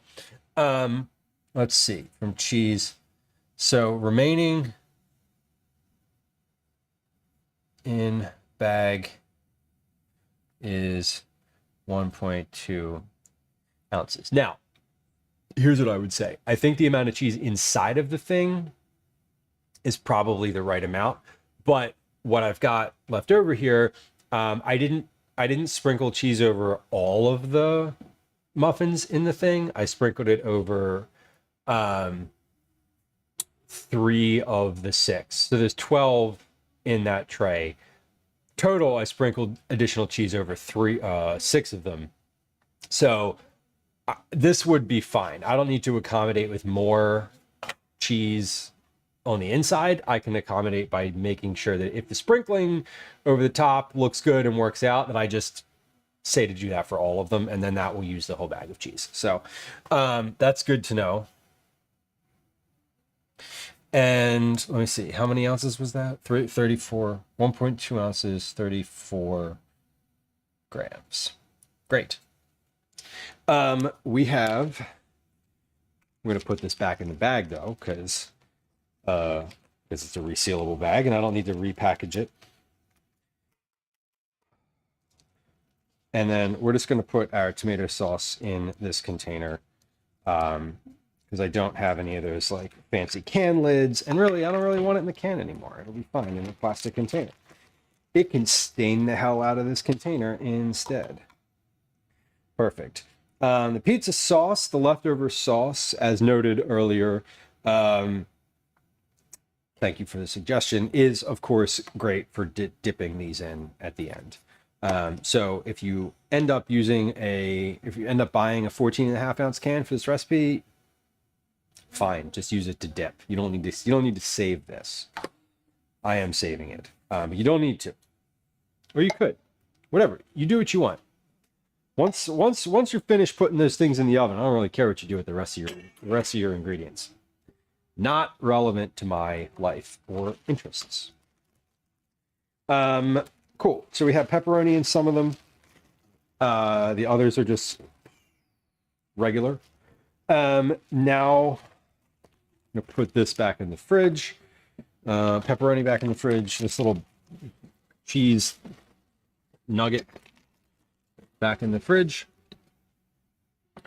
And this can also, I'm going to leave this out on the counter because if I put this in the fridge, I'm going to forget that it exists. And I want to dip my pizza muffins into this. So if I leave it out, I'll literally remember that it's there.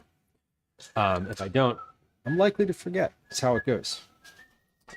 The nice thing about recipes like this is that their serving size is really not up.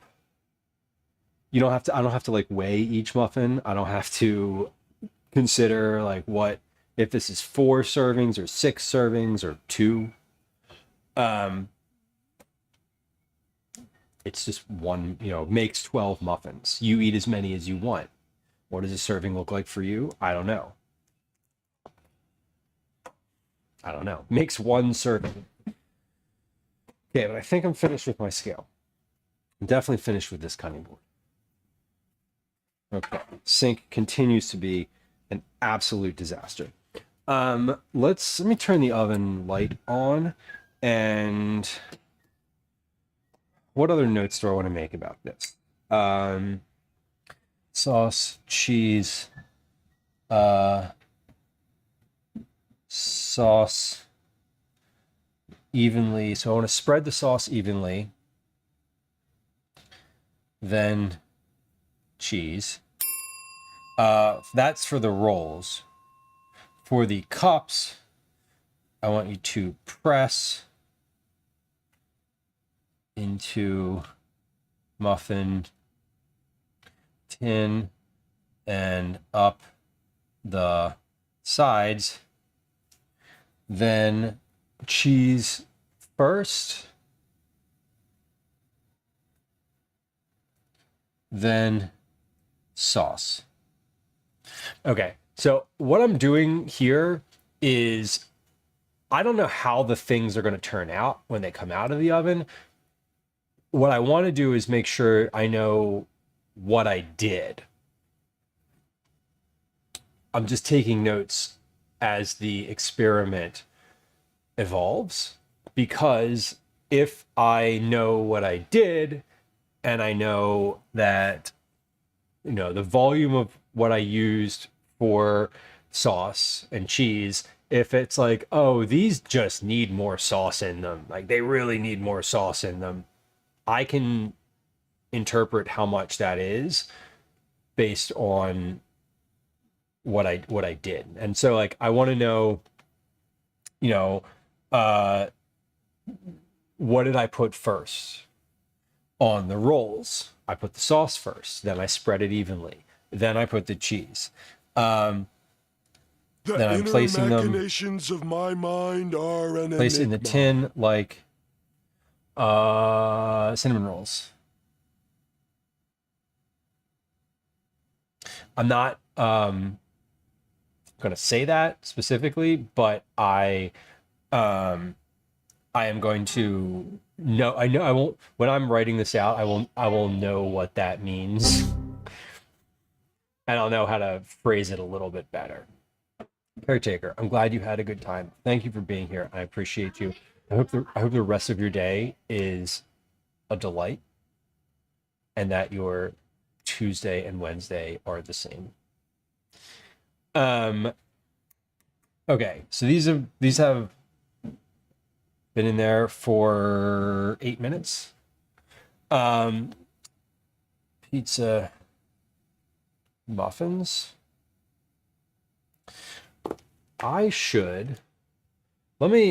Here's what I actually want to, not actually want to do. Here's what I want to look at real quick here is, did I put any other notes in this pitch that I need to accommodate right now? Meaning, like, is there anything else I said about this that I didn't do? Easy after school snack, lean into the kid friendliness. Okay, no, there's not. This is like, so what I was doing here is exactly what I pitched. So that's good. That's good. We like that. Roll of biscuits, pizza sauce, mozzarella, roll of stretched biscuits into rectangles, spread the sauce, then cheese, roll, place in greased muffin dish, and bake. Okay, cool. So exactly what I said was the process here is exactly what I did. So that's good. Yeah, I know. Okay, cool. Good. Well, it is 18:49. That's 6:49 my time. We have about 4 minutes left to go on these till I check them in the oven. I said that I wanted. Sorry, the tea. I said that I wanted to do our cookie club drawing while these were in the oven. So I think we're gonna. I do think we're gonna do that. I think we're gonna start that process, maybe. Do I have anything else that I wanted to do other than these muffins? No, this was the muffins. The pizza muffins were the last step because they're also going to be dinner, which is important. Okay, so I think we should do that, right? Should we do our cookie club drawing? I think so. Oh, there we go. Let's let me look at these in the oven. You want to see these? Hold on. Let me see if I can set the camera down here because I want to, before I get started, I want to put eyes on these. Oh man, these are looking really good, honestly. These are looking delicious / delightful. My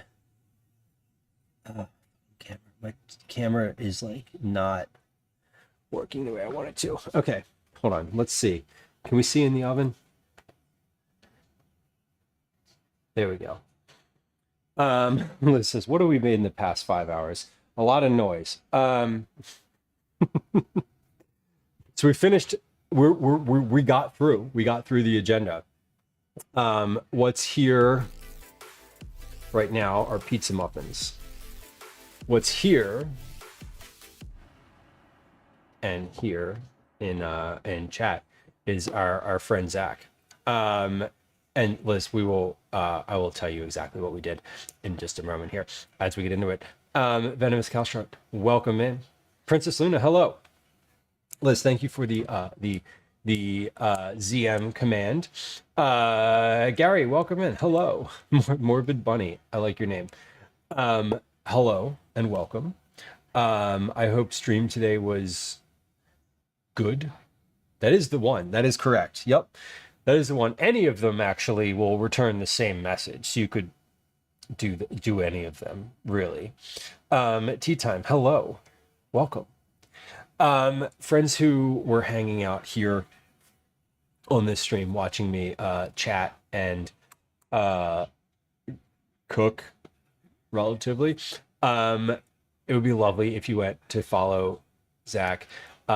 Your number one source for the gossip and drama that you don't want to be a part of, which is that's so me. I don't want to be part of the drama, but I do want to watch. I do want to listen. I want all of the tea, as the children say. Do the children still say the tea, or has that moved upstream to where the old folks say it and the children have new verbiage around it? Is tea still a thing that the youth say? I don't know. Anyway, Zach's a great follow. Zach streams four days a week, very consistently. They do a lot of really funny commentary, and I really enjoy it. When I say that I like to lurk on streams, Zach's stream is one of the ones that I enjoy lurking on when I am not live myself. I don't chat super often.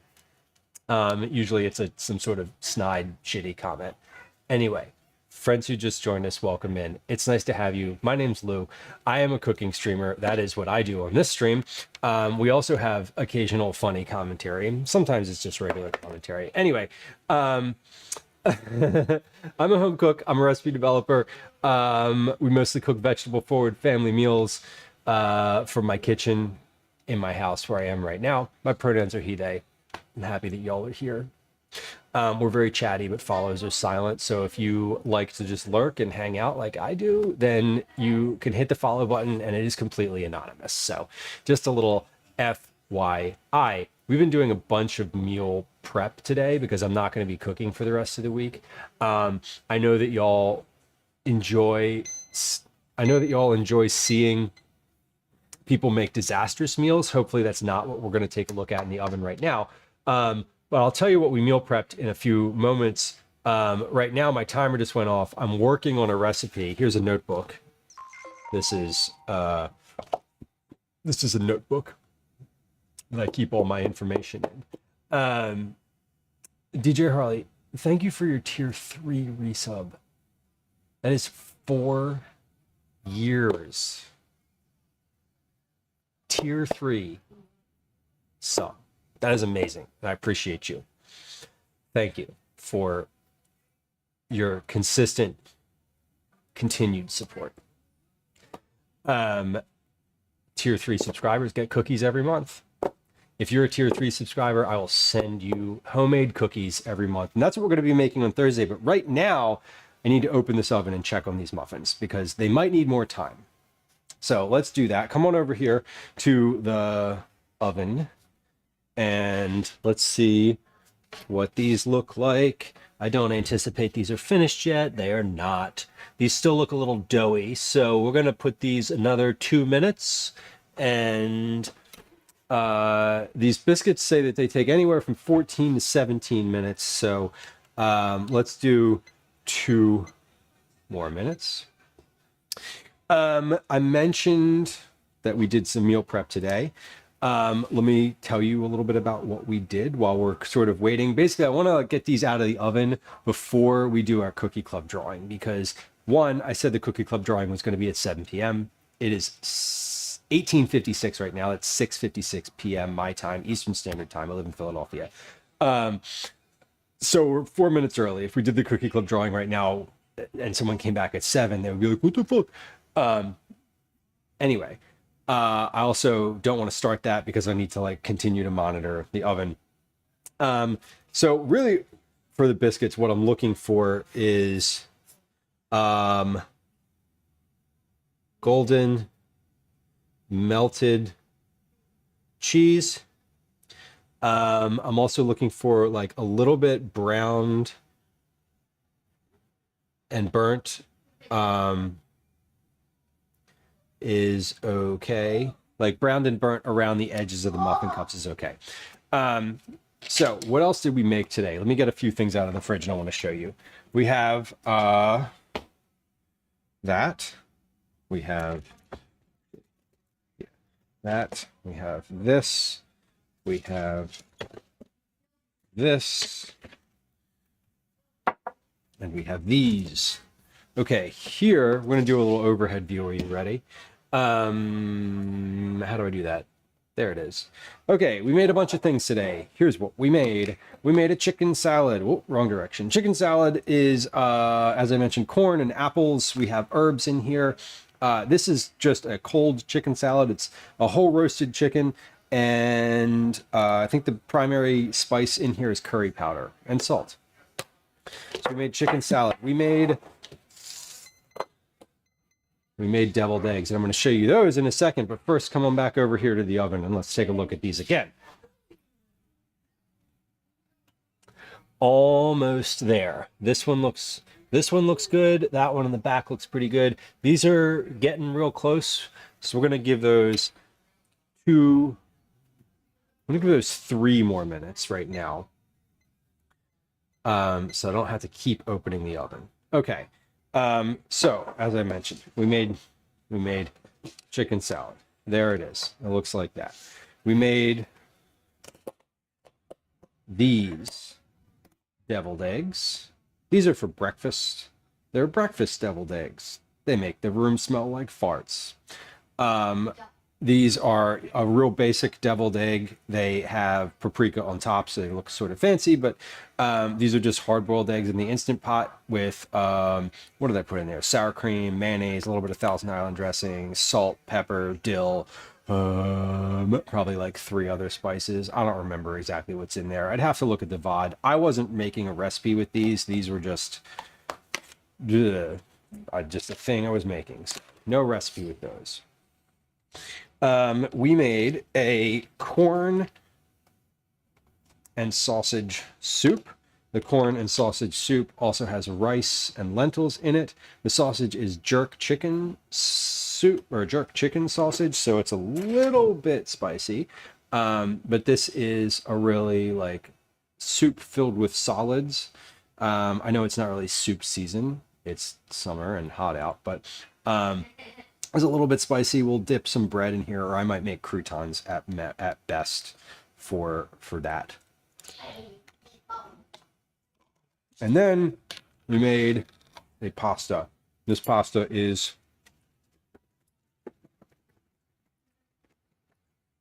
shaking it up. This is two different types of pasta. We have macaroni and orzo. This has corn and tuna fish, garlic, onion, or garlic and shallot. And then the sauce is a butter miso sauce. So these are dinners. These three things, the chicken salad, the soup, and the macaroni, are dinners this week. So we did some meal prep. Like I made a bunch of food. And so my fridge is like super packed right now, which is like, okay, I don't have any room in there. We are not doing anything this week except for what's here. Megan, soup in the rain is perfect. And I think the like, I crave soup year round. And I personally don't like gazpacho, like cold soup. I just don't. Gazpacho is a smoothie. Smoothies to me need to be like sweet, and if they're not sweet, they need to taste like grass.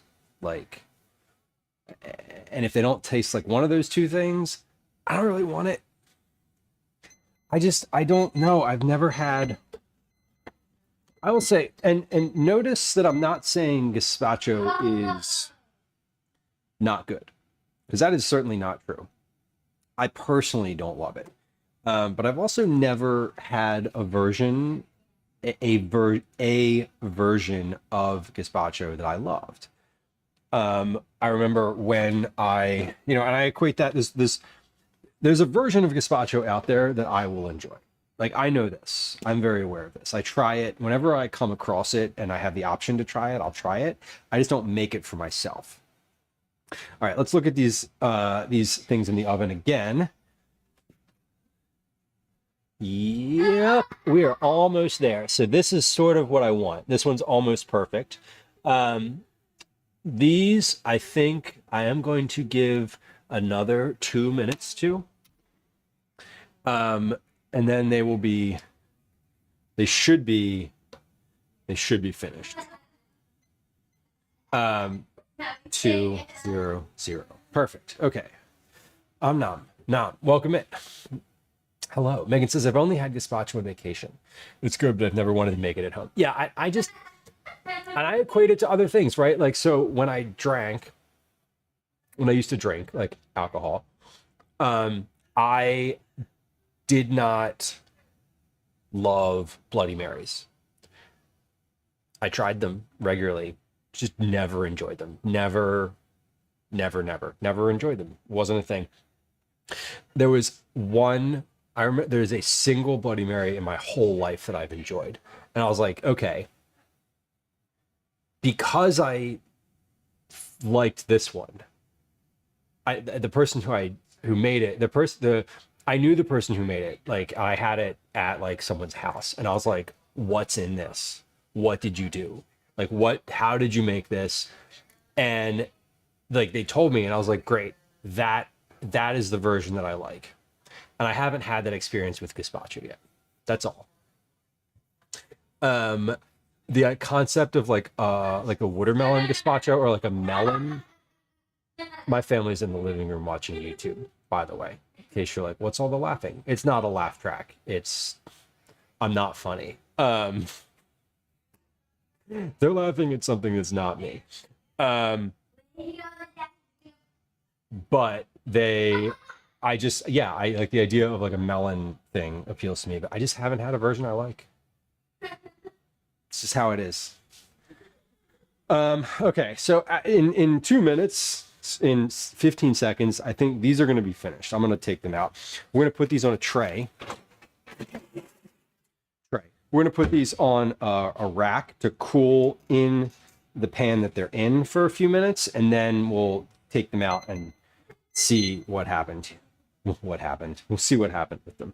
Now, I also want to recognize, like, these have been in the oven for 24 minutes right now, but I've opened the oven 4 times, right? So when I give a timing on these, I will say, like, cook these at this temperature for like 20 minutes. it'll be like 20 to 24 minutes or 20 to 25. I will give a range because I know that, like, having opened the oven a bunch, I've lost heat out of there, and they're not cooking, you know, they didn't get to cook completely. They weren't in there for 20 minutes with the oven not being touched. So these look good as they are. We have some burnt bits on the tray, which is totally fine. That's how pizza is sometimes. But we're gonna get that out of there and then come over back to the counter here. A cucumber avocado gazpacho. It was incredible. And a watermelon tomato one. See, the watermelon one appeals to me. Cucumber avocado, like, I love those flavors. That's a good combo. I think every time I've had a gazpacho, one of the things that I think I don't love is the like there's it feels like gritty, almost like silty. Like it's like in a smoothie, I don't mind it so much. But it feels like it's like a texture thing too for me. Okay, so this is what we have currently. These are our pizza muffins. Come on over to the counter here. These are they, fresh out of the oven. So we have the rolled ones, and then we have the cup ones. To me, the rolled ones look a lot better. The rolled ones have a bit of, hold on, and we can actually, hold on, let's do this view. So these 6 are basically like a cinnamon roll style, and then these 6 are like a cup. And these are a little messier visually, and I'm curious how they are when they're cooled a little bit. Because right now, these look like they're going to be really soupy. These look like the wet ingredients will have incorporated a little bit better, but we'll see how it goes. I'm obviously not sure yet. I'm not sure, but we're gonna let those cool for a few minutes now. So let me make a few notes. So crusty around the outside. Oh, hold on, picture. Obviously, picture. Let's hold on. Let me. How did I take the picture? The rolled ones were on the left. Okay, so we're gonna keep the rolled ones on the left here. That's the idea. We want to keep the rolled one. We want to make the photos, like the before and after, the same layout. Jamie, thank you for the gift sub to Morgan Bunny. I appreciate it. We love it. We love a gift sub on the channel. Gift subs are a lovely vouch of support and a great welcome to new to me folks. So appreciate it. Or newer to me, depending. Jamie, I also want to acknowledge that earlier I saw your chat, and yes, I see you. But I do want you to know that I think highly of you regardless. Especially I feel, yeah, I listen, I'm a degenerate too sometimes, and that's okay. You don't need to hide. You're welcome here. We all have our funny moments. Anyway, let's let these sit. I just want to make a note. 25, 20, 24 minutes. Should I have used a different word? Listen, I said I was too. Baskets full of degenerates. Oh wait, that was a different. What was that word? Deplorables. Right. Again, we steer clear. I got those out of the oven at 24, so we're gonna let those cool for 10 minutes. So in five minutes from now, we're gonna take these out of here. Hopefully, I'm very curious as to what the consistency of these is on the inside, and if they're like super soupy. So I just want to like give these a little poke. Yeah, they're cheesy. I think the roll-ups are going to be the way to go, honestly, because they look a little better too. I'm on my best behavior, you know. That's good. Me too. I'm generally trying to be on my best behavior too. Sometimes it doesn't work out. It is 1911. We are going to do our cookie club drawing. Because I said we were going to do our cookie club drawing at 7. We're fashionably late to doing that, and that's okay.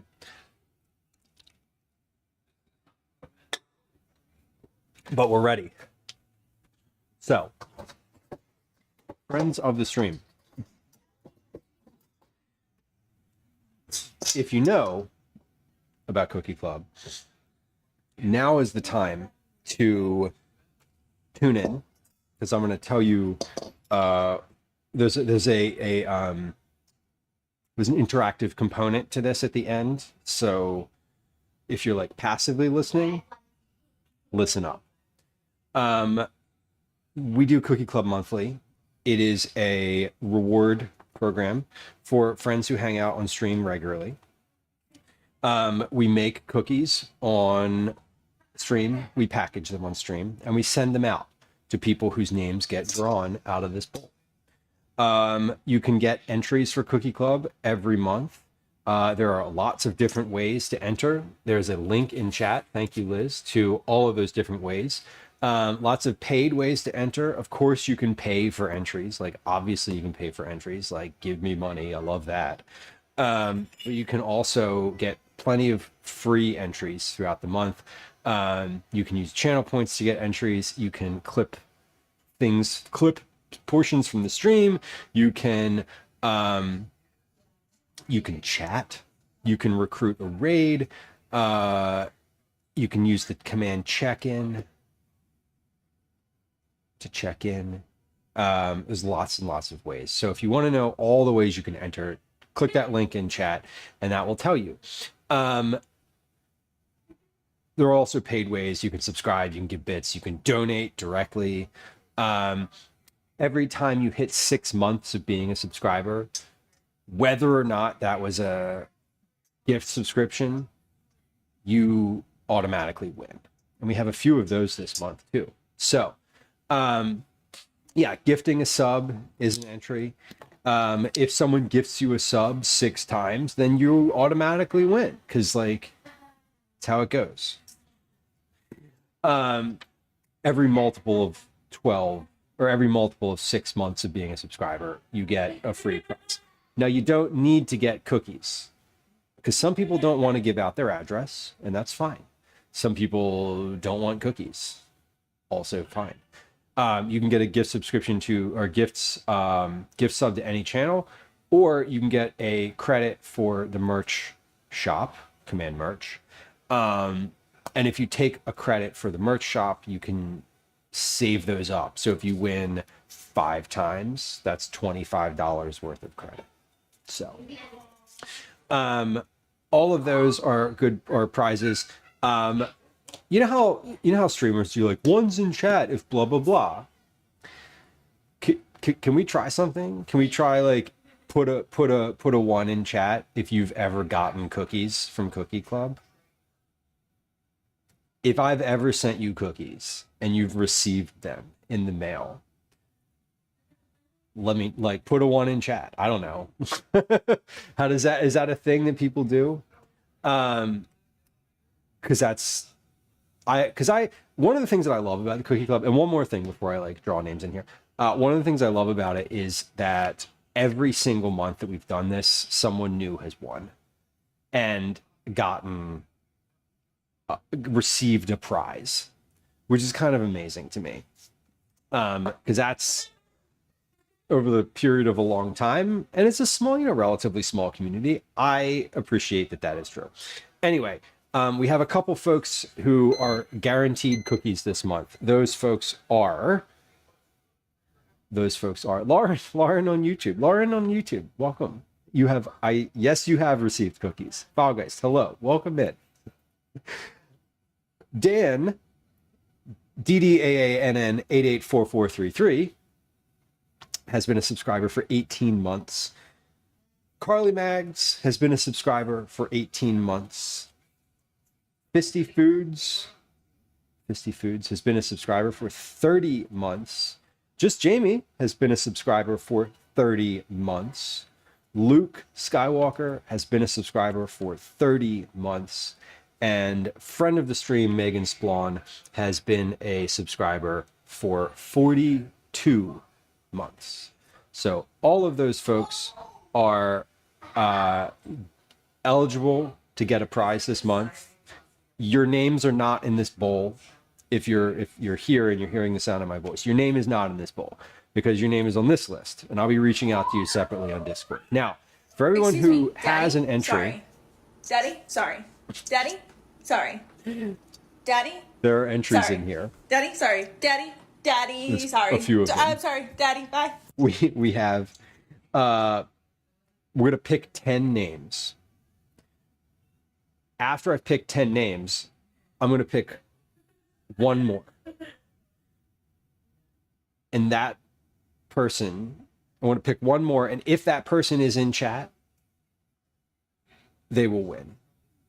And if they're not in chat, I'm going to pick another one, and another, and another, and another, until we pick somebody who's here in chat. So 11 total people. The first 10, you don't need to be here. For reference, this month we have cookie. I already know what cookie we're making.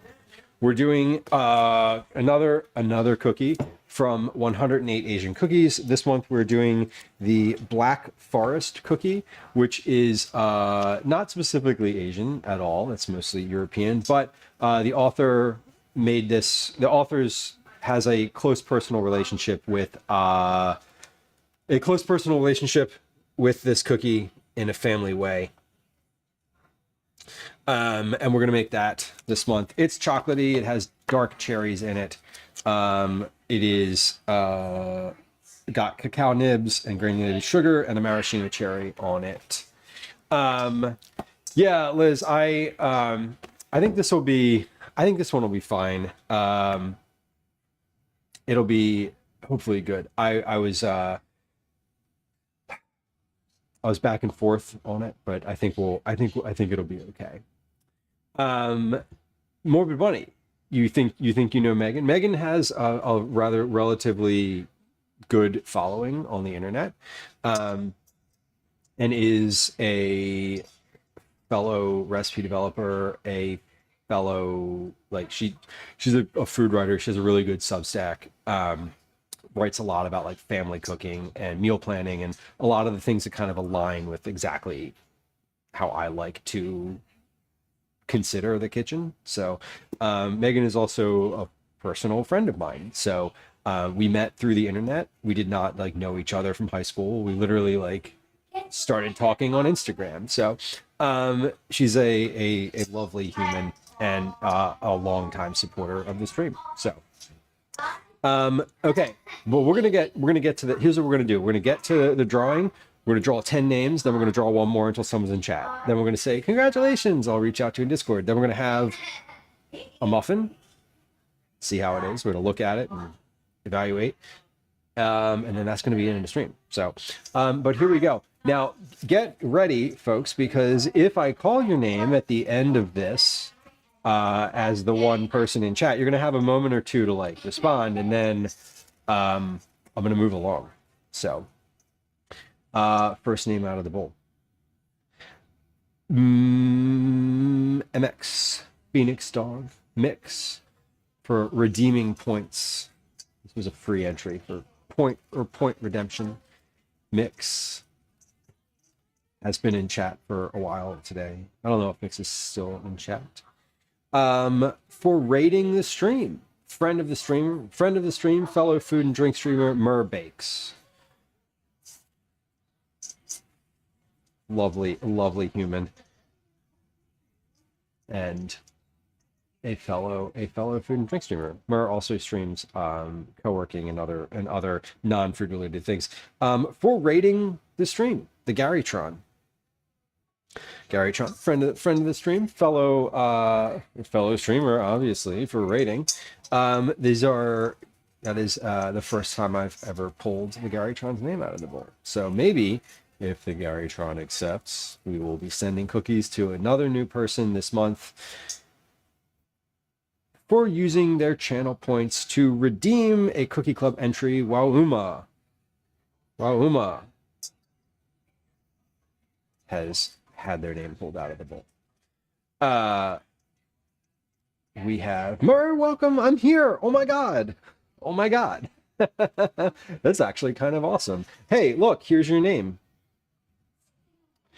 I just pulled it out of the bowl for Cookie Club. It says your name and it says raid on it, and that's so cool. I love that. I love when people are here when I pull their name. Now, you don't have to be here, obviously, for the first 10. There's only one that attendance is required. For being a subscriber, Joe Adultman. Joe Adultman, fellow streamer, not necessarily a food and drink streamer.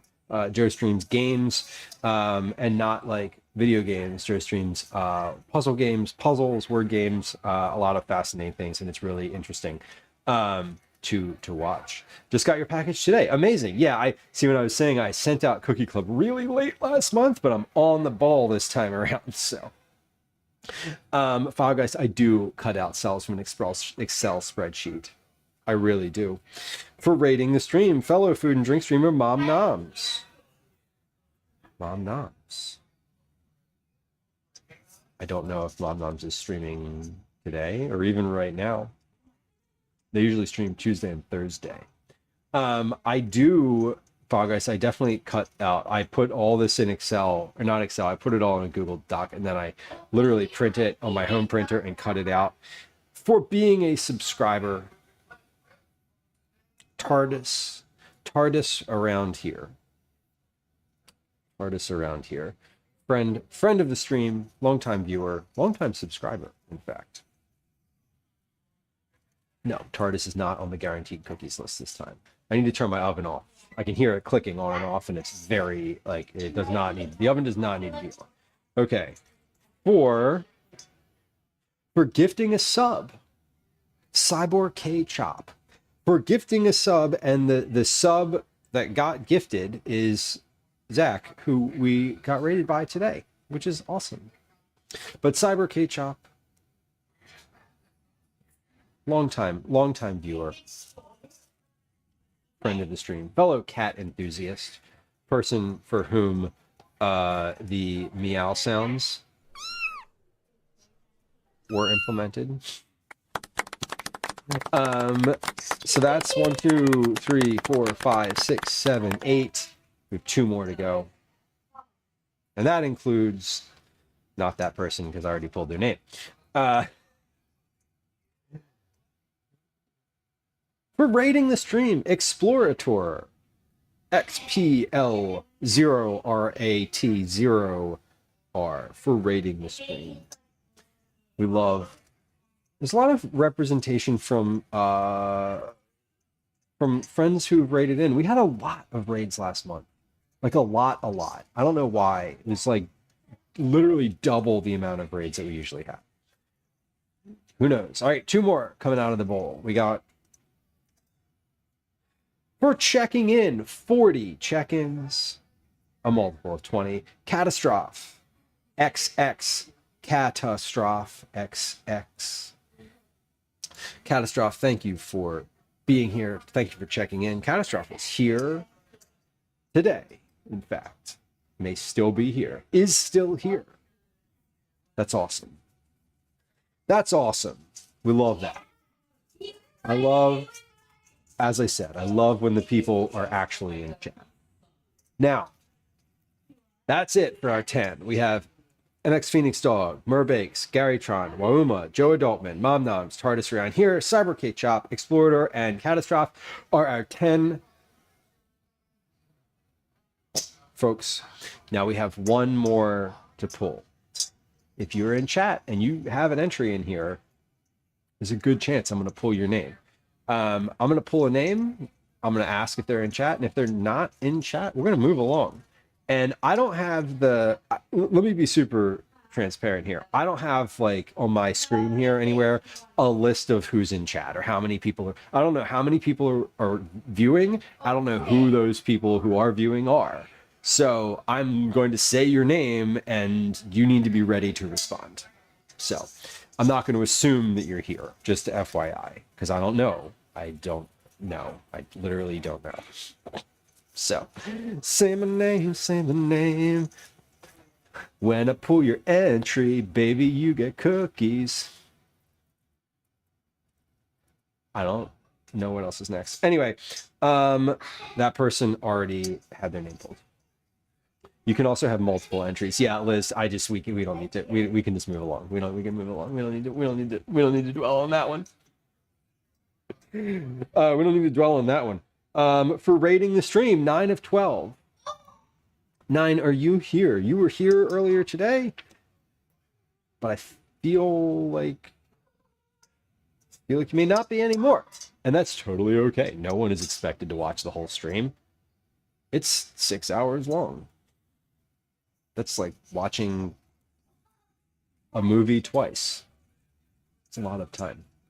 9 of 12. 9 of 12. If you are here, you can let me know. Cthulhu.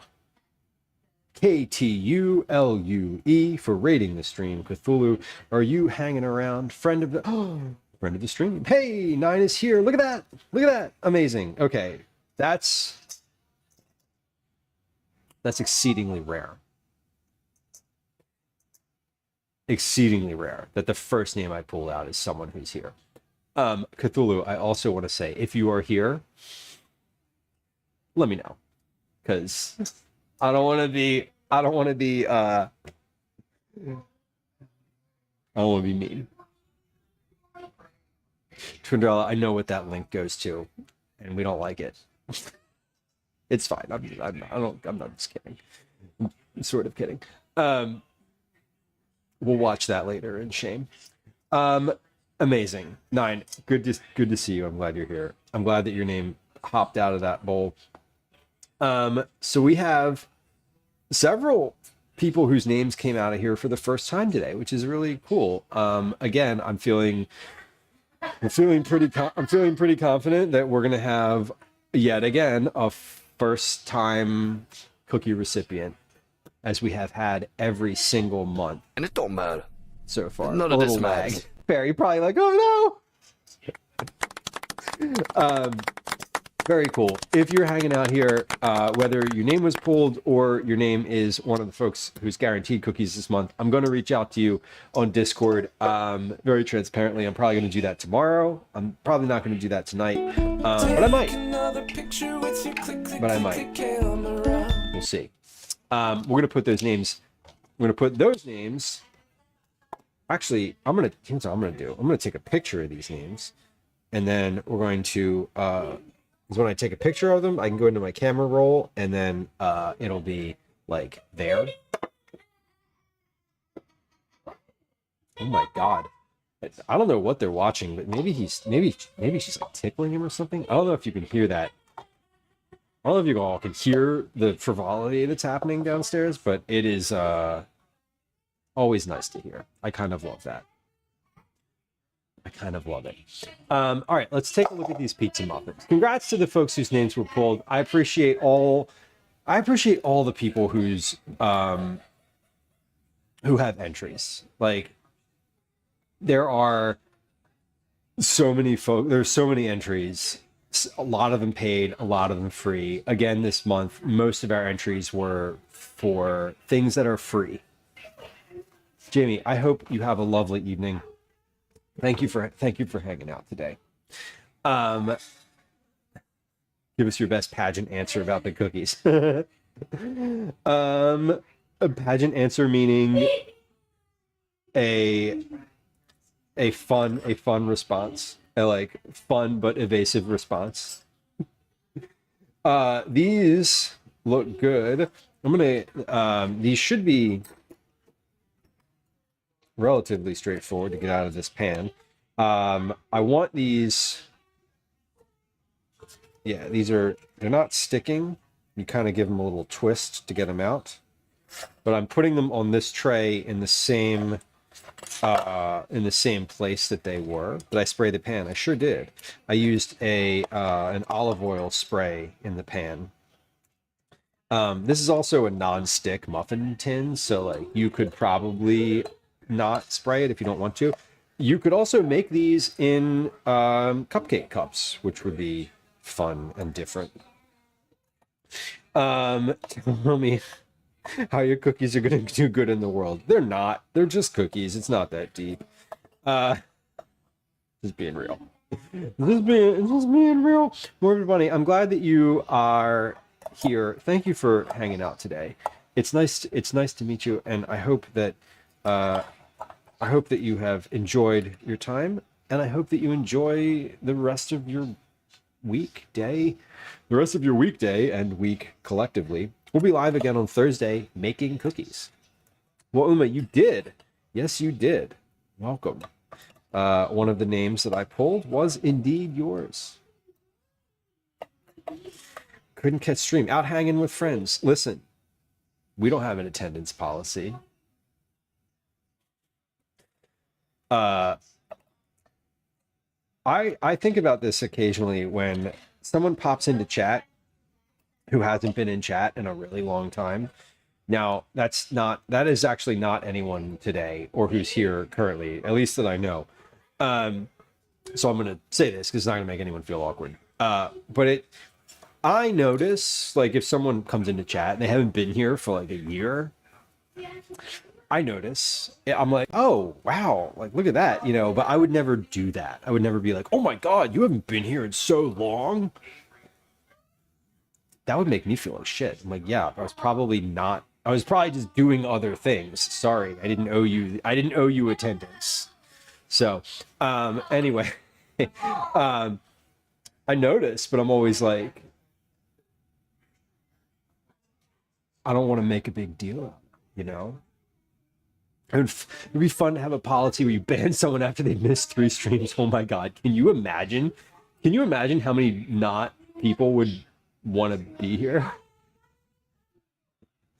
I've definitely been in a stream before where someone's been like, I haven't seen you in forever. Where have you been? And it felt accusatory and not like a fun, welcoming statement.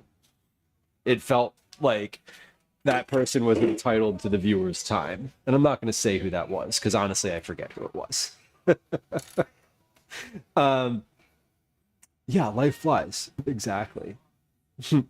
Exactly.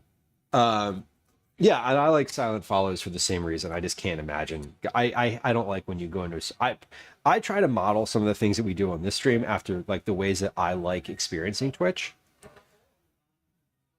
So that's how it is. How are the muffins? We're about to try them. Here's what we have. Here's what we're working with. So this is one of the, so I'm just going to show you not the pepperoni ones. These are just the regular ones. So this is a roll. There's the top. There's the bottom. Fall Guys, I only follow people when they're offline, unless I was watching the stream and I see what happens when someone follows. So if I'm watching a stream and I want to follow them and someone follows and they're like, hey, thank you for the follow, and they don't do anything else, I'll follow them immediately while they're live. But if they make a big deal out of it, I will not. So that was one of the rolls. This is one of the cups. So cups have they're a little bit more like filling, but the bottom looks more like a muffin. The bottom is like a consistent, and has no cheese on it. So on the top is the roll, on the bottom is the cup.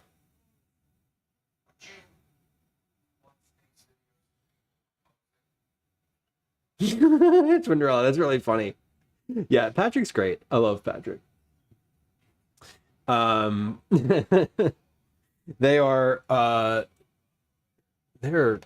looking pretty good. Let's cut these in half. Yeah, I think the rolls are kind of, the rolls so far look like they might, the distribution of the ingredients is also important. So that's a big part of it for me. Let's cut the one that I was just touching open. So we're going to cut a cross section here.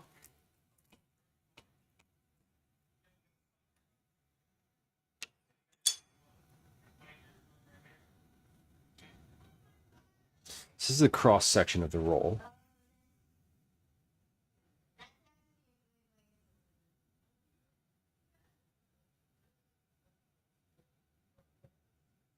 Pretty solid. Have you had a spoonful of mayo? I actually did. When I finished with the mayo earlier, I licked the spoon. I don't think I should admit that. I was over by the sink and I was like, nobody saw, but I did it. I'm admitting to it. Okay, this is the cross section of the cups. So, yes, distribution of ingredients in the rolls looks pretty good. This is the inside of the cups. So these look good. There's less filling. These are breadier than I think that I thought they were going to be. So let's try one piece of each and we'll see how it goes.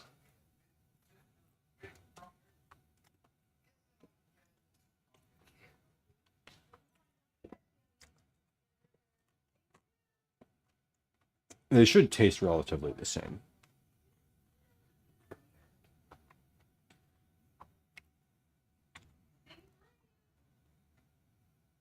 Okay, that was the roll.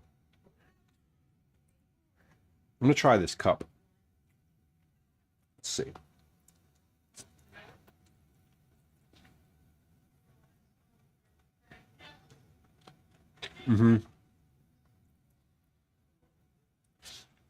The rolls are a little airier. These feel dense. Yeah, these feel a little dense. These are much more, excuse me. The ones that are the cups are more biscuity. I think with the rolls, I want a little bit, I want more cheese. I want more filling and more, kind of more of everything. So what I think I might do, what I think I might recommend here is to spread the dough a little thinner and put a little bit more cheese on it. I don't think it needs more sauce necessarily, but a little bit more cheese. Let's also just like confirm that these are good with dip. When I say dip, I mean I'm just like the sauce. They definitely are.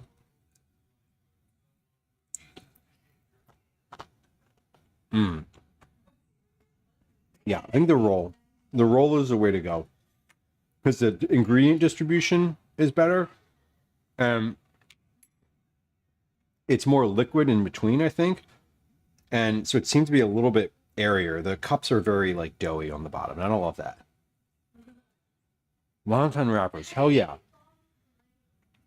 $200. You could also do this with croissants, like croissant dough. Croissant dough is really good for this because it's kind of thin. Okay, this is good. Visually, I like the cups better. Like this looks really good. Like that looks really, really great. Cheese is hanging off the edge. crispy on top. There's pepperoni in this one. But I think taste-wise, the roll is the way to go. I don't know. I'm going to cut another cup open and just see if they were all like that. Because the other thing is maybe, yeah, this one has a lot more filling and a little less in there. So I think if you're doing it in the cup form, I'm going to sort of try it again both ways and try it slightly differently both ways. With the cups, I think it's important to press them into the bottom so that they get thinner. And with the rolls, I think it will be important to stretch them a little bit more and add some more filling to them.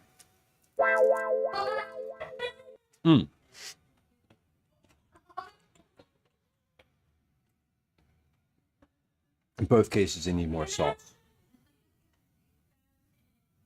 Both of them need more sauce on them and more cheese. So I think I might could end up using this whole can of sauce. And excuse me, I just put that whole thing in my mouth. Yeah, they do. They do, though. I was being a little conservative, but I think with the sauce, when they're in the oven and the sauce kind of heats up a bit, it burns off some of the liquid in there. Like what's here, if I'd have turned this like this, when I put these in the oven, all the sauce, well, obviously the cheese would have come out, but everything would have fallen out of here. But like the sauce would have been much more liquidy, and right now it's not. It's condensed, so I could add more sauce to it without worrying about it being too liquidy.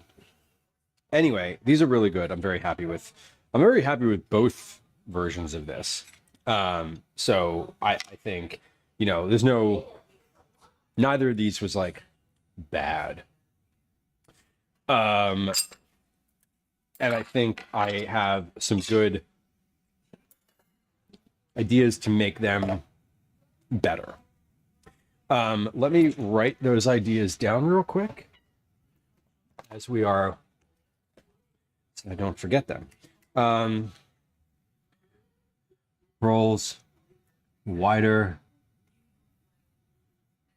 cups, press, bottom, flatter. Both more sauce and cheese. Okay, cool.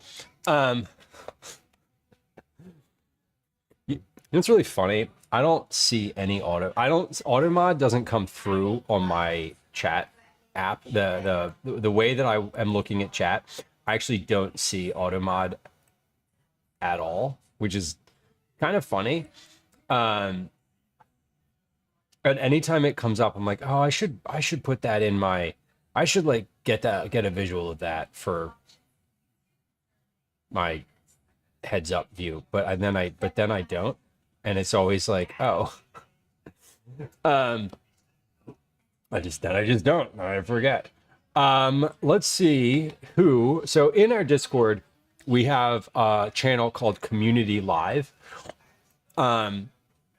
which has a bunch of folks who are part of chat on occasion, regularly, and have been in chat, our fellow streamers. So if you like sort of a curated list of other people whose content I enjoy and who I enjoy following, that is there. Let's see. I think I know where I'd like to go. I see a couple folks who are live in our Community Live channel. Earth Toast is live. Quilpy just went live. Chef JT is live. Ellie Face is live. Kitchen View is live. Room and Board is live. Those are the folks that were live as far as like an hour ago. We're going to check out the Food and Drink Creator Club. Let's see who's live in the Food and Drink Creator Club currently. If anyone is in here cooking, that might be a good raid as well. Made a verbal mistake that sounded like butt. I mean, it's true. I definitely did that.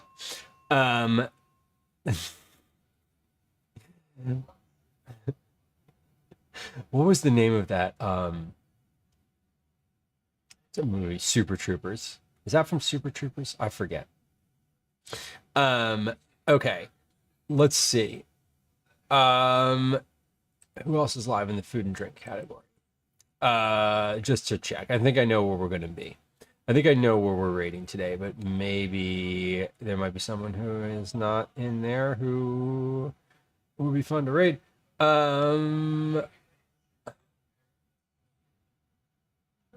I don't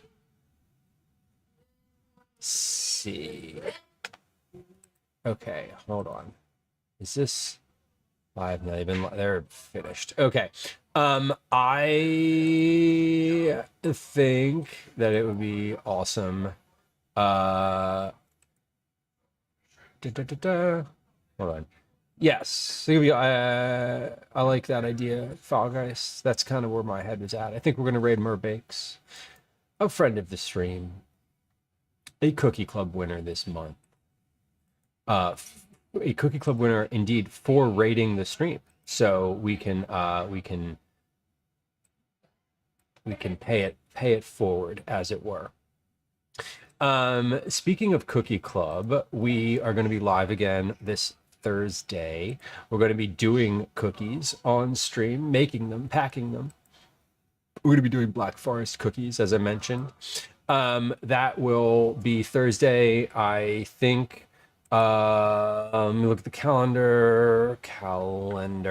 We'll believe that's going to start at 11 a.m. So heads up for the folks who are usually here, like right at noon. I'm going to be starting an hour earlier because I have an obligation that evening at 6 p.m. So I would like to get out of here and be able to do that. So I want to just be aware that I'm usually kind of slow for those types of things. Anyway, we'll be live again then. Daddy? Sorry. Daddy? Sorry. Daddy? Sorry. Let's Daddy? Sorry. start Daddy? Sorry. Daddy? Daddy? Sorry. this raid. I'm Okay, sorry. we have Daddy, started. bye. We have started the raid. There it is. Thank you all for hanging out today. Let's put some Goodbye. the goodbye sounds on. Let's put some raid Goodbye. messages in All right. chat. Take care now. Here they are. Bye-bye then. Here's a few. Goodbye. Here's a few raid messages. There's one. I hate And there's to another. go and leave this pretty side. Here are some social media links Bing bong. that you can Goodbye, follow sir. to follow elsewhere on the internet. So thanks again for hanging out today. We had a really productive stream today, and good conversation and a really productive stream. So I kind of love that very much. We will be back again on Thursday, as I said. We'll be doing Cookie Club. Next week is going to be, if I stream next week, it's going to be Monday or Tuesday. We have some travel, so I have very little time next week. So not going to be spending it in the kitchen. Take pictures either way, right? Pavarotti operatic mix. Put that reminder. Put a reminder. I know you have your other one too from the Truman Show in there. All right, we'll be back on Thursday. We'll see you later. Goodbye.